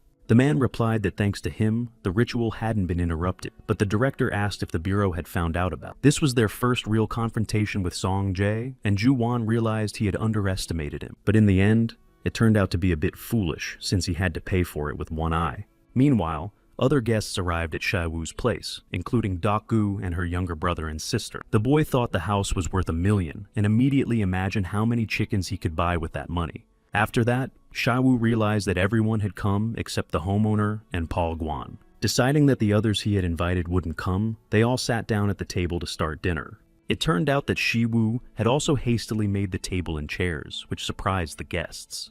They had already sat down at the table when Shi-woo received a notification on his phone that an unidentified object was approaching, even though everyone had already arrived. Jo Buk-jong, one of the leaders of Pandemonium, found out that Shai-woo was currently at home with someone and gathering friends. They realized that things could get worse, so the assistant asked what they should do next. At that moment, they decided to eliminate them all just for the fun of it. A short while later, Shai-woo and the others were already seated at the table, but an awkward silence hung between them. They realized the situation was very awkward because Shai-woo had decided to take matters into his own hand. Immediately after that, they introduced themselves to the guests along with their sister. Then, Jung Ah-yoon introduced herself and said she was the daughter of the house's owners. After that, Sabin and Lee Jun introduced themselves, and Lee Jun added that he worked with Shi-woo filming his videos. Then, Doku also introduced herself, but she sounded very unsure. She also introduced her sister and brother, after which the children greeted the others. But very suddenly, Min-jung's voice was heard, and she said that she was the head of the Seoul branch of the Inspection Bureau. Chi-rin also introduced herself and added that she was a master of the SH Hunters Guild. Shai-woo had invited the two of them out of politeness, so he didn't expect them to come. Shortly after, they began eating, wanting as much as possible, even though the older sister tried to stop them. But the protagonist and So-ah said they had prepared it specifically for them to eat. So-yoon and the others had also prepared a small surprise, presenting him with an ogre's tendon. The protagonist was surprised, as this was exactly what he needed to finish building his own house. But he thought it was too generous a housewarming gift, since this item was very expensive. Lee Jun said that the young man had saved his life last time, so he still needed to repay him somehow, and he and his sister told him to take it. The owner's daughter prepared a gift for the main character's sister, giving her materials for the entrance exam. Dak-gu also prepared a small gift and showed it to Shai-woo. It turned out to be the camera the guy used to have. The guy was very surprised, because it was indeed a very expensive gift. Min-jung just lowered her gaze, saying she had never been to a housewarming party before, and didn't think she needed to bring a gift. At that moment, Chae-rin spoke up, saying that people usually give household items as housewarming gifts. Shai-woo looked around and realized that the girl was planning to give him a sofa carpet. So-yeon was truly shocked by this item, as it costs an incredible amount of money, perhaps millions or even billions. It turned out that only about a dozen of these sofas are produced each year, and there are only 1,000 of these cabinets in the world. Chae-rin simply replied that her aunt was in charge of selling this style of furniture, so she was the one who chose the gifts as well. So-yoon immediately began advising the main character on what to choose, since he understood that this decision would be difficult. At that moment, Chae-rin thought that he simply didn't like the gift, but the point was that all this furniture was very expensive, and there was an incredible amount of it. After a while, the guy decided to go to the store to get some groceries, but he was still thinking about this expensive gift. At one point, he wondered if it looked like a wedding gift, but after that, he headed home. As he left the supermarket, he thought that he had simply misinterpreted everything. A short while later, he saw a notification that an unknown object was approaching the house and thought it might be Palguan or the homeowner, who had finally managed to arrive. But the notification also mentioned aggressive magical power, so the house was switched to emergency mode. Literally a moment later, while the boy was standing there, a powerful explosion occurred and a huge crack opened up before him. Meanwhile, Buk Cheon and his army were already on the scene near the boy's house. He remarked that the house was actually quite nice, but now they were going to tear it down. However, Buk-jong also realized they were drawing too much attention and wondered if bureau agents might be sent here. But just then, they saw Min-jung appear before them, furious, saying that they were acting strangely by attacking the house like this. Of course, everyone from Pandemonium was surprised to see this woman here. She said that ordinary criminals don't attack from a distance. They simply don't have the courage. So these people came here with a specific goal. Chaerin also came out to fight and protect the house. And of course, her presence surprised the team even more. One of the subordinates asked Buk Chong what they should do now, since they all understood that messing with the SH group was very dangerous. But despite this, they were about to take action, and he ordered his subordinates to eliminate these people. Literally at the last moment, Minjung managed to protect Lee Jun, who was standing behind her and was very anxious. The boy was very shocked that these criminals had come here, but there was no time to explain. Immediately after that, Minjung rushed at her opponents again, intending to take them down. Chaerin didn't lag behind either and began attacking them, intending to destroy them all. At that moment, Buk Cheong-woo thought only of how much more fun it would be, since such an interesting battle was finally unfolding after so long. He was already ready to strike Minjung, but the girl deftly dodged and blocked his blow. For a while longer, they continued to fight each other, neither giving an inch. Lee Jun watched closely what was happening. He understood that it was very dangerous, and he had no idea what was going on here. The only thing he realized was that these criminals were trying to break into the house. And since Chaerin was also busy at the moment, he couldn't talk to her. He wondered if he had known what was going to happen here, he would have brought a shield, but now he didn't know what to do. Just a moment later, the boy ran back into the house and grabbed a table, thinking it could be used as a shield. His sister and the others gathered nearby, asking what was going on, since they could hear loud noises from outside. Lee Jun simply replied that they all had to stay inside because it was very dangerous outside, and ordered them not to go out under any circumstances. Meanwhile, Chaerin also continued to fight the criminals from this group. But when Lee Jun came out, he also tried to help by attacking their leader, who immediately fought back. Only then did the boy realize that Buk Jong was too fast, so he wouldn't be able to dodge him. Literally the next second, Lee Jun lost his arm after a single well-aimed blow from the group's leader. Well, he was already ready to finish him off completely in order to end the boy's life once and for all. But just as at the last moment, Chaerin managed to protect him and prevent the leader of Pandemonium from harming Lee Jun. And despite the fact that Buk Jong recognized her as a strong hunter, he knew that this girl was still just a child. Buk Jong knew that it was his acceleration that allowed him to rise to his level within the entire group. His speed and incredible sharpness of vision accelerated. Not only his thoughts, but even the speed of his entire body increased as well.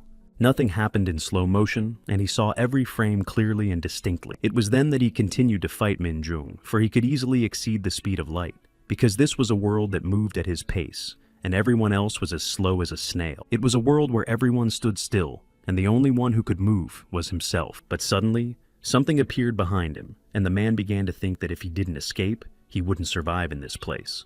Immediately after that, an incredibly powerful explosion occurred very close by. He was thrown violently backward against the wall and no longer understood what was happening around it. Only after a while, when the head of the entire organization opened his eyes, did he notice that there were bags of ice cream and other food items lying in front of him. After a while, he also noticed Shiwu in front of him, though at that moment he still didn't know who this guy was. Shiwu immediately approached Lee Jun, as he was greatly surprised that the boy was holding a table, and even more surprised by the absence of his hand. Immediately after that, Minjung approached and explained that these were criminals from Pandemonium. They needed to deal with them quickly. Shiwu wasted no time and approached their leader, saying they had come to this place for nothing. At that moment, Buk Jong was certain that the guy standing before him was Shiwu, the one he had been looking for. Ju-won warned that it was best not to mess with this guy, since Ji-won had already suffered because of him. However, despite this, the man decided to fight, claiming that one blow wasn't enough, and added that Shiwu would soon regret getting involved with. Buk Jong knew that this was a world that belonged only to him, and that only he could move freely here. But the protagonist struck him again with all his might to knock him off balance. Shiwu didn't stop, and continuing to use his strength, attacked his opponent, even though the latter was surprised at how the boy had managed to penetrate his ultra-fast world. Their two forces clashed, and they continued to fight for some time.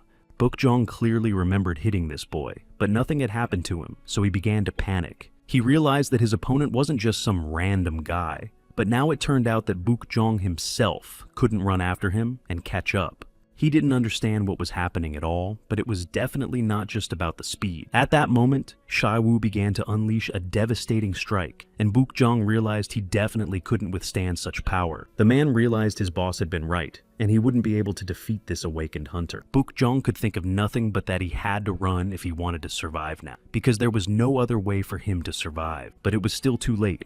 because Shaiwu began attacking again, and everyone else stood nearby, watching. Lee Jun was surprised that he couldn't make out a single frame or a single movement. The fight he was supposed to see with his own eyes was completely indistinguishable, and it simply couldn't be called a battle. Buk-jong realized that this guy was a real monster, and he was getting faster and faster with every move. Realizing that escaping from him was definitely impossible, he understood that he couldn't give up, so he mustered all the strength that remained in his body. The others stood back, watching everything that was happening nearby. Minjung just shouted to Shiwu that under no circumstances should they destroy this leader. They needed him alive. Shiwu heard her words, but said he couldn't promise anything since he simply couldn't control his power. Until now, they had only competed here in speed, but without realizing it, the boy had simply been holding himself back. It became clear as he watched him use his ability, not just speed, and expand his very perception of speed, thereby accelerating his entire body. Shiwu realized this would be something akin to a divine skill, and began to apply it. He wanted to erase his subconscious limitations and expand the concept of super speed in order to win. On this planet, everything is subject to time, both day and night. And in a world where they experience every second of a full day, even a slight increase in speed would result in significant changes. He realized he could accelerate for even a couple of minutes, meaning he could speed up to the limits of the entire world, though this is inaccessible to other people. He began to use the speed of Hermes, for he possessed a divine skill, and took advantage of this opportunity. Buk-jong tried to escape from him for a while longer, but it was all in vain, for the boy was able to spot him there. Immediately after seeing Shiwu, he rushed toward him, catching his opponent red-handed. He didn't wait another second and attacked him, though not with all the strength he possessed. In the end, it was all over, and just one use of this skill added nearly 9% to his superpower. The boy thought it might be due to other skills, so now he could control this speed and nothing would suffer. However, in terms of percentages, it seemed too little to him. But even Hercules couldn't outrun Hermes, as he had told him earlier. After a while, Minjung and the others approached those lying on the ground, but they began to restore their strength, as they had to deliver them to headquarters alive. Of course, it wasn't easy for her at all, but Shiwu thanked her for protecting everyone while he was away. He understood that the woman had worked as a guard, so she had faced such situations hundreds of times. Therefore, this mission might have been a problem for her. Then he turned to Lee Jun, asking if the boy was okay, and it turned out that his hand had also healed. Chi-rin was also standing next to him, and outwardly she seemed fine too, though this was likely the first time she'd ever faced anything like this. Fighting monsters like these is incomparable to fighting people, especially when it's your first time. Even for a genius, it can be really difficult, though Charon looked completely emotionless during the fight, like a robot, despite being very young. Shiwu thanked her for helping him figure out everything that was happening here, but he added that if she were to also fight Pandemonium, this might happen again in the future, so he said that if she wasn't ready, it would be better to refuse right now. Fighting and winning was cool, but sometimes retreating can be the beginning of victory, for he remembered what Confucius once said. That old man said that when they first decide not to do something, it isn't a failure or shirking responsibility. It can be a choice in favor of another opportunity because their spiritual growth cannot be unattainable. Shiwu told her not to try to win every time and not to give in to such emotions. After hearing all this, Charon thanked him, for she was pleased to feel his support. The protagonist realized that she simply lacked experience right now. If she didn't get discouraged or give up when faced with such challenges, she would one day become the hunter known throughout the world. Until then, he wanted her to develop her skills while staying safe, because as her teacher, he wanted to ensure that. Eventually, after some time, everyone said goodbye to each other following the housewarming, and Shiwu was glad that none of the guests had been harmed and that they would be able to return home safely to the Pandemonium hadn't even been able to get inside the house. And it was all thanks to his guests, but he realized that if they had managed to get inside, Fenrir would certainly not have let anyone get hurt. The inspection bureau arrived on the scene, and Minjung asked if the verification of all these people was complete, and it was confirmed that they were indeed from this group. All these people were wanted, but one girl noticed that one of them was the only one still alive. They decided to finish him off because if they left him alive, someone would start killing innocent people again, so no one wanted to give them the chance to get their hands dirty again. Since it was their commander's order, they went to carry it out, and Shiwu realized why she was called the Butcher. Meanwhile, Minjung approached him again, saying that the guy who had attacked him was Buk-jong, and that he was one of the leaders, so the woman asked if he would mind if they interrogated him. Of course the protagonist didn't object, saying that this was their job, and now he understood why it was necessary to spare their lives, so he gave his permission. However, they weren't sure whether they should interrogate them themselves or leave the matter to the professionals. Shiwu said that since they had ignored the first warning, they should hashtag redo the same thing. Minjung also mentioned the housewarming gift she never ended up bringing, and said that from now on, their team would always protect Shiwu's home. He thought she hadn't discussed this with the group, and felt it was wrong to abuse the guards for personal purposes. Minjung replied that one of their tasks was to control the territory, and his house falls under their jurisdiction. Besides, Shai is currently a target of pandemonium, and their inspection bureau, just like the guards, is obligated to protect citizens from danger. Thus, she thought it would be possible to destroy this group. Minjung said that was roughly how it would go, but first and foremost, it would be a housewarming gift. The young man realized that even though he had built the house, much was still missing here. Even though he hadn't let the criminals through, he hadn't been able to scare them off either. The young man wasn't too worried, since there was Fenrir to protect everyone. And now, if the guards constantly patrolled the area, he would be sure his sister was safe. Minjung returned to her team, who weren't thrilled that they would always have to patrol this place, but she said they needed to put an end to this situation. At that moment, Shiwu thought about Bukjong, who was the leader of the entire group, and he turned out to be stronger than anyone could have expected. Jiwon couldn't even be compared to him, since Tam had easily dealt with him, and even though there was only a one-level difference between them, it felt like night and day. Shiwu realized he was lucky to have superpowers, because otherwise he might have lost his arm entirely. After all, if that man had managed to reach him with his spear, who knows how it would have ended for him.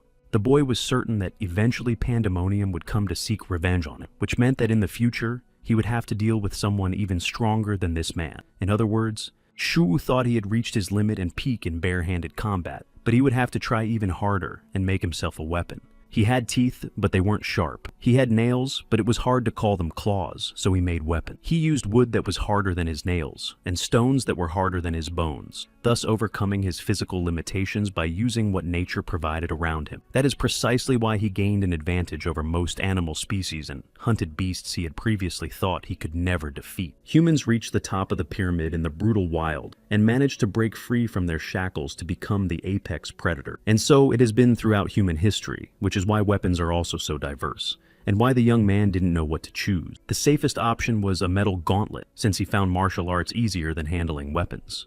Besides, as Hercules said, the ideal armor is that which makes a person stronger. Now his level of divine metallurgy is nearly 6 times higher, so even if he uses the same ingredients, the result will be different. That's why the boy decided to start by focusing on malleability and strength, aiming to find the perfect balance between the two. After some time, he actually managed to forge a gauntlet, and he thought it turned out pretty well. Charon had paid an incredible amount of money for a similar gauntlet, and since it was a one-time use weapon, even Hephaestus would have appreciated it. But as soon as the boy put the gauntlet on his hand, it tore to pieces. Of course, he was very upset by what had happened, and thought he had done something wrong, wondering if perhaps the materials were defective. However, that would be strange, since the ogre's tendons were imbued with the creature's strength. That's why it was the strongest material on the entire planet. However, even such tendons cannot withstand Heracles' strength, which means materials of even higher quality are needed. Shiwu didn't even know if there was a creature capable of withstanding Heracles' strength, and he generally thought that Heracles might not need to use any weapons at all with his might. But then he remembered the Nemean lion, which didn't even flinch from Hercules' blow because of its extremely tough hide. It was then that Hercules pounced on the beast and tried to kill it for an entire month, never letting go of its neck. Eventually, he did manage to defeat the lion, and as the body began to decompose,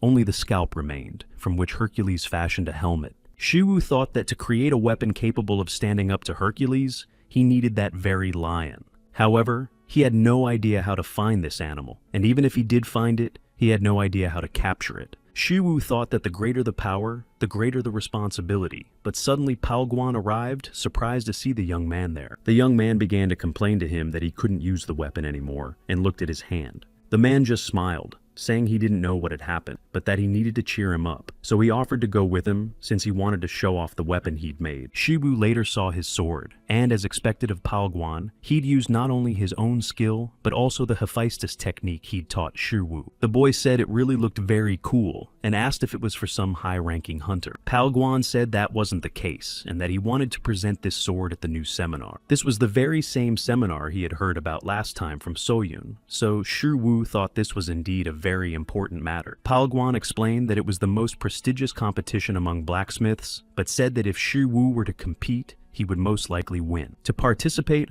one must be a member of the World Blacksmiths Association and possess the necessary qualification, so a great deal of paperwork would be required. Shaiwu realized he wouldn't be able to do it, because even if he were registered as an unawakened, no one would want to take him there, period. Palguan said that it was just a formality, and none of that would be necessary this time, since Master Aurelian himself would be there. Shiwu had no idea who this master was, and simply asked what the prize would be this time. The man explained that it would be a metal unlocked after the 5th evolution, called orichalcum, a metal that could not be destroyed. The boy thought that this was truly a useless thing, because no matter how noble this stone might be, it was impossible to work with it. Shiwu asked what the point of such a prize was if it was impossible to work with, but Palguan replied that it was a kind of symbol. He understood that the seminar brought together blacksmiths from all over the world, and he didn't know to what extent all of this could be considered art. But this man definitely had every chance of winning. Shiwu also pondered the fact that he was sure he had seen a stone like this somewhere before, and he remembered that the thing Hephaestus had made was created from that very same metal. He pondered that, with the help of divine metallurgy, he might be able to create something.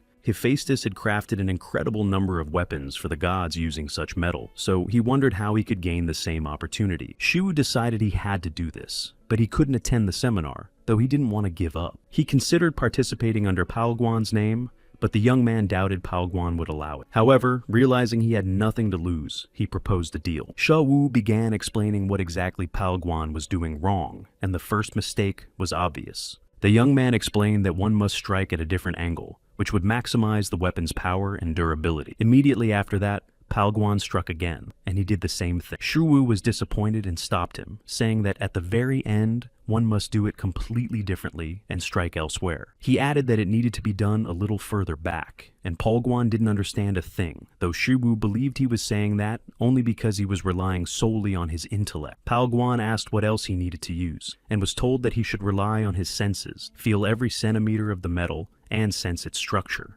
Shaiwu added that he had never fixated on this because if he were an ordinary person, he wouldn't have suspected. So, stepping closer, he began to explain how to do it correctly and asked if Palguan could feel it. After a while, he tried striking again, and at that moment, something finally happened. Palguan shouted in frustration, saying he definitely wouldn't be able to do it again. But Shiwu insisted they try, so the man picked up the hammer again and agreed. Only then did Shiwu say that he should almost put down the hammer, and they would start training, though Palguan was surprised that this guy had so suddenly started talking about physical exertion. He began speaking in the words of Hercules, saying that one needed more muscle to achieve good results. Palguan replied that there was less than a week left until the seminar, so if he started training now, it wouldn't help Peter much. But Shiwu reassured him, saying that everything would be fine if he drank a special potion he had recently prepared. Immediately after that, they began training, and Shiwu made Palguan start doing push-ups. He told him to breathe evenly and not forget to do so, as well as to maintain his pace. In the end, Palguan underwent special training all week long that was supposed to help him. A week later, it was all over, and they were still together at those training sessions. Then Shiwu picked up the sword that Palguan had managed to forge and said it was a work of art and had been made simply perfect. Shiwu also mentioned the doppelganger, a monster capable of taking on the form of an opponent, and he brought it up because Palguan had utilized that creature's muscles. In reality, it was impossible for ordinary people to incorporate a monster's abilities into a weapon, so the man thanked him for teaching him so much. Palguan admitted that he had learned more in this 1 week than in his entire life. In just these few days, Palguan had made tremendous progress, and Shiwu was amazed that such progress could be achieved in such a short time. Thanks to his 20 years of experience, though not perfectly, this man had mastered divine technology. Once, Confucius said that there are 3 important plants: the plum, the chrysanthemum, and the bamboo. But the bamboo was special. It took a full 5 years for it to grow, and until those years had passed, the bamboo would not put down roots. But precisely because of those 5 years, it would happen, and in just 5 weeks, the bamboo would grow all the way to the sky. However, the question was whether the bamboo grows in those few weeks or over several years. Of course, 5 years had already passed, but personal growth was also similar to the growth of bamboo. The main thing was not to give up, and in time, the moment for change would come. Shu said that he had simply helped a little, but first and foremost, it was all Palguan's doing, since he had done it all himself. He said that if the man presented this very sword at the seminar, that gratitude would certainly be enough. Eventually, the blacksmith's competition was set to take place in Paris.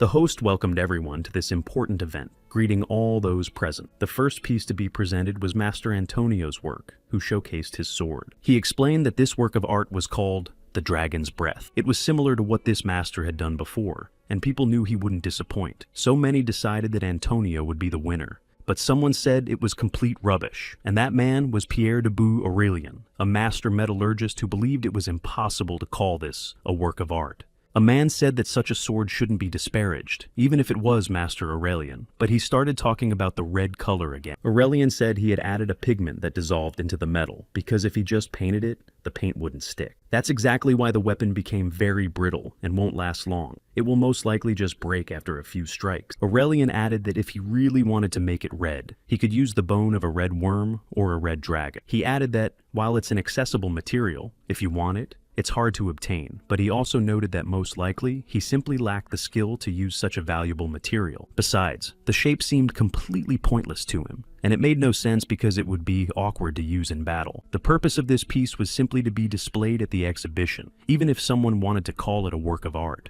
Aurélien thought it was actually quite good, but only for a one-time display, so they asked to put out the next lot. It was a work by a Korean master named Palguan, but it turned out that this sword had no name. Aurélien said that this sword had piqued his interest, so he immediately asked who had made it. It turned out that Master Aurélien was due to arrive in the region soon, and this was reported to the hunter's headquarters. Kim Cheong-gyu was surprised by this information, as the master's trip to Korea was far too spontaneous, even for him. No one knew why he was going to that country, so Cheong-gyu asked why he was going there, as it was important for him to know as the president of the association. It turned out that he was already in one of Korea's cities, so he ordered all meetings cancelled, even though there were already some plans for today. Cheong-gyu said that the meeting with the congressman wasn't that important, so without further ado, he ordered everything planned for today to be cancelled. He said to do this for as long as Master Aurélien was in Korea. The highest point a person could reach was the peak of his power, and these were hunters of the highest classes. After all, there were very few of them in the whole world. One of them stood before a gigantic monster that was already ready to attack him, but could do nothing against his strength. Li Si, who was one of the hunters of this class, merely smiled contentedly, knowing that such monsters usually couldn't withstand lightning. But this monster was unusual, for even without an arm and other limbs, it continued to attack him. Immediately after that, he decided to use an explosion to finally destroy this ogre. Moreover, right after that, another hunter approached him, and said that experimenting here wasn't necessary. Li Ha was also a hunter of the same class, and said that they wouldn't receive the full payment if the materials were damaged. However, he simply asked the others if they had heard any news, specifically that Master Aurélien was coming to Korea. Li Si said that no one knew why he was coming here, but they thought the reason might be Chirin's weapon. Li Ha said there was nothing special about that girl, and that it annoyed her that people talked so much about her, since she was just a kid who happened to get that rank. The guy replied that they were all kids once, and after all, Li Ha wasn't born an S-rank kid either. The girl thought he'd become a fan of Chirin, but he was just telling the truth. It seemed to him that his friend was jealous of Chirin, but Li Ha replied that she couldn't be worse than that kid.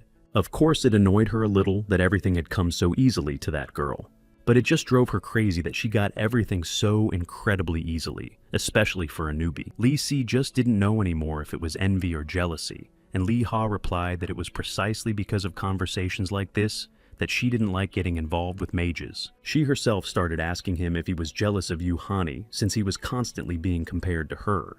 The boy just calmly replied that he didn't think she was better than him, and asked if that could be considered a form of jealousy. In the end, the girl just left, and he stayed with the monsters she had recently hunted so skillfully. Li Si decided that, given the situation, he also needed to meet with Master Aurélien, since he thought it would be great if such a person could make him a new staff. Meanwhile, Chirin and Shivu continued training at her group's headquarters. She attacked him very skillfully, never letting up for a moment, but the boy could see that the whole thing was becoming very dangerous. After that, he also began attacking her more fiercely, and eventually it ended with her slamming into the wall and flying down. Shivu was very frightened and ran up to her, asking if she was okay, but he saw that her shoulder had swollen up badly, though nothing was broken. Her last attack had been very powerful, so he used his own accidental superpower to try to soften the blow. Chirin replied that everything was actually fine, since after all, she was the one who had started attacking harder. It was clear that the girl was trying her hardest, but she was overly confident in all of this because, after all, she had far more talent than she realized.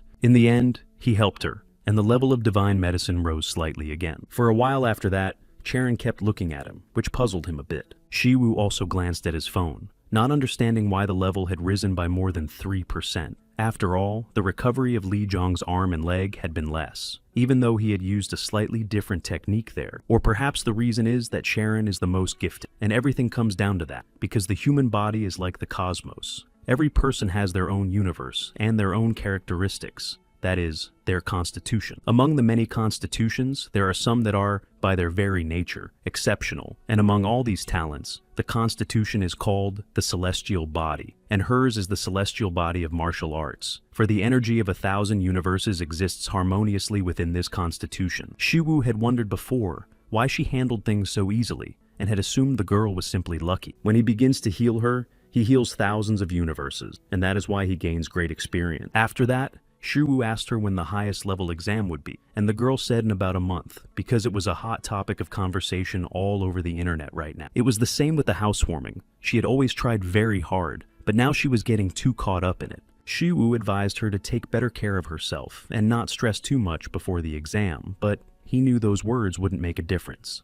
Then the girl suggested they go together to meet Master Aurelian. Shiwu remembered who he was from his conversation with Palguan, so he thought that his uncle had indeed won. The young man thought that perhaps Aurelian wanted to test her skills before the exam, but he refused the girl, saying that he probably didn't need to go. Shiwu turned back and said it would be better for her to go there alone, because he thought that even though Aurelian was a master of metallurgy, he already possessed that skill. Meanwhile, the people of Pandemonium also learned that Aurelian was coming here. Moon Taebom was the head of the High Pandemonium in Korea and was delighted that this master was coming here. Later, Charon, accompanied by her bodyguard, went out to meet the master who had already arrived. When she asked him, he said he was still just an ordinary blacksmith, and the girl replied that even though they hadn't seen each other in a long time, he was still the same, and then invited him to dinner. However, he declined, saying he had already eaten, and suggested she take a look at what he had brought with him. Aurelian, along with his bodyguard, opened the box where the sword was kept, and said he wanted to meet the person who had forged it. After the protagonist built his house, he returned to his normal life and resumed filming videos for his own channel.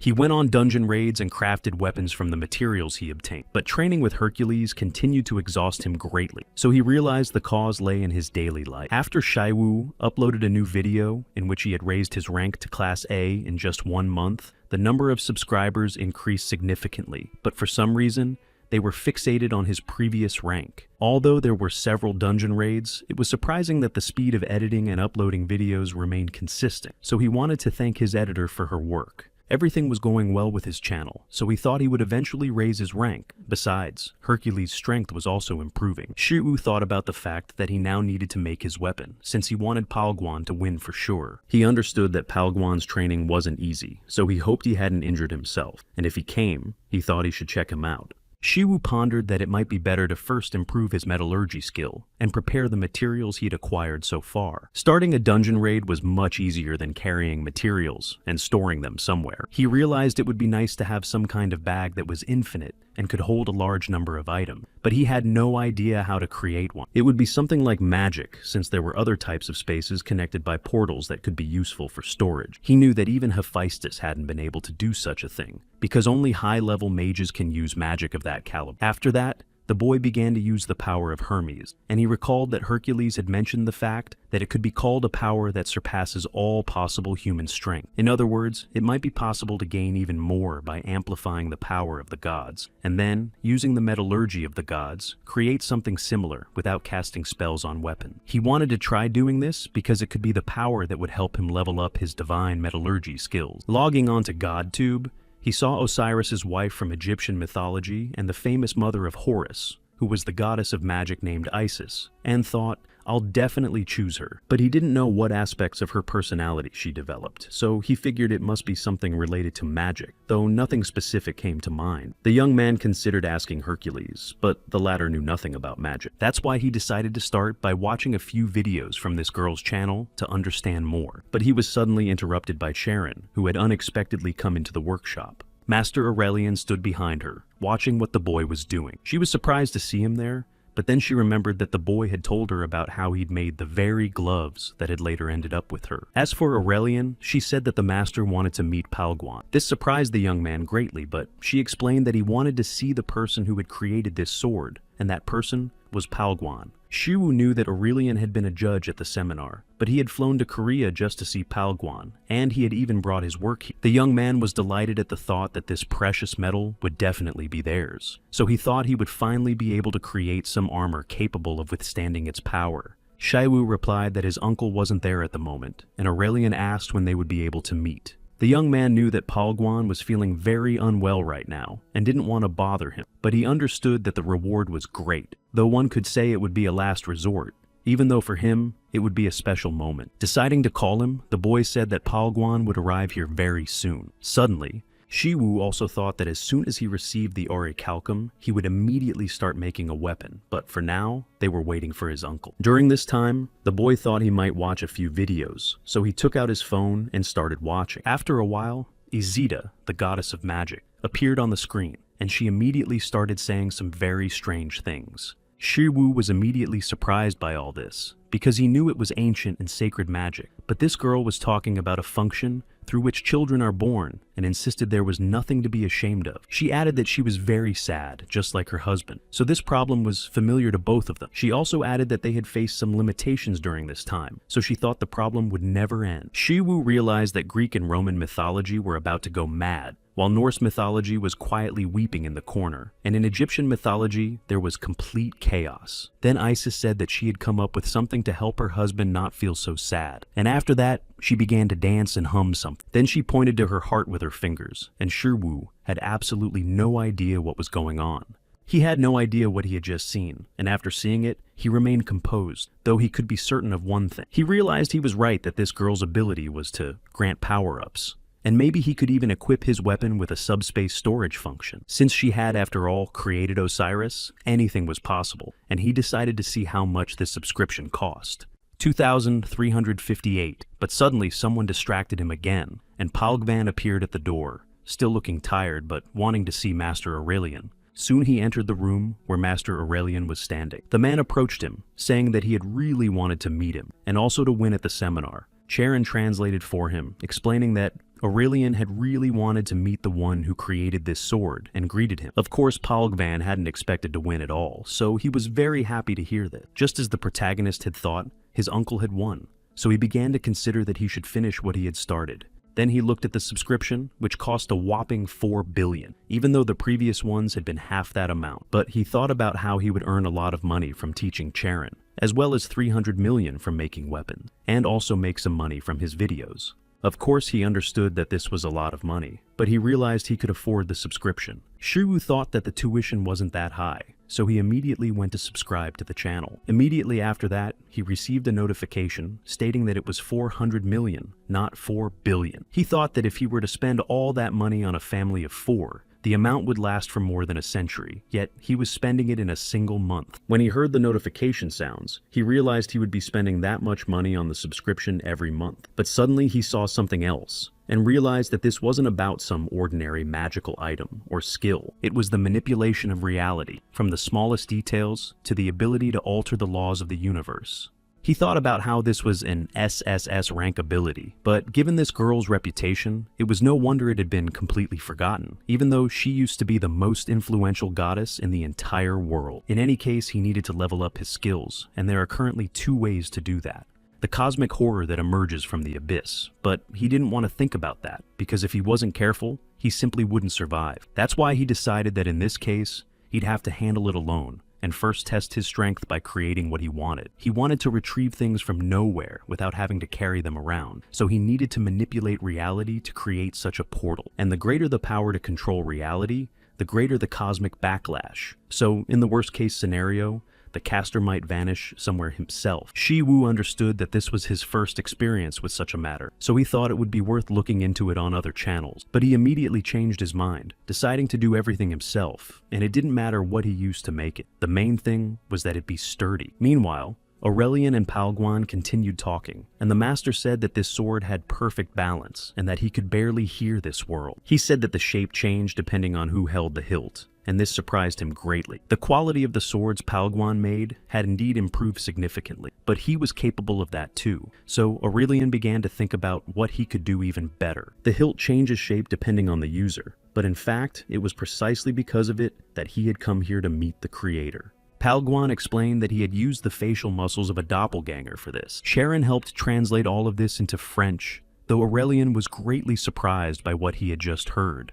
That means this man used the characteristics of a monster, and that seemed impossible. Since then, they began using monster remains in metallurgy, but then a major breakthrough occurred, and materials appeared that were significantly stronger than the previous ones.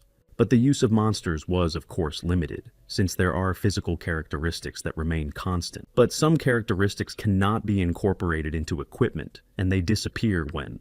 Aurelian thought that Palguan must have been a god of metallurgy if he was able to create such a thing, since doing so is incredibly difficult. The man replied that he had a teacher, and pointed his finger at Shi Wu, saying that he was his master. Aurelian thought that this guy didn't look like a blacksmith at all, so he didn't think he could be the one who taught this man to create such brilliant things. Palguan admitted that he couldn't believe it at first either, but it seemed like Shi Wu was about to do something, so he suggested they see for themselves.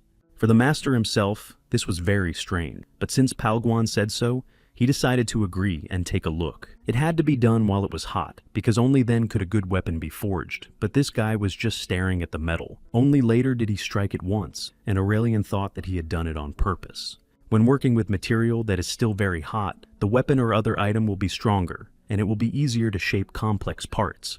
But when it cools down, the metal must be completely cooled before striking it. Otherwise, if it is hotter than necessary, it will deform. Aurelian was amazed at how clearly this young man could sense the temperature when it was time to strike. It seemed simply impossible to him, and he still didn't believe it.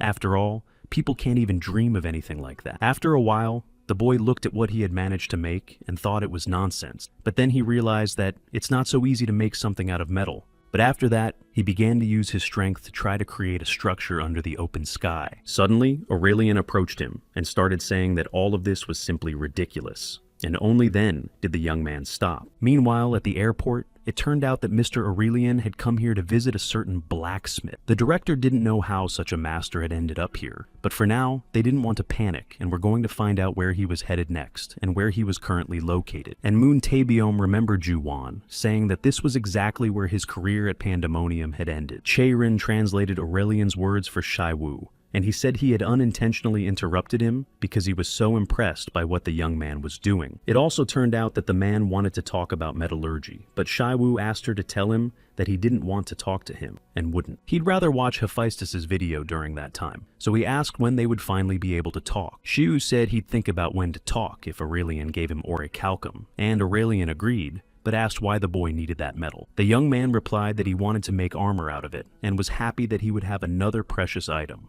After a while, they said goodbye, and the master left with Chaerin, leaving the protagonist alone. A short while later, Palguan approached him and said he didn't want it to turn out this way, since the boy thought his uncle had been expecting this meeting and he had ruined it. The elder simply replied that everything was fine, since what mattered most to him was working with Shi Wu, not this meeting. And since there was nothing else to do there, he said he would leave. Finally, the boy just told him not to overexert himself. And after that, when he was left alone, he began to use his power to finally create the very item he wanted so badly. All of this was about the cosmos and expansion, and he wanted to make something he could use to his advantage. Shi Wu realized that the backlash was incredibly strong, and he barely managed to stay on his feet. It was even worse than Heracles' training, and it was truly incredibly difficult for him to cope with it.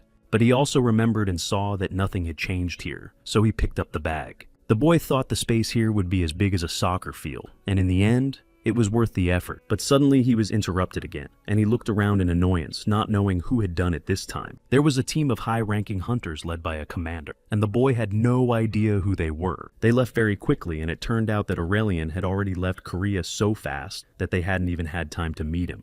Liha didn't know at all what was happening in that workshop, but she was curious if she would be able to get a weapon this time from a master like Aurelian. In fact, that would be incredible, and Yuhana, who was sitting next to the commander, agreed that it would be very interesting. She was a witch and a hunter of the highest rank, but she said that in reality, it would simply be impossible. Any sufficiently advanced science might not differ from magic, since magic doesn't contradict the laws of physics. Hannah mentioned that many people consider magic to be something supernatural. Then she asked why the water was boiling right now, and Liha replied that it was because the water was in contact with fire at that very moment. But after that, it turned to ice almost instantly because the witch had simply hidden the fire using a spell of invisibility. Using these laws, the law of atmospheric pressure is formed, and water boils at a temperature of 100 degrees. In other words, they're simply using the laws of the creation of the world and physics. Fire carries cold, not heat, and water will never, under any circumstances, boil, because that's an impossible concept. However, Lee Si himself saw the bag that the boy had created, and it changes all the laws of the entire universe. Lee Ha said that he himself had just said that it was simply impossible, but Hannah added that if it were impossible, no one would have done it. Some can stand above the laws, and only deities can do that. In the end, they discussed the topic for a while longer, but suddenly the president was contacted again regarding Aurelian. Meanwhile, Pandemonium reported that the treatment was going well.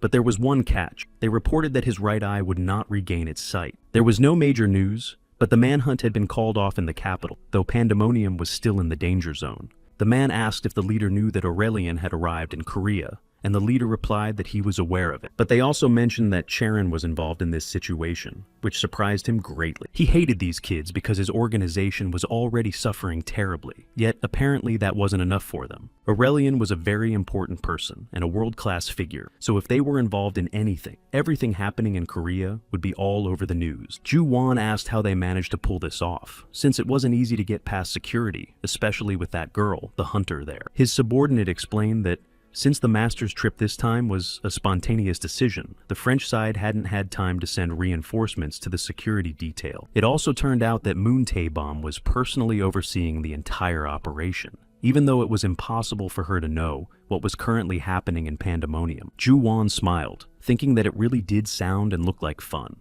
The man also wanted to mention that he had another piece of information besides the master who had arrived here. He explained that Shi Wu, who had previously ruined their plans, was also involved in this matter. Meanwhile, Shi Wu was trying to fight the giant snake that was squeezing him tighter and tighter. He struggled and used all his skills against the creature. Li Jun stood next to him, watching everything that was happening with amazement. Only after a while did he lift the snake that the boy had destroyed, even though it was incredibly heavy, and his whole body trembled under the weight. After that, he saw a small bag in front of him, and was surprised, because Shi Wu had told him to put the whole snake right in there. Hearing that this was indeed the case, Li Jun began to do as he was told, but he was still puzzled by what was happening here. The younger man asked if he had done this all by himself, and Shi Wu said that was indeed the case, and that Aurelian hadn't helped. He also asked the boy if it had been difficult for him, and Shi Wu said that since another dimension was attached here, it wasn't really that hard. Although that wasn't exactly what he meant, in the end they had to clear 3 more dungeons, but Shi Wu asked them to be more careful with the camera.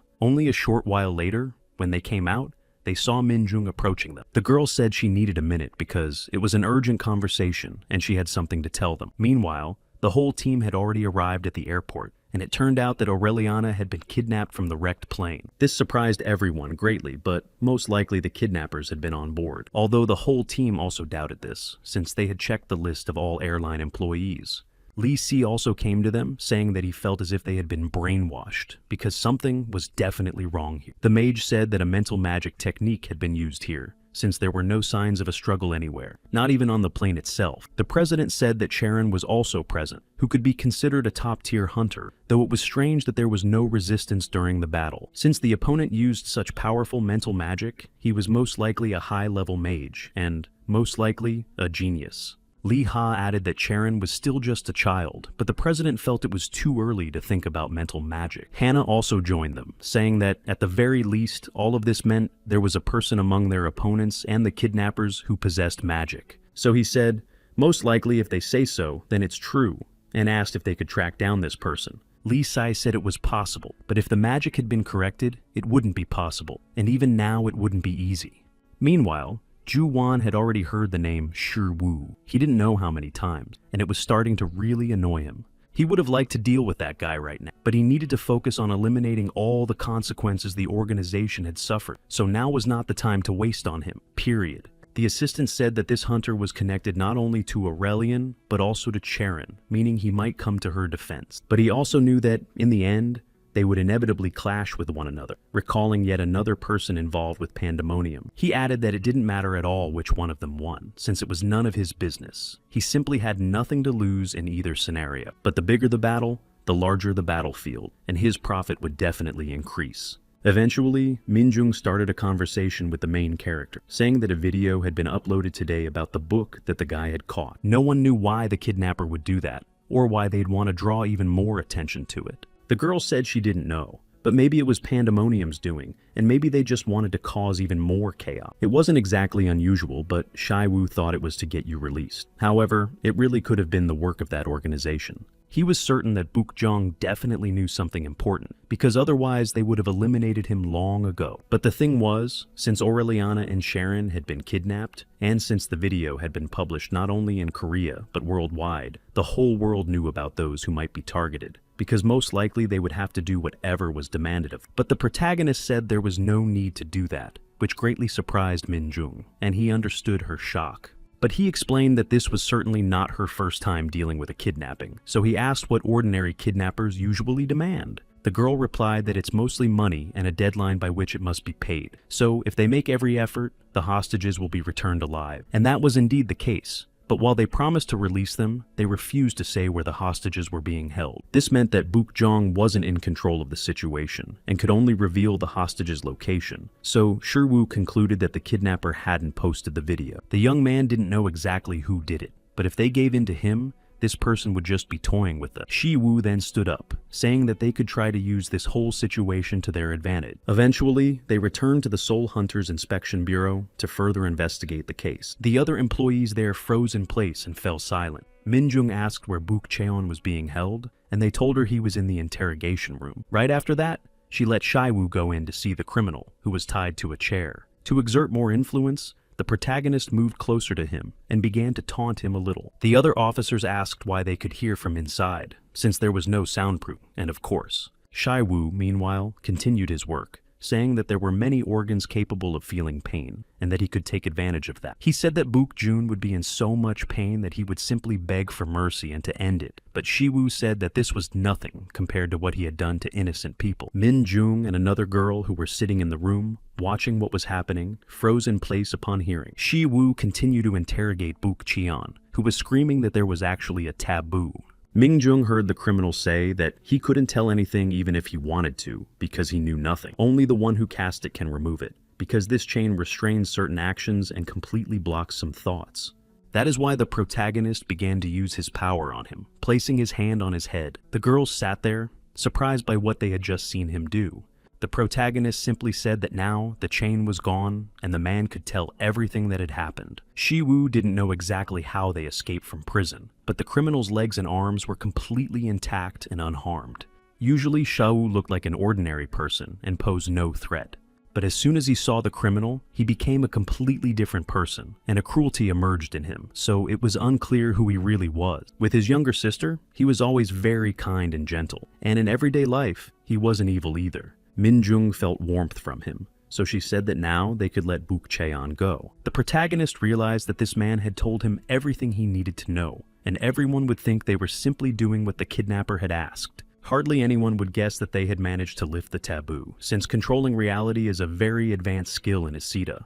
In a little while, they were supposed to reveal the location of the hostages, and the boy didn't know what would happen next. But he understood that he would have to act quickly and decisively so that no one would figure out when to expect it. Meanwhile, Charon was being held captive by the criminal who had kidnapped her. Min Taebom was the leader of Pandemonium and possessed the skill of mind control. Now, Charon was completely alone, and she said that no one would save her. Her parents never came home, but she didn't cry because she had been told that if she was strong, her parents would return. When someone came, they started saying that they would raise the girl themselves.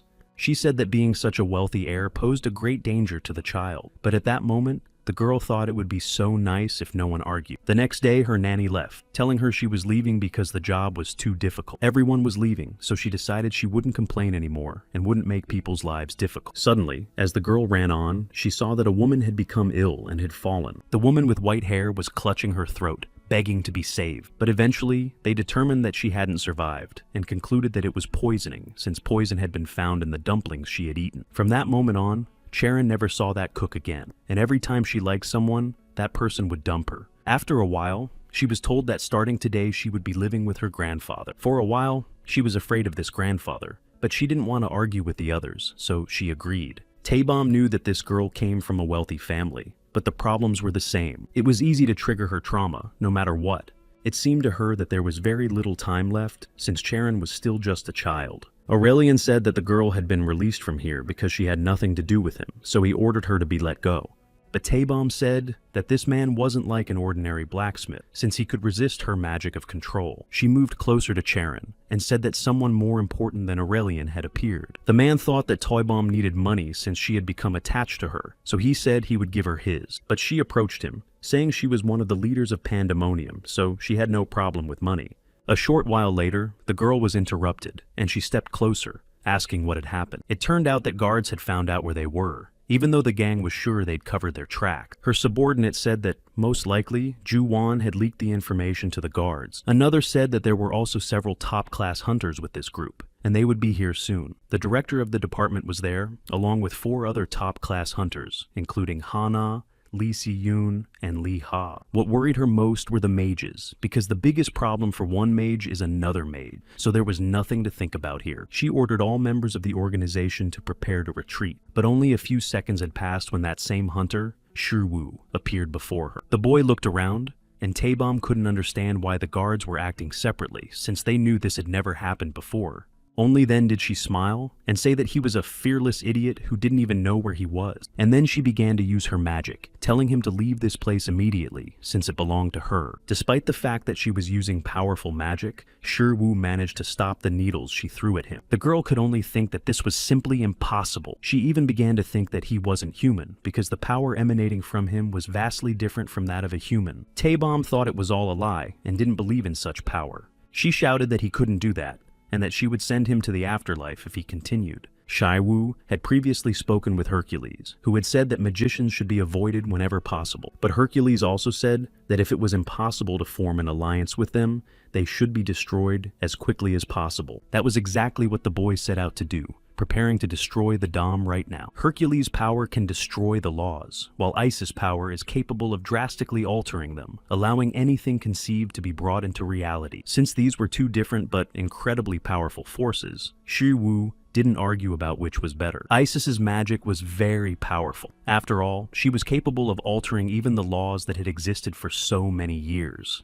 Despite what was happening, the bomb continued to fight, even though she knew she was powerless against it. Eventually, she fell, clutching her shoulder, and knew that Shiwu was now considered the strongest of them all. Her arm was gone, but the girl got back up, saying that his power was simply impossible. She thought that such a thing simply couldn't exist, then realized she hadn't blocked the blow, having made a mistake. Although she had used short-range teleportation magic, it had been of little help despite her desperate attempts to dodge.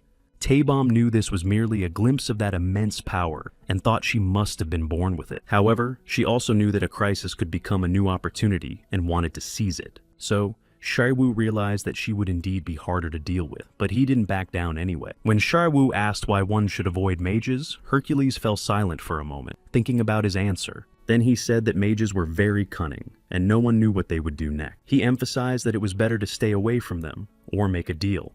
And if that wasn't possible, then you had to destroy the mage as quickly as possible. Meanwhile, Taebom was trying to regain control of her own body right then and there. She said that if they took her life, she would take the lives of her 2 captives. Shiwu knew that to deal with her, he would have to use the Heavenly Fist of Destruction, even though it was a risk, since he could only use it once. He thought he might even be able to do it twice, but remembering the consequences, he realized he shouldn't act rashly and without thinking. The boy said that even with such power, he would definitely be able to save them. But Taebom was capable of controlling spatial magic, something beyond comprehension, which meant she could also control time. There was no guarantee that what was happening here would still be happening a moment later in such a situation. Taebom laughed again, wondering how this guy could possibly know how to use such powers. But she simply said he was finished, regardless of what he might have just imagined. Her ability to control consciousness could turn anyone who entered it into a true victim. And she knew that even if the boy had superpowers, they wouldn't help him avoid this attack on his consciousness. But suddenly she found herself inside his consciousness and was very surprised by what she saw before her. By nature, the human mind is unstructured and a complete chaos. So Taebom could use her power to evoke fears or memories and put pressure on the victim. But now, stepping closer, she saw Hercules continuing his training. The girl suddenly clutched her throat, realizing she couldn't even take a single breath. Only then did she hear Heracles' voice telling her not to distract him, as he wanted to continue training. After that, She returned to the real world and began to breathe, though she didn't know what had just happened. She couldn't remember anything, but it seemed as if her memory itself had been completely blocked. Taebom looked at Shiwu again, still unsure exactly what kind of creature he was, but he was already ready to attack her again. Meanwhile, the hunters had already arrived at the scene, but suddenly heard that someone had come to join them, as sounds of a struggle reached their ears. The president realized that the information about Pandemonium's location was confidential, so only those present could know it. Realizing he needed to figure this out, he first suggested going inside to see what was there. Meanwhile, the main character continued to fight with all his might against Taebom, even though he was already exhausted. She tried again to use her skills to confuse him, or tie him up, but so far it was all in vain. Only when he got close did Taebom create an illusion of herself so that he wouldn't know where the real one was. Taebom also unleashed a lightning bolt, continuing her attack while Shiwu paused to consider his next move. But he didn't hesitate for long. He began to harness the divine power of Hercules and lunged at her. However, as he closed in, he saw that Taebom wasn't there and assumed she had escaped through the portal. She grabbed all her captives and approached the portal again. The boy realized he had already used up all his strength and had no time to hesitate. Then he lunged at her, but all she did was throw Aurelian at him. After that, the girl said it was already too late, and she was leaving. The bomb simply said goodbye to the boy, while standing with Sharon in her arms by the portal. Shiwu realized he couldn't do that, and left a magical trail that would allow him to find her.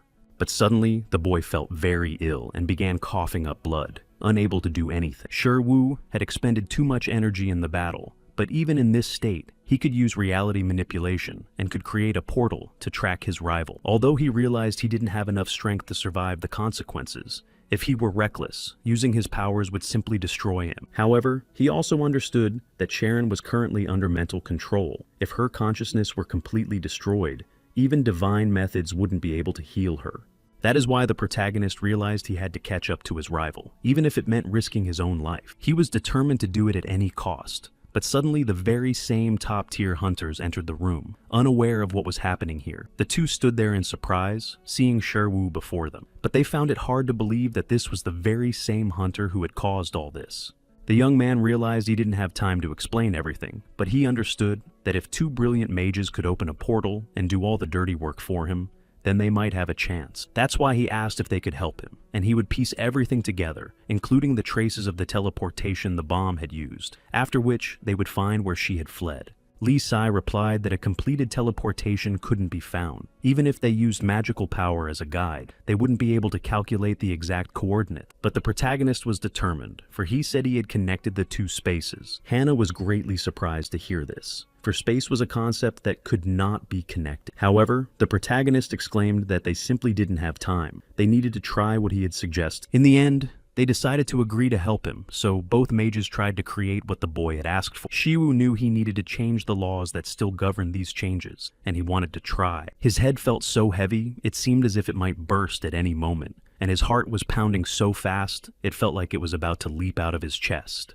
But despite all this, the boy didn't give up, and after a while, he managed to create that very portal. Shiwu was already breathing heavily, and told the others to go ahead, while he would follow them. The president was already beside them, and said that they really shouldn't delay, since they needed to find Sharon. He asked those who remained behind to take care of Aurelian and lead him to a safer place than this one. When they entered the portal, Taebom was already in her spot, and realized she felt bad about having to leave Aurelian there. But despite that, that guy was a real monster. So she was glad she'd made it out alive because luck was still on her side. Besides, she still had Sharon, who was a very powerful sacrifice. Taebom knew that soon the girl would become a puppet, but suddenly she felt very ill again. She wondered if it might be because she was missing her left arm, but her magical power and the chain inside had already been completely destroyed, so if she wasn't careful, it could all end fatally. However, just as suddenly, a portal appeared behind her, even though she thought she had managed to close it completely. Very unexpectedly, the president and top-tier hunters began to emerge from it. She just turned around and looked at them. She started laughing when they all ended up in her space. Li Ha didn't understand why she kept laughing, and it seemed as if this woman had gone mad.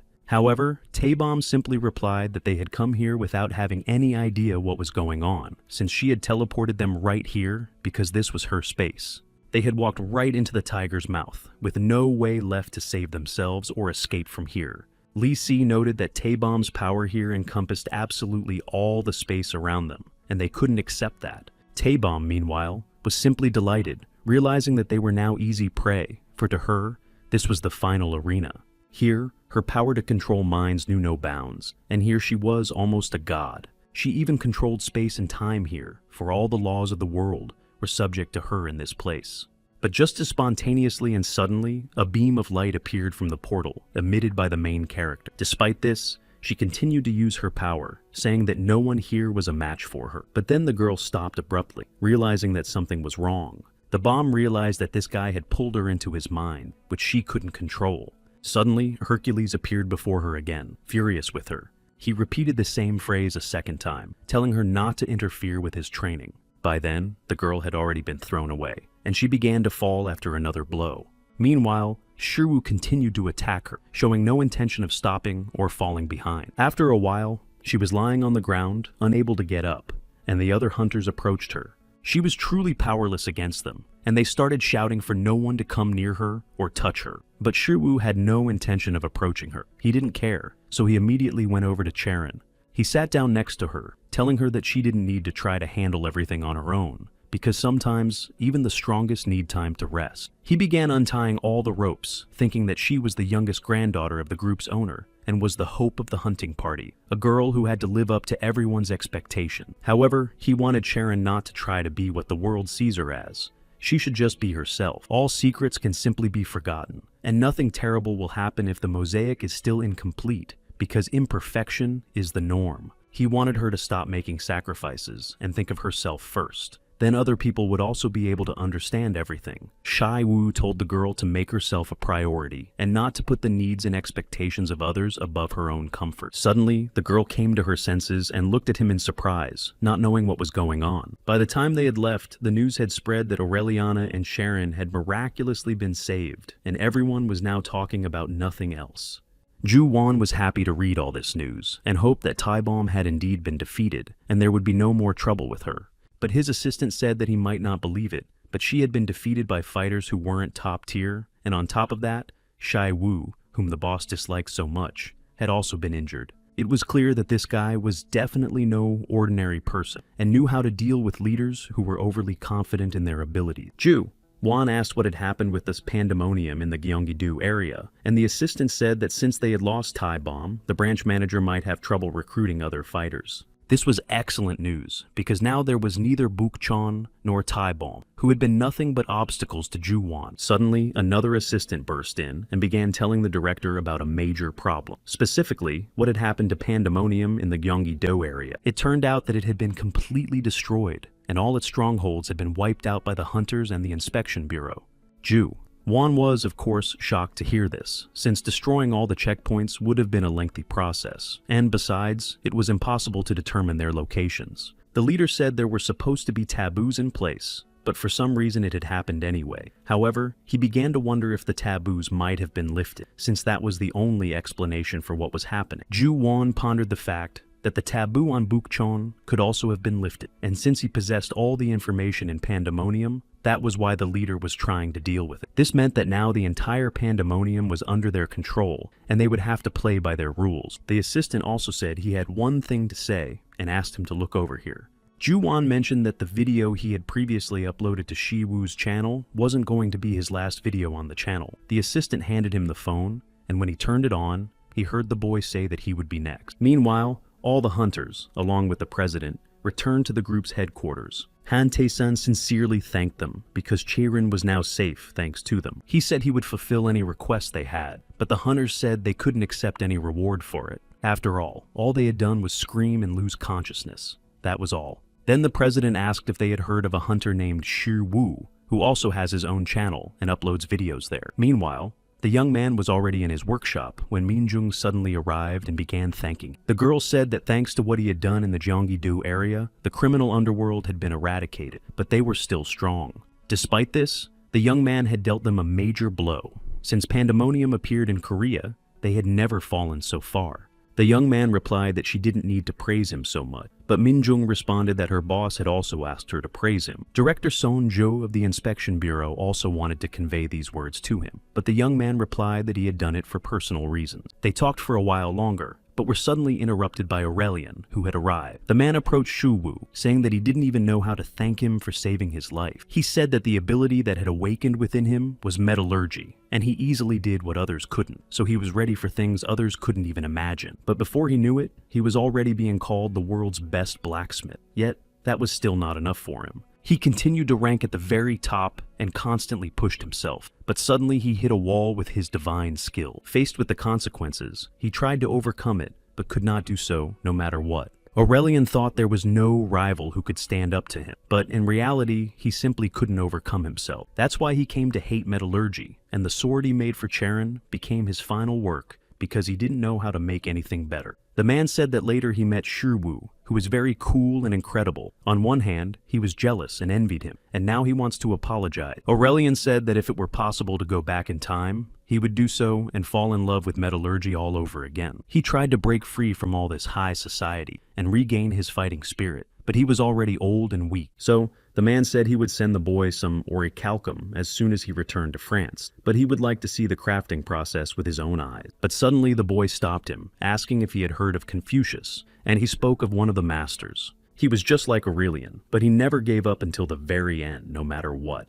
In those days, people lived mostly to be 37, and Confucius was over 50 and very old. But even in such an old body, he wanted to fulfill his dream, even though there were constant wars back then, and the whole world was in chaos. As a result, the man was able to achieve his goal and became one of the 3 strongest masters, so Shu Wu said that Aurelian could also accomplish what he desired. The man smiled, saying that the young man had saved him twice and promised to start over. Then the young man offered to make armor for Minjung, which greatly surprised her. The girl replied that Shu Wu had already done everything there, so it would be better for Aurelian to make the armor specifically for him. The young man replied that she was already protecting his home, and thanks to that, he could work here in peace. So, in his opinion, Minjung deserved more. Besides, she heads the inspection bureau, and weapons from such a master would definitely help. Aurelian said he'd heard a lot about this chicken inspection bureau, since these were people who worked for the sake of peace, so he promised to make the best weapons for her. After that, he said he'd still have to go to France to send Shu Wu to orichalcum. He also asked if he could watch while he worked on it, to which Shu Wu replied that learning from him was quite expensive. He explained that he would receive one for winning the seminar,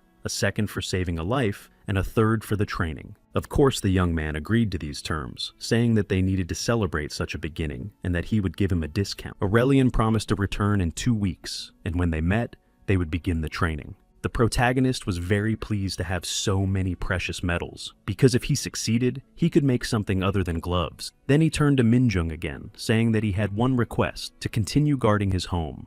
The girl said she was ready to give her life for this house and promised she would start right away. Since he was now free, he decided to make another weapon. Then, hearing a loud noise, he looked out onto the street and saw that Minjung was incredibly happy, happier than he had ever seen her. Meanwhile, in the office of the SH Group president, he was standing looking out the window when someone suddenly arrived. Han Tae-sen said that he personally wanted to meet that guy, Shu Wu. So, the assistant said he would find him right away and do it as quickly as possible. Shu Wu himself, meanwhile, continued training with Hercules in the level B+ dungeon. Hercules was quite strict with him, telling him he needed to work on his neck strength and ordering him to stop whining. It was truly very difficult for the protagonist. Besides, the training seemed harder than the battle with Taebom and the others. After a while, he finally couldn't take it anymore and collapsed to the ground, and Hercules said the boy was still very weak. But it seemed like a plus, since no one was bothering him like last time. Hercules began to explain that when he was training, some person had appeared,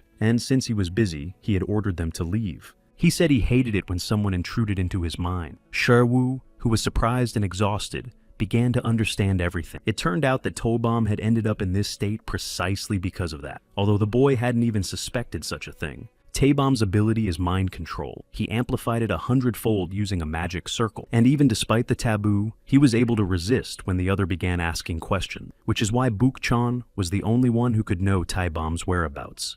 Hercules said that only a powerful mage could do this, but it turned out that Hercules had destroyed his consciousness, but didn't know if he had destroyed the ability itself. And he asked if the two might be connected, because if the consciousness is completely destroyed, then the ability itself might be destroyed as well. Finally, he stood up, realizing that no one could destroy the bomb, but it seemed Heracles had managed to do so. Then he picked up his phone and noticed that his skill level was rising too slowly for some reason, and Heracles asked how much it had increased. It turned out there wasn't even 1%, and he said that perhaps this meant the time had come. Shiwu was growing very quickly, and since GodTube didn't have any subscribers before, he became a pioneer and doesn't know the ins and outs. The game added that here you can discover the power of the gods, but perhaps now the boy's progress might stop. He said that you need to evaluate yourself professionally, and if your power level isn't increasing, then your skill level won't rise either. Hercules said that this was the maximum the boy could achieve right now. The young man looked at his phone. The conversation was now about superpowers and other skills as well, meaning he wanted to know at what point he had reached his peak. Hercules said there was no need to worry, because if he didn't give up and kept training, he might be able to cross that threshold. Becoming a deity had previously seemed like nothing more than a myth, and the young man began to truly believe that the answer might lie within his own body. However, he understood that even if he went to extreme lengths, medicine in their time couldn't always help. If you thought about it, divine magic had reached its peak long ago. He knew there was a way to brew stronger potions, for he had seen them on the channels. Confucius said that, in addition to life, nature gives them defense mechanisms that are woven into the life force of nature, so they can be effectively used as a philosophy of survival. Shiwu thought this was going too far, and he didn't want to eat poisonous plants, even though he didn't know if this plant was actually poisonous, and he didn't want to test it either. Next time, he thought he'd have to eat fugu fish or mercury-poisoned food, so he was afraid to go through with such experiments. But he knew that if he ate a little at a time, he could gradually get used to it, even though it would take far too long. Of course, he had discovered a few secrets for preparing highly poisonous meat, and wanted to subscribe to the Immortal Hydra's channel. The 9-headed Hydra had the ability to be immortal, since it regenerates even if you cut off one of its heads. Hercules said it was nostalgia, since he'd heard that it made a living by selling its head, or rather, the meat from it, and he'd also heard that it was very tasty. In fact, this was really very strange to the guy, and he began to think that everyone there was a little crazy. But before that, he also wanted to take advantage of the opportunity to gain resistance to poison, because one of the Hydra's most formidable traits was its poison, which could destroy even a deity. Hercules said that the Master Chiron had been poisoned by the Hydra's venom, and ultimately, this was indeed a very powerful move. This poison caused incredibly intense pain, and since there was no antidote, Chiron, whom it had poisoned, appeared before Zeus and ended his life in terrible agony. The protagonist thought that if even a deity could be destroyed by this poison, then he needed to get his hands on it as well. The slime covering the Hydra's scales was also poisonous, but the fact that its poison had no effect on the Hydra itself meant that it possessed an antidote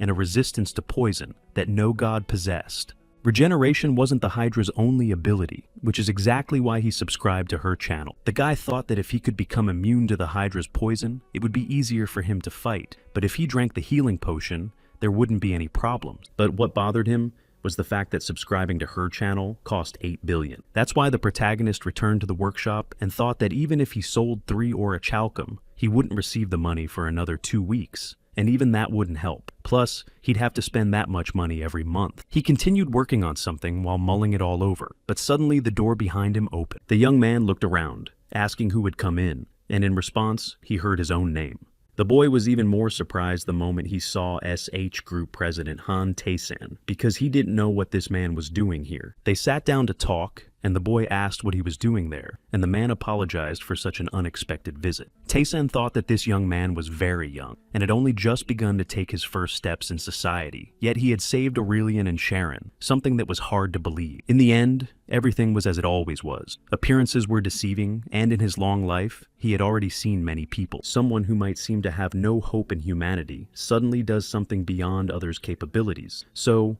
one must not judge by appearances alone. Taesan said that he had already been told everything, and as Sharon's grandfather, he was very grateful to the person who had saved him. The young man replied that he had simply done what was necessary, but the president promised that he would do everything in his power to help him. The young man reflected that for hunters who had reached a certain level, money was no longer so important, since self-development was the main priority for them. Therefore, most of what they needed to buy was impossible to obtain. Taesan asked the young man what he wanted, and he himself was curious about what Shiwu would say. Then the young man thought for a moment, and said somewhat hesitantly that he would like the president to pay him a little more for his fencing training. In fact, This surprised the president, as he certainly hadn't expected this young man to ask him for money. Shiwu immediately backtracked, saying that asking for 5 billion for that would probably be too much, so he said 4 or even 3 would be fine. After that, he immediately said he was joking, and that even 2 billion would be okay, and the president thought the boy was just haggling. Tae-san had completely lost track of who the guy sitting in front of him was, and couldn't figure out what kind of person he was at all. Meanwhile, Charon continued training in the Hunters Guild Hall without stopping at all. The girl had been dedicating all this time to training in order to become even stronger. One of her trainees began to worry about her, since she had been training for 20 hours straight and showed no signs of stopping. She believed it was all because of her shortcomings and felt weak and helpless. As the youngest granddaughter of such a large organization, she bore a tremendous burden all on her own. Meanwhile, the main character finally received the desired payment and realized it had doubled, and the president immediately deposited 10 billion. It was clear that for the president of such a large company, this money wasn't that much. But now the protagonist realized that he could subscribe to the Hydra channel and receive 20 billion a month, so he could easily afford to spend that much money on subscriptions. Shiwu realized that it was too late to back down now, because he had to push himself and reach a new level. It turned out to be easier than he thought, and after a while, he started to get the hang of it, even though he'd expected something like divine poison. Hydra venom consists of bile and blood, so the guy thought that since he couldn't see anything, his blood might have become toxic. Curious to test this, he went into the dungeon of the Hellhounds along with Lee Jun, who still didn't quite understand what this guy was up to. He asked what the guy was going to do after he destroyed one of the monsters. The young man replied that he wanted to try something and poured a little of his blood into the monster's mouth. Sure enough, it turned out to be toxic, and Lee Jun realized you never know what's going on in this guy's head. After that, Shiwu asked where the guy had put the herbs they'd gathered. He pointed back, saying he'd just thrown them away, and the only thing his regeneration doesn't work on is poison, so he knows a thing or two about plants. After a while, Shiwu sat down next to the plant, and Lee Jong added that eating it would severely damage one's internal organs. But to his great surprise, the boy began chewing on it, so Lee Jong asked in alarm if he felt any discomfort, but Shiwu simply replied that the plant was quite bitter. It turned out that he hadn't subscribed to this channel for nothing, because now he could eat one poisonous plant, and it would reduce the effectiveness by a certain percentage since it neutralized other toxins. The poisonous plant tries to poison the body, but he didn't know if the Hydra's poison could neutralize it, or if it was a case of poison fighting poison. So the boy realized that if he wanted to fully benefit from the transformation, he needed to achieve resistance to poison. After that, they went to the next portal with Lee Jun, and the boy asked a few questions, saying that Shiwu had met with Aurelian and Charon, and he wanted to know if the Elder had really saved them, along with the other hunters. Shiwu replied that no one was supposed to know about it, but Lee Jun cheered him up by saying that all the media was talking about nothing else right now. He himself was proud of the Elder, having heard that the culprit turned out to be a top-tier hunter as well, and that even Charon had been injured. Shiwu was also surprised that Lee Jun called Charon Nuna, since he thought Lee Jun was older, but it turned out the girl was a year older than him, which surprised Shiwu. However, right now, that wasn't all that important to them, but Lee Jun didn't know why it didn't matter, since he was sure Charon was Shiwu's girlfriend. Of course, he was surprised by what he heard, and didn't know when she had become his girlfriend. Lee Jun replied that they had held hands at the housewarming party, but Shiwu didn't think that was something only couples did. Lee Jun said there couldn't be friendship between a guy and a girl, but Shiwu immediately replied that it was possible, since he was friends with his sister. He was surprised that Lee Jun didn't have any female friends, meaning everyone he dated had been his girlfriend. But Lee Jun said he had never dated anyone before. He asked the same of his older brother, and after a few minutes of discussion, they decided to explore all the dungeons of the capital together. Eventually, after some time, they returned, and the boy found himself back at home trying to brew a new potion. He remembered that if they kept buying ingredients to level up, all those ingredients alone would cost about 500 million. Then he recalled that thanks to such an elixir, an ordinary person could become a top-tier hunter. And they also said that the skill of working with poisonous plants was an art worthy of the gods. So, even though his potion didn't inspire any confidence at all, the boy decided to drink it and take the risk. Literally a few seconds later, he spat it all back out. It definitely tasted like the worst poison recipe ever. The young man decided to check his stats and found that his strength had increased, meaning he was beginning to push the limits of his own ability. On top of that, his other skills had improved as well, so he thought that perhaps this awful taste had awakened a new consciousness within him. But in any case, if he wanted to keep pushing those limits, he'd have to drink this stuff in the future too. He didn't know why everything that was good for him tasted so bad, and it sounded like some kind of universal law. He also thought that reality manipulation could change the taste, because if he could alter the taste of the elixir, it would not only improve the flavor, but also help boost his reality manipulation skill. Shu decided to try exactly that, using the flavor of Coca-Cola. When he tried it, he felt an incredibly strong reaction, even though he had simply changed the flavor. But after trying it, he realized the taste hadn't changed. It just had a lot more sugar added. After a while, he called his sister over, saying it was time for her to take her medicine. Soa came out to him, and Shiwu said it had already cooled down, so she could drink it all at once. His sister came closer and started speaking, even though she looked like she was feeling very sick. She said the onions tasted like socks after gym class, but in reality, her health was improving, and Shu Wu's mastery of the divine arts was also growing. The boy realized that although there was still no cure for a blood clot, he was confident that in a year, he would be able to cure Soa. Fenrir also appeared nearby, and the boy realized that he had also drunk some of the medicine left in the cup. However, shortly thereafter, the young man noticed an unauthorized figure approaching the house. Of course, he was frightened at first, but after a while, a man approached who introduced himself as Jun's secretary, Kim Min-jae. It turned out that Master Aurelian had safely returned to France. The protagonist added that he was supposed to return to Korea in about 2 weeks, which meant it would be today or tomorrow.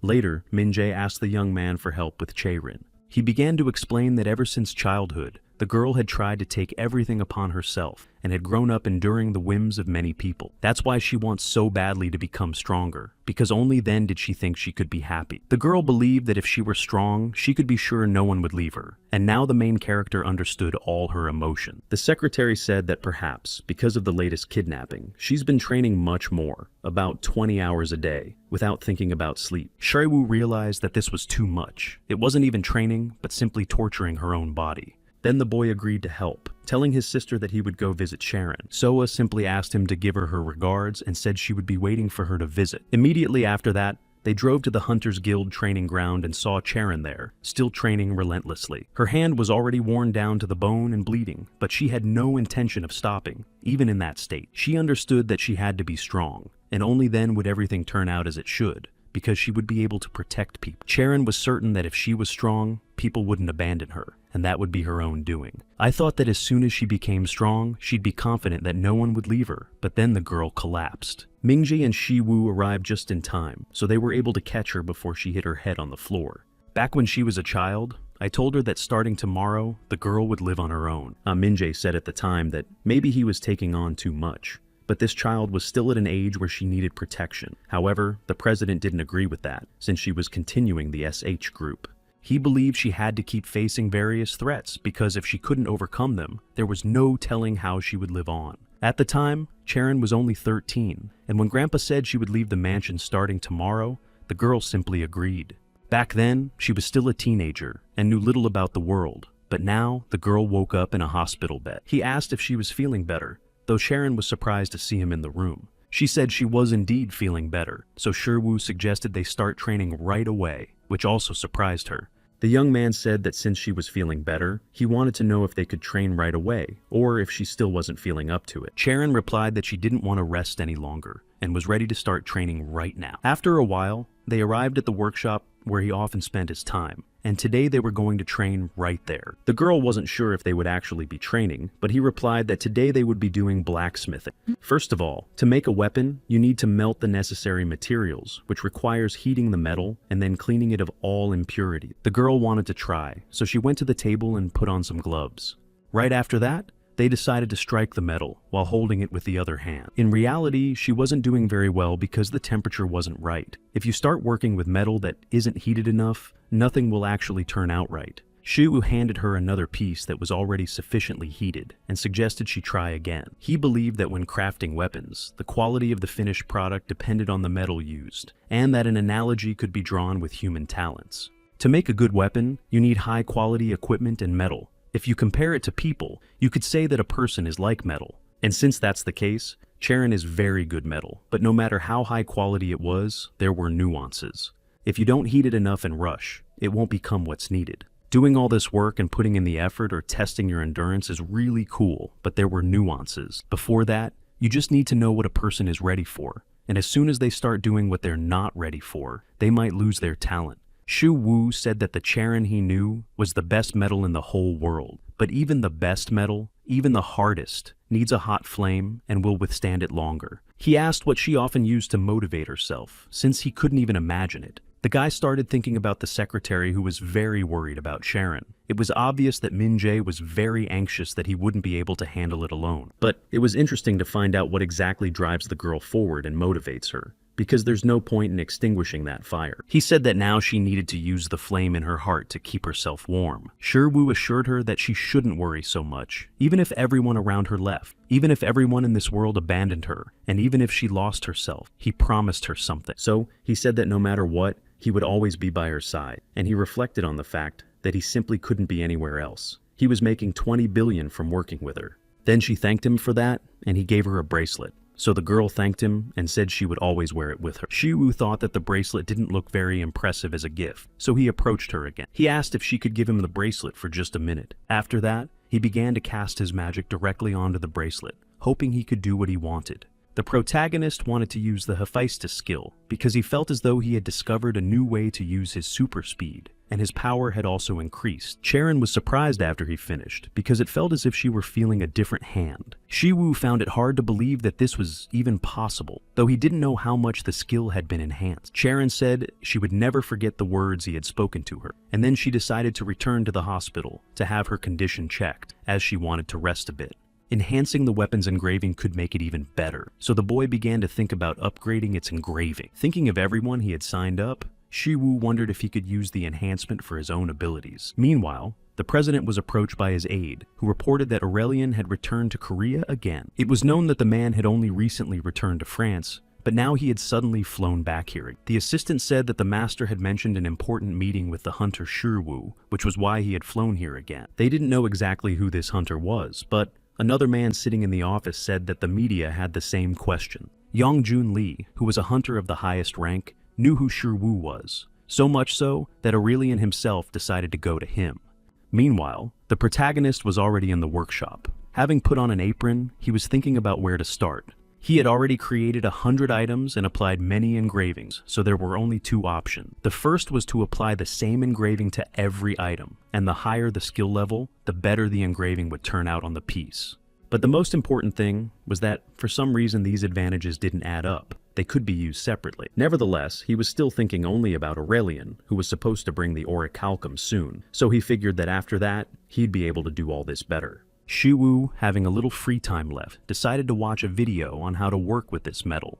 When he went to the website, there were many different videos from Thor, who said that he needed to start right now, or else he would destroy the entire workshop. Hephaestus just laughed, saying that he would start, but as an apology, he would simply make a weapon for him. The man replied that since he was going to do it anyway, he wanted to ask him to lend him his tool. Since he agreed to fulfill his promise, Hephaestus said he would go heat up the furnace and they would start right away. Taking a hammer, he said that in order to remove all the excess and turn this stone into molten metal, it needed to be struck hard with a hammer. He raised the hammer high and then struck the metal with all his might to create the desired object. Immediately after that, an explosion occurred and the entire room blew up. But he managed to do what he wanted. At least, the protagonist thought that would be the case, but it turned out that the stone hadn't split. However, another explosion followed. Seeing that Hephaestus himself couldn't do it, the protagonist thought he wouldn't be able to do it at all. But then Aurelian arrived and greeted the boy, who was delighted to finally receive his medal.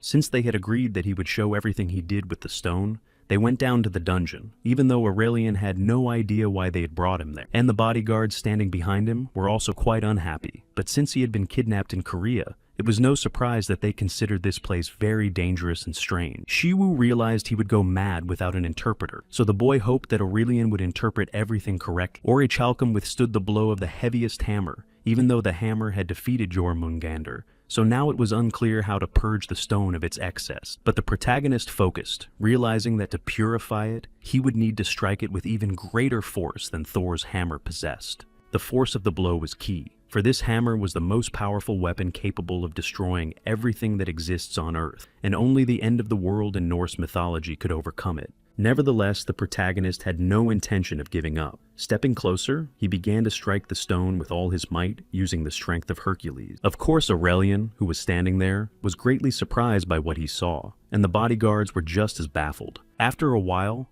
the dust and sand gradually settled. The power of the dragon's leg that the protagonist used was stronger than that hammer and deformed the stone more than he had thought. In any case, he wouldn't be able to improve his technique that way, so he needed to adjust his own strength. Meanwhile, Doku continued to sit at the computer, realizing that he still had a few more videos to make about how to become an A-rank hunter within a month, and they weren't even fully edited yet. Recently, she had been worried that word of her boss's involvement might leak to the press and lead to some kind of repercussion. She had heard that dangerous criminals were present here, and with the housewarming party fresh in her mind, she began to worry that she might be kidnapped too. The girl started wondering if her boss would come to her rescue if she were kidnapped. But suddenly, she was snapped out of these thoughts by what was happening on the monitor, and she saw another massive explosion there. Shiwu said that the cleanup was necessary for processing, and was now complete, though the girl had no idea what he was filming this time. On top of that, she was greatly surprised to see Master Aurelian there, standing in shock and watching it all. Also present was Clement, a well-known YouTuber.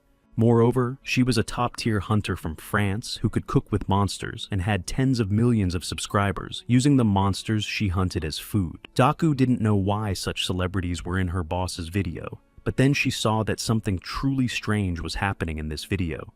Before long, they all returned to the workshop, and the protagonist was ready to start working with the material. He thought that to achieve this result, he had to destroy 31 dungeons, but at least he managed to record a video for his channel. He also noticed that his level had gone up, and thought it was due to reality manipulation. Aurelian approached him, asking what he planned to do next, and he decided to explain a little. Shu said that he was about to start working with this material right now, since all that was left was to craft a weapon from it.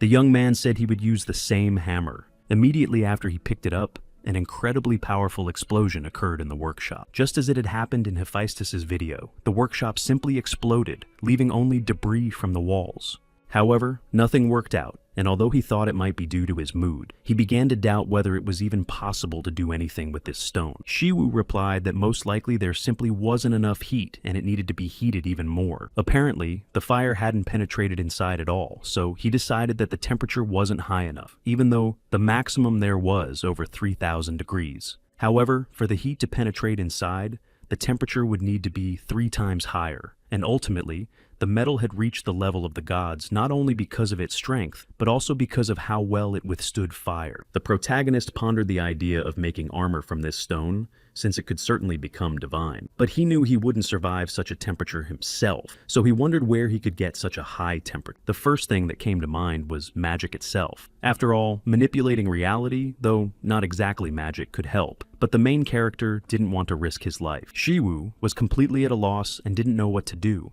since nothing was going the way he wanted. Only later did an idea occur to him, and Lee Ha, who was standing next to the monster, asked what the team was going to do, especially since so many days had already passed. Lee Ha said that Taebom had simply vanished on his own, though it was impossible to know what level of power was involved. Hannah said that what had happened there wasn't just teleportation, but rather a passage through space itself. Teleportation wasn't actually that advanced a form of magic, but Hannah had overlooked the possibility that it could be higher level magic. They didn't know that it was even impossible to classify it purely as magic, since the merging of spaces was merely a theoretical concept and impossible to replicate in reality. Lee Si said that if a giant tree that had been growing for 1,000 years suddenly vanished in an instant, what would they think? It would be an absolutely impossible scenario, and no one would even agree to put forward such a theory. However, Hannah said she had received a notification from the owner of the Ranker channel, and began to wonder what might be if he was indeed the owner. She was surprised to see him here again, the very same hunter they had encountered just recently. She was a high-class hunter, and had a massive audience of over 40 subscribers. She attracted attention with her fire magic, which amplified her cunning 100-fold, and the use of this magic was an incredible spectacle. Lee Ha had no idea who this guy Shiwu thought he was, and she didn't know what kind of strange job offer this was. It wasn't a job offer from the court, but for some unknown reason, he had summoned them to his top-tier dungeon. Lee Si replied that he was curious to find out who this guy was, so he was going to go too. Eventually, after some time, they arrived at his dungeon. The hunters were greatly surprised to see Aurelian and the famous Clement standing before them. Hannah immediately asked what the guy was planning to film, and why he had offered to collaborate. Shiwu was at a loss for words at that moment, but he asked if she could help him ignite a flame. He was simply trying to smelt orichalcum, but the temperature was too low, though the hunters would have been surprised that he possessed this stone. He said that thanks to its heat resistance, It could withstand temperatures up to 1,000 degrees Celsius. That's why he thought Hannah might be the one to help. Lee Ha was actually surprised by what she heard, and she said they couldn't even imagine what such a gigantic temperature would be like. After all, the sun's surface temperature doesn't even reach 6,000 degrees, and they want a full 10,000. He also suggested that after this, he could appear on Hannah's channel in any video, though he wasn't sure anyone would agree to that. But despite this, the girl decided to agree, saying that she would try to do it. Lee Ha stepped closer, saying that the temperature was too high, and that even if she could do it, she didn't know why she would want to. Hannah said that this guy would then appear in her video, so she decided to give it a try after all. The girl moved closer to the stone and began using her most powerful magic to ignite it and heat it to the required temperature. Eventually, after some time, something started to happen, and the protagonist thought that it might actually work. Immediately after that, he ran to the stone and decided to use the dragon strike to finish it off. Shiwu could only hope that the process would be successful and struck the stone even harder. He began to use the Divine Battle of Hercules, Round 2, and the power of the Heavenly Fist. While everyone else stood in shock, the boy saw that he had indeed managed to make those very same red-hot gauntlets. He thought that if he made a weapon like the one Hephaestus had created, it might possess incredible abilities, and he put the gauntlets on. Moreover, the most important thing was whether this gauntlet could withstand his strength. But he was already pleased that it hadn't broken, so he thought it must be indestructible, though he wondered if that was even possible. This ability in the armor was unique, and it was something that could not be destroyed under any circumstance. After that, he sat down next to the gauntlet, realizing that even if it was something that couldn't be destroyed,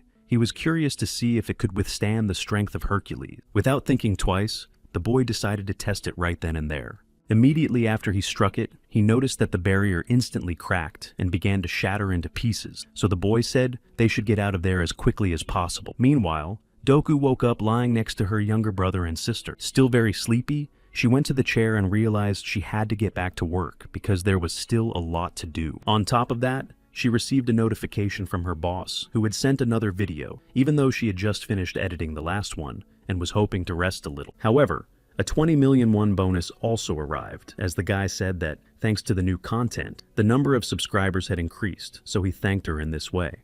Eventually, they were back in the room, and Shardwu mentioned that this bracelet was already incredible because it was made of such a rare metal.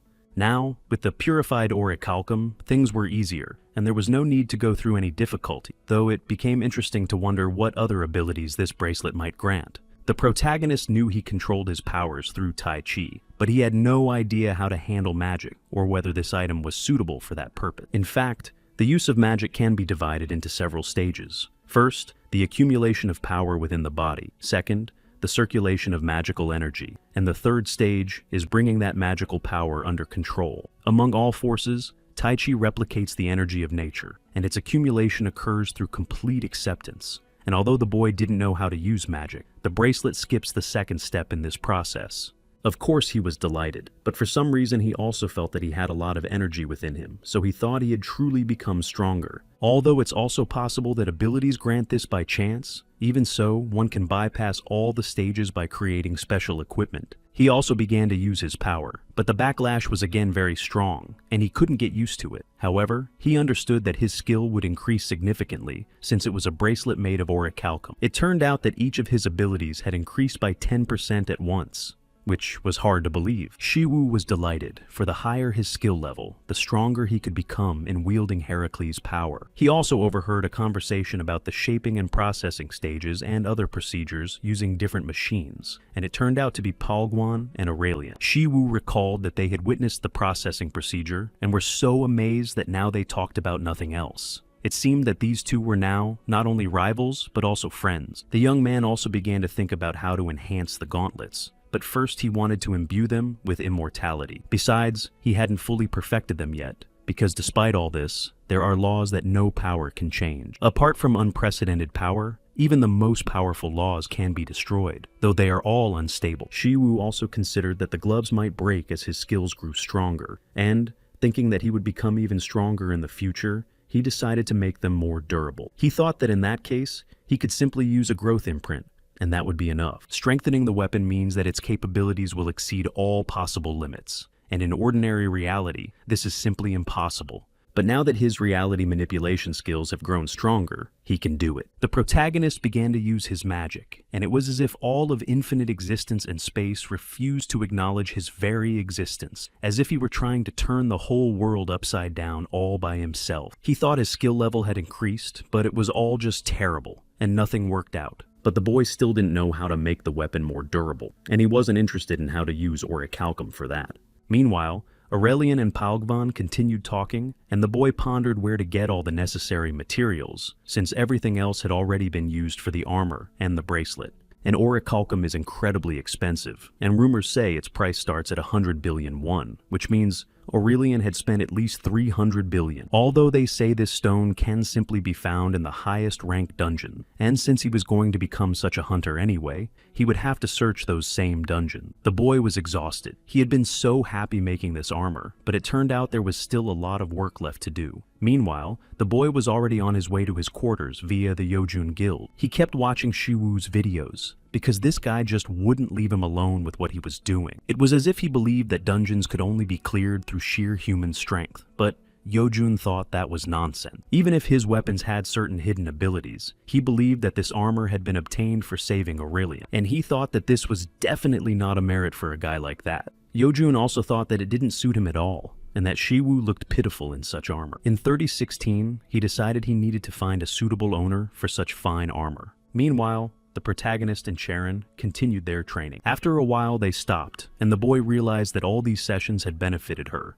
and now she had become even better. In martial arts, there were 3 elements: energy, consciousness, and warmth, and Charon's energy was Tai Chi. Her body was also strong, but her consciousness hadn't been able to keep up with everything else. Until now, she simply lacked balance, but now everything had changed, and her heart and consciousness were firm, so now everything was interconnected. The young man was very glad that he had managed to do all this, but in order to raise her level and self-confidence, he thought it would be best to simply let her win. In that case, she would feel more confident in herself, and although she appeared to be a delicate girl and the youngest granddaughter of the company owner, in reality, she was a true martial arts master, ready to destroy anyone. For someone who wanted to explore the limits of martial arts, this was unacceptable and considered an insult. After a while, he tried to attack again, but the girl kept up and drew her sword to strike him. However, Shiwu's weapons were already lying near her. In an instant, he found himself literally a few centimeters away from her,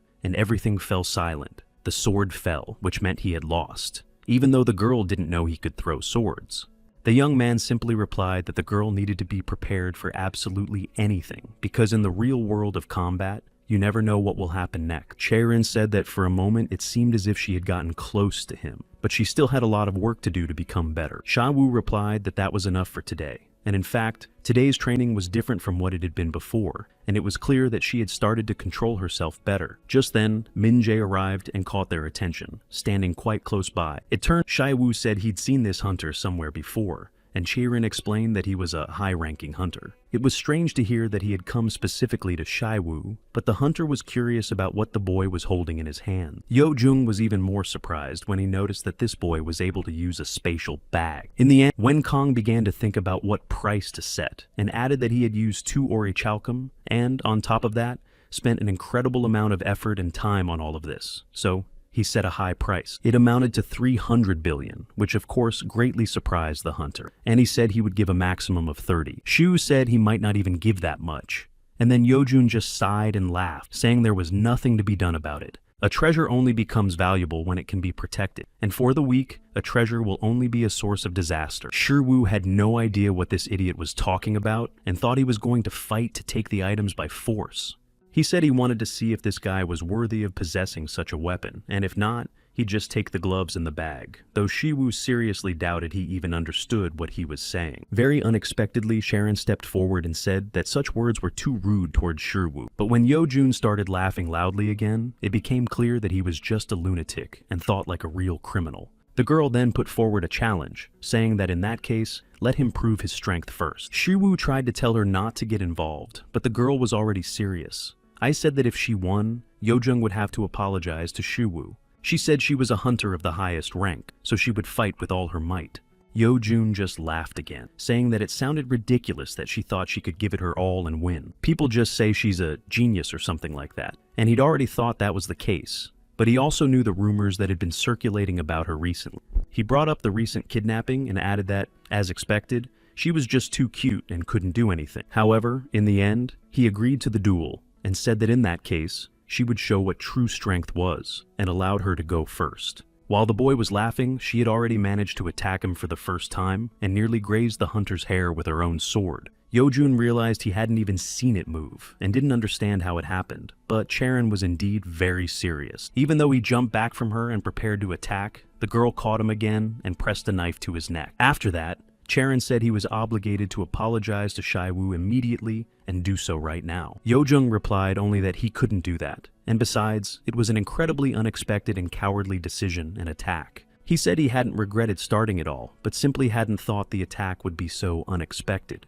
Charon just shouted that he was a top-tier hunter, so he should know such basic things, and ordered him to get down on his knees and apologize to Shaiwu for everything he had said recently. Meanwhile, the protagonist stood there, wondering what he should do. He wanted to stop it, but then thought it would be better to post it on YouTube. They were very strong hunters, so that's exactly what he decided to do, and he began recording a video of their fight. Ming Jae stood nearby and still suggested stopping them, but Shiwu still refused, even though he could see that Charon was struggling. But then again, how important it was for her to win right now. Even though she had been practicing Tai Chi, the girl still couldn't fully control her own strength. On the other hand, in South Korea, they only had 6 opponents, and one of them was Yojun. His habits, weapons, attitude, and deceptive personality, which mimicked his opponents, were a threat, and in the end, he proved to be a formidable opponent. The protagonist was still watching this, realizing that Yojun wasn't all-powerful after all, because anything beyond the scope of his skills couldn't be replicated. Despite all this, the girl didn't give up,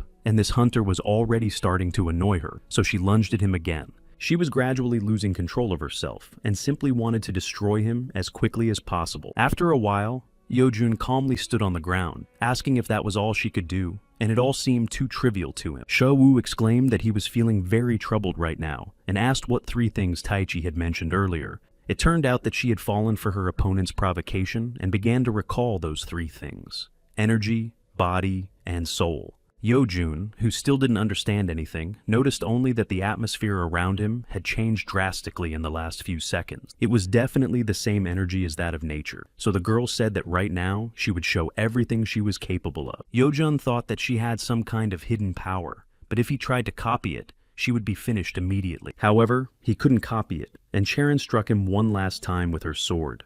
The protagonist had already realized that this would indeed be very dangerous. Minya collapsed to the ground and fell completely. Eventually, a few more days passed, and a lot of people subscribed to the channel. The guy was tired, but didn't accept many subscriptions. He understood that people were happy because Charon had won and believed that to be the case, but the girl had lost consciousness. When it happened, he ran to her as fast as he could to make sure she was alive. Sure, Wu used those same needles to perform divine healing, and if he hadn't done it in time, who knows how it would have ended. With Yojun, it was almost the same, but in the end, despite the fact that he was a very high-class hunter, Charon used Tai Chi. A short time later, after the guy read the message that came to his phone, he arrived at the company's office and they thanked him. Even though the request was unexpected, he had responded. He replied that she was Aunt Charon, to whom he couldn't help but respond, and she noted that he was very polite. Mina began to explain that she had recently watched a video he'd uploaded to his channel, and they wanted to use that video as a promotional clip for their company. Now Shirwu realized that Mina and Charon were indeed almost identical, since they both got straight to business, so it seemed to him that this was their main family trait. The guy asked why she needed to use a wrestling video for advertising, and she explained that there were a few nuances. This time,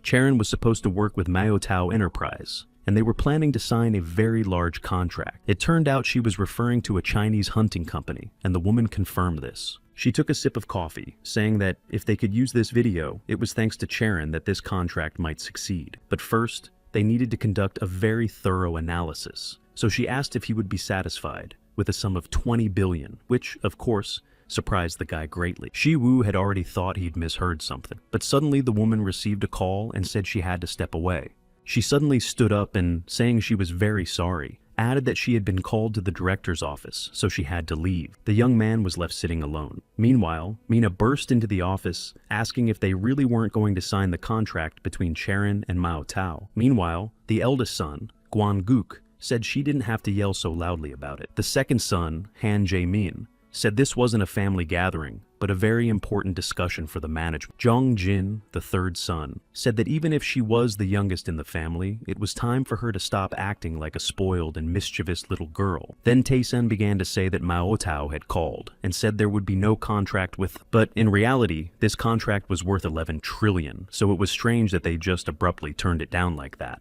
The president replied that they had said they didn't trust the hunters from their guild, but in that case, they shouldn't have offered the contract in the first place. Mina said that this contract could only improve Charon's position, since it would be more beneficial for everyone. And then they asked if the company hadn't been able to acquire the shares, and that was why it had acted this way. The youngest son said that her assumptions were ridiculous, since this contract was also important for the company, and he wanted to take his niece's share because she wasn't someone who would benefit the company. Then the woman said that when she became the head of this company, everything would be different, and then she asked if they remembered whose fault it was that they had suffered so many losses. But the eldest son found this rude, as she seemed to be accusing him of using cheap materials without any proof. However, Mina said that if he wanted to fight anyone, it would be her. But the woman said that he shouldn't involve himself with a child who suspects nothing. Only then did they start talking about how it was just a shame that Tae-sen, who had caused all this, said he wasn't done with Mao Tao yet. It turned out that Jong Wei would eventually come here to Korea, and he was one of the heroes who saved humanity, as well as Jung Wei-ran's first disciple. Mina was surprised and said that in that case, Charon should also participate in these negotiations. Tae-san said that would be the case, but the woman replied that Charon was too young. She was just a child and still had a lot to learn. The president replied that the entire political world was watching them, and her leader would face trials far more difficult than these. Meanwhile, Shiwu, in the training dungeon, was trying to knock something off Mikhailovich with his fists. Hercules was with him, but didn't understand how the boy had managed to level up so quickly and so high. He asked if the young man even felt the difference himself, but Shiwu replied that he didn't even know how to answer that. Hercules said that it was obvious at first glance that his level had increased, and the boy thought it was because of the bracelet. But if you look at the rate of growth, it turns out there's no such thing as a genius. If you look closely at the nuances, you won't find a bigger idiot on the planet. The young man said that even if his skills had improved, Hercules' level was still out of his reach, and he didn't know if he could overcome it. When Hercules began talking about form, he added that his combat skills consist of a formula and a form. The formula was a sequence of movements that link basic techniques, and the form is connected and continuous movements. Shu tried to understand at least something of what Hercules was saying, which is why he agreed to demonstrate everything himself rather than explain it in words. The first formula embodied the essence of kicks, and the second was a fist capable of destroying everything around it, and if you combined all of this, you would get the form. Hercules then demonstrated that very movement, starting to swing his arm. The protagonist stood there at that moment, watching it all in amazement, wondering if he would ever be able to repeat it, and Hercules confirmed that sooner or later he would succeed. He added that it might take many years, and the boy thought that was exactly how long it would take to transform Hercules' power. The man replied that perhaps if Shiwu were to complete this transformation, it would take about 4 years. But in any case, if he had a special rank, everything would be significantly different and easier. Meanwhile, a large crowd of journalists with cameras had already gathered at the airport and couldn't be ignored. Jiang Wei had already arrived here, and together with his assistant, they were walking through the airport, and he demanded a report. She then informed him that negotiations with the SH Guild were scheduled here, but they wouldn't take place for another 2 days. Meanwhile, the main character continued riding the bus to his stop.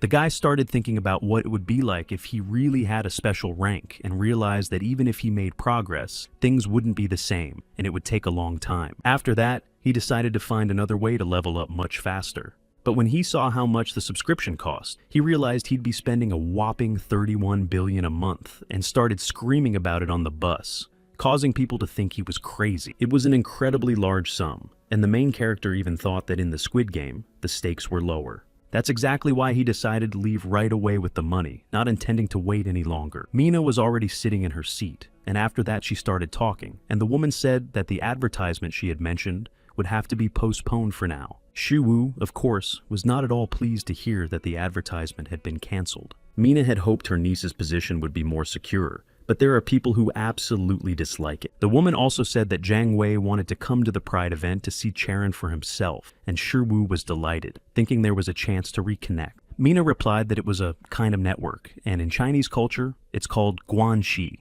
She explained that this network is completely closed off to outsiders. If the cultural issues can't be resolved, negotiations are effectively impossible. And after all, there were only 2 days left until these negotiations, and everything possible had to be done to ensure they took place. Very suddenly, while you were still speaking, another man burst in, not even waiting to see if he would be allowed in, as something critical had come up. He rushed inside, looking very anxious, and it turned out that Zhang Wei had already arrived, so after a while they all met in the conference room, where Zhang Wei began assuring them that this contract was not profitable for his company. Charon began to say that they were going to give up 30% of what they earned on the raid, and for them, this was actually very profitable. Zhang Wei thought about the fact that there was a Chinese dungeon for hunters here, but he didn't really like the idea.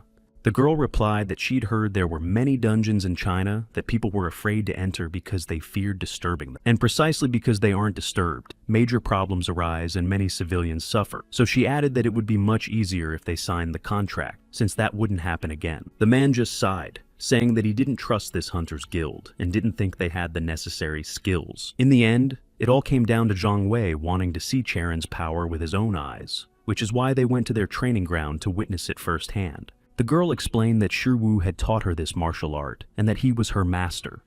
After a while, they found themselves back in the conference room, and he looked at Charon again, thinking how incredible she was. After a while, Zhang Wei turned to him and asked how the young man had learned to use the martial arts of the school where he had studied. Shi Wu was surprised by what he had just heard, but now he began to realize that this man's school was most likely the same as Zhang Shangfeng. In China, every martial arts school has its own unique style, and it was now clear that these two were from the same school and had not studied Tai Chi. The guy figured that if he played his cards right, the Guangxi culture would work in his favor. So he started saying that it was a secret passed down from generation to generation and that he couldn't reveal it. Mina didn't say anything out loud, but she was surprised by what the young man had said, because it was almost like declaring war. Of course, Zhang Wei didn't like that answer either, since he had studied under Chang Sanbon himself, and it was Chang Sanbon who had been his master and taught him this art. Shi Wu Liu smiled and realized that this man was close to the original sources, and the young man asked how well he knew Taiji. And to all the questions he had, he said he just wanted to see the reaction and share what he himself knew well. Of course, such an answer greatly surprised and alarmed Zhang Wei, so he said he had to see it with his own eyes. Eventually, they returned to the Hunters Guild training base, and Zhang Wei explained there that Tai Chi is a shamanic martial art of self-defense that has existed ever since Chang Sanbon himself founded the school.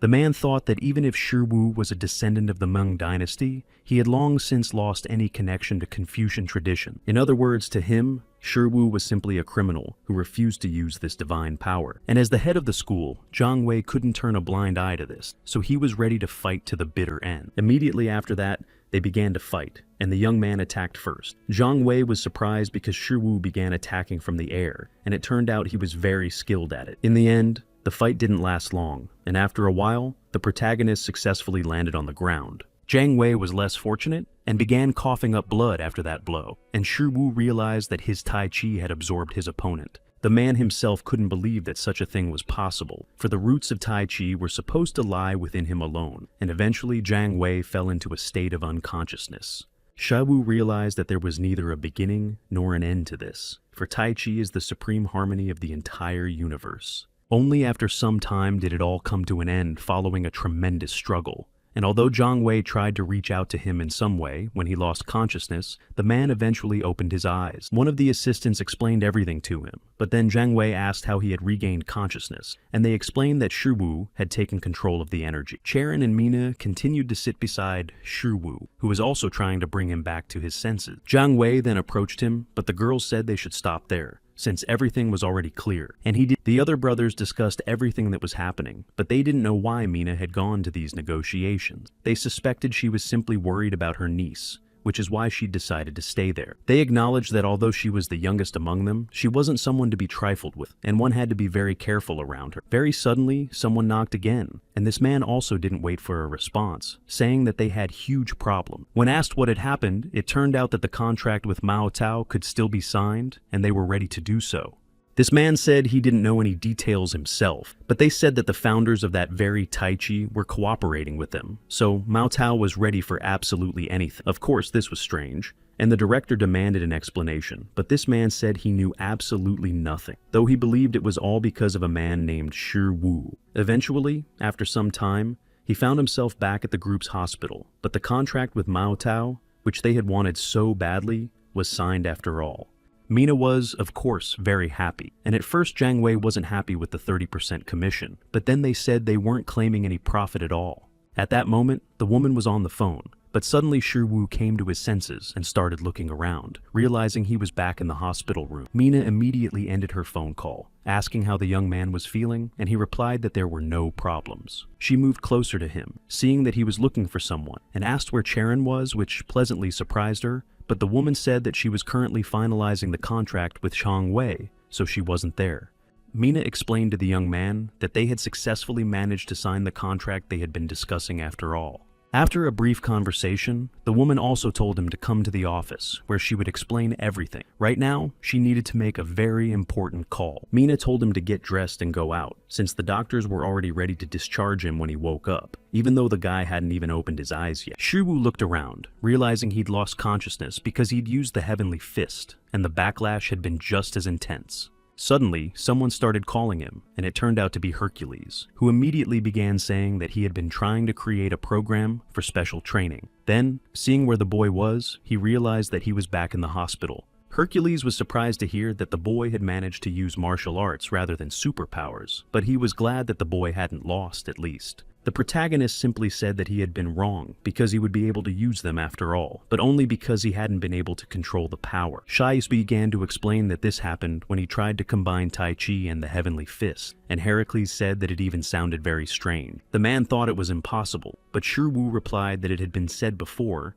that the secrets of Tai Chi lie precisely in synthesis. For a moment, Heracles fell silent, but then said that just because he had mentioned it didn't mean he had used it, since the individuality of styles is akin to the uniqueness of being. It's impossible to change who you are. After all, in other words, Master Chang Sambon himself could only use Tai Chi. Hera smiled, saying that his magic was accessible only to him alone, but if one were to refer to other personalities and interpret them, one could assume such a possibility. If one were to rely solely on what Shi Wu knew, the boy could create his own style based on the original, but it turned out that the boy lacked the fundamentals. Hercules began to explain that he needed to accept his unique personality as it is, but he simply decided to mix the two personalities instead. That is precisely why their unique characteristics clashed, and this is simply unacceptable, impossible, and wrong. Hercules also said that he should review the special training program, and then asked which personality the boy was now studying. The boy opened up his skills, noticing that they had indeed grown significantly, but Hercules saw nothing that could unite. He said that, first of all, he wanted to revamp the training program,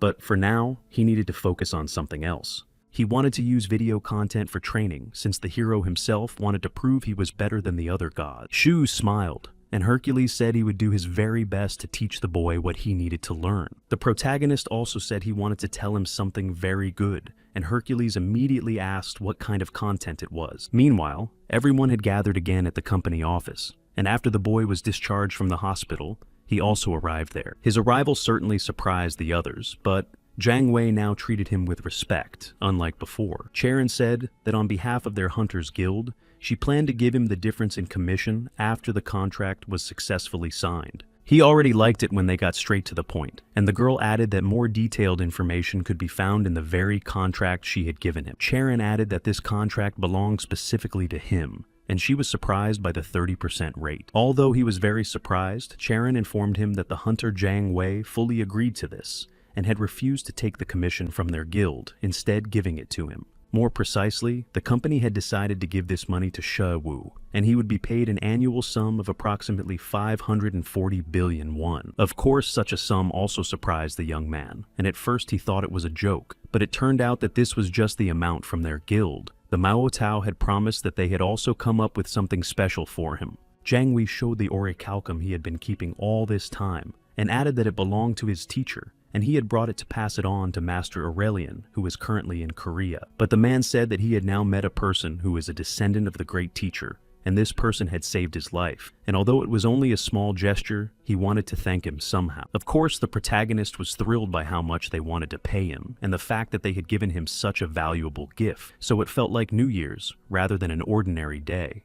Later, he met Heracles again, who was ready to serve him and prove his determination. It turned out that he had managed to find something after all, because Aphrodite and Persephone had recorded the video of their duel and began sharing many interesting details. Hercules thought this was incredibly wonderful content, and thanks to it, their husbands found out about their betrayal. Shiwu didn't fully understand what was going on, but Hercules explained that this was exactly why Hephaestus and Hades had prepared a small gift for the boy. Hercules also said he had a small gift, but added that there was both good and bad news. Deciding to start with the bad news, Hercules said that Hades had seen the video and wanted to give him a single horn as a gift, and the guy stopped listening completely. Shiwu was so happy that this might be true that he was ready to do absolutely anything to get it, and with such a thing, he could get absolutely everything. So, he wanted to make sure it was the very same horn they were talking about, and Hercules confirmed that it was. He took it in his hands, saying that with this thing, he wouldn't even need to cook fried rice anymore. The young man realized that if he had this thing, no matter how much he earned, he wouldn't be able to get absolutely anything he wanted. So the boy ordered that the horn be given to him, but Hercules spoke up again, saying that he couldn't come to where the boy was to deliver it. Shiwu didn't see this as a problem, saying that even if Hercules himself couldn't do it, he should have the other gods deliver it. After all, the first one he met, the blonde guy, had managed to get into this world somehow. Besides, Hercules realized that there was a way to convey the message and reach him, but he still had no idea how to do it. Of course, he promised to think of something, and then the boy decided to ask about the good news he also had. Then Hercules smiled again, saying that Hephaestus was ready to reveal the secret of how to create the very horn he wanted to give him. Shiwu was surprised for a moment, since he knew he was already studying metallurgy under Hephaestus, and hadn't expected there to be anything else. But upon hearing that he could make something like this horn himself, of course, he was delighted. Heracles began to explain that this was Hephaestus's technique, and besides, no one else had been able to master it. Simply put, the boy would be able to learn how to create such a thing, thanks to his superpower, which only he possessed. On top of that, Hercules added that they also teach the art of the sword there, which he could master as well. Shiwu understood everything after that, thinking that Hercules also wanted to learn this, and Hercules admitted that was indeed the case. The protagonist was already thrilled, so he said they would start right away, and Hercules promised he would pass all this on to Hephaestus immediately. After some time, they arrived at a hotel near the capital of Korea. Ju-won was very worried, likely thinking about what had happened with Pandemonium in the Gyeonggi-do area, as he was deeply troubled by the events there. That place had been completely destroyed, and he didn't know what to do next, fearing that they were all in danger now. After a while, an assistant approached him, and the leader asked what was going on with Son Jue, to which the assistant replied that there had been no word from him at all. Ju-won was, of course, very angry upon hearing all this, since the other weaklings who had merely become obstacles to their group had simply vanished or been completely eliminated. He understood perfectly well that Song Jae was now the only one who knew everything, and was most likely preparing something as well. But he realized that there was almost no time left, which is why the boss said they needed to act as quickly as possible. Then he asked if his subordinate was certain that Zhang Wei had recently become close with Shiwu, and the subordinate confirmed that this information was absolutely accurate. Ju-won was very worried because this guy kept getting in his way and ruining his plan. Very suddenly, they were interrupted by a knock on the door, and a voice announced that there was very important information for the boss. The assistant added that he would come out shortly and explain everything. But the man didn't wait. He walked straight into the office looking very flustered and told the boss that the matter concerned Kwang-guk, as well as the director of SH Company. It turned out that he said he wanted to speak with the person in charge of the branch, and of course, Ju-won was surprised by what he had just heard. Meanwhile, Shiwu went out for a walk, thinking that until Hercules contacted him, he would stay at Palguan's workshop. But as soon as he stepped outside, he immediately received a video call from Adonis.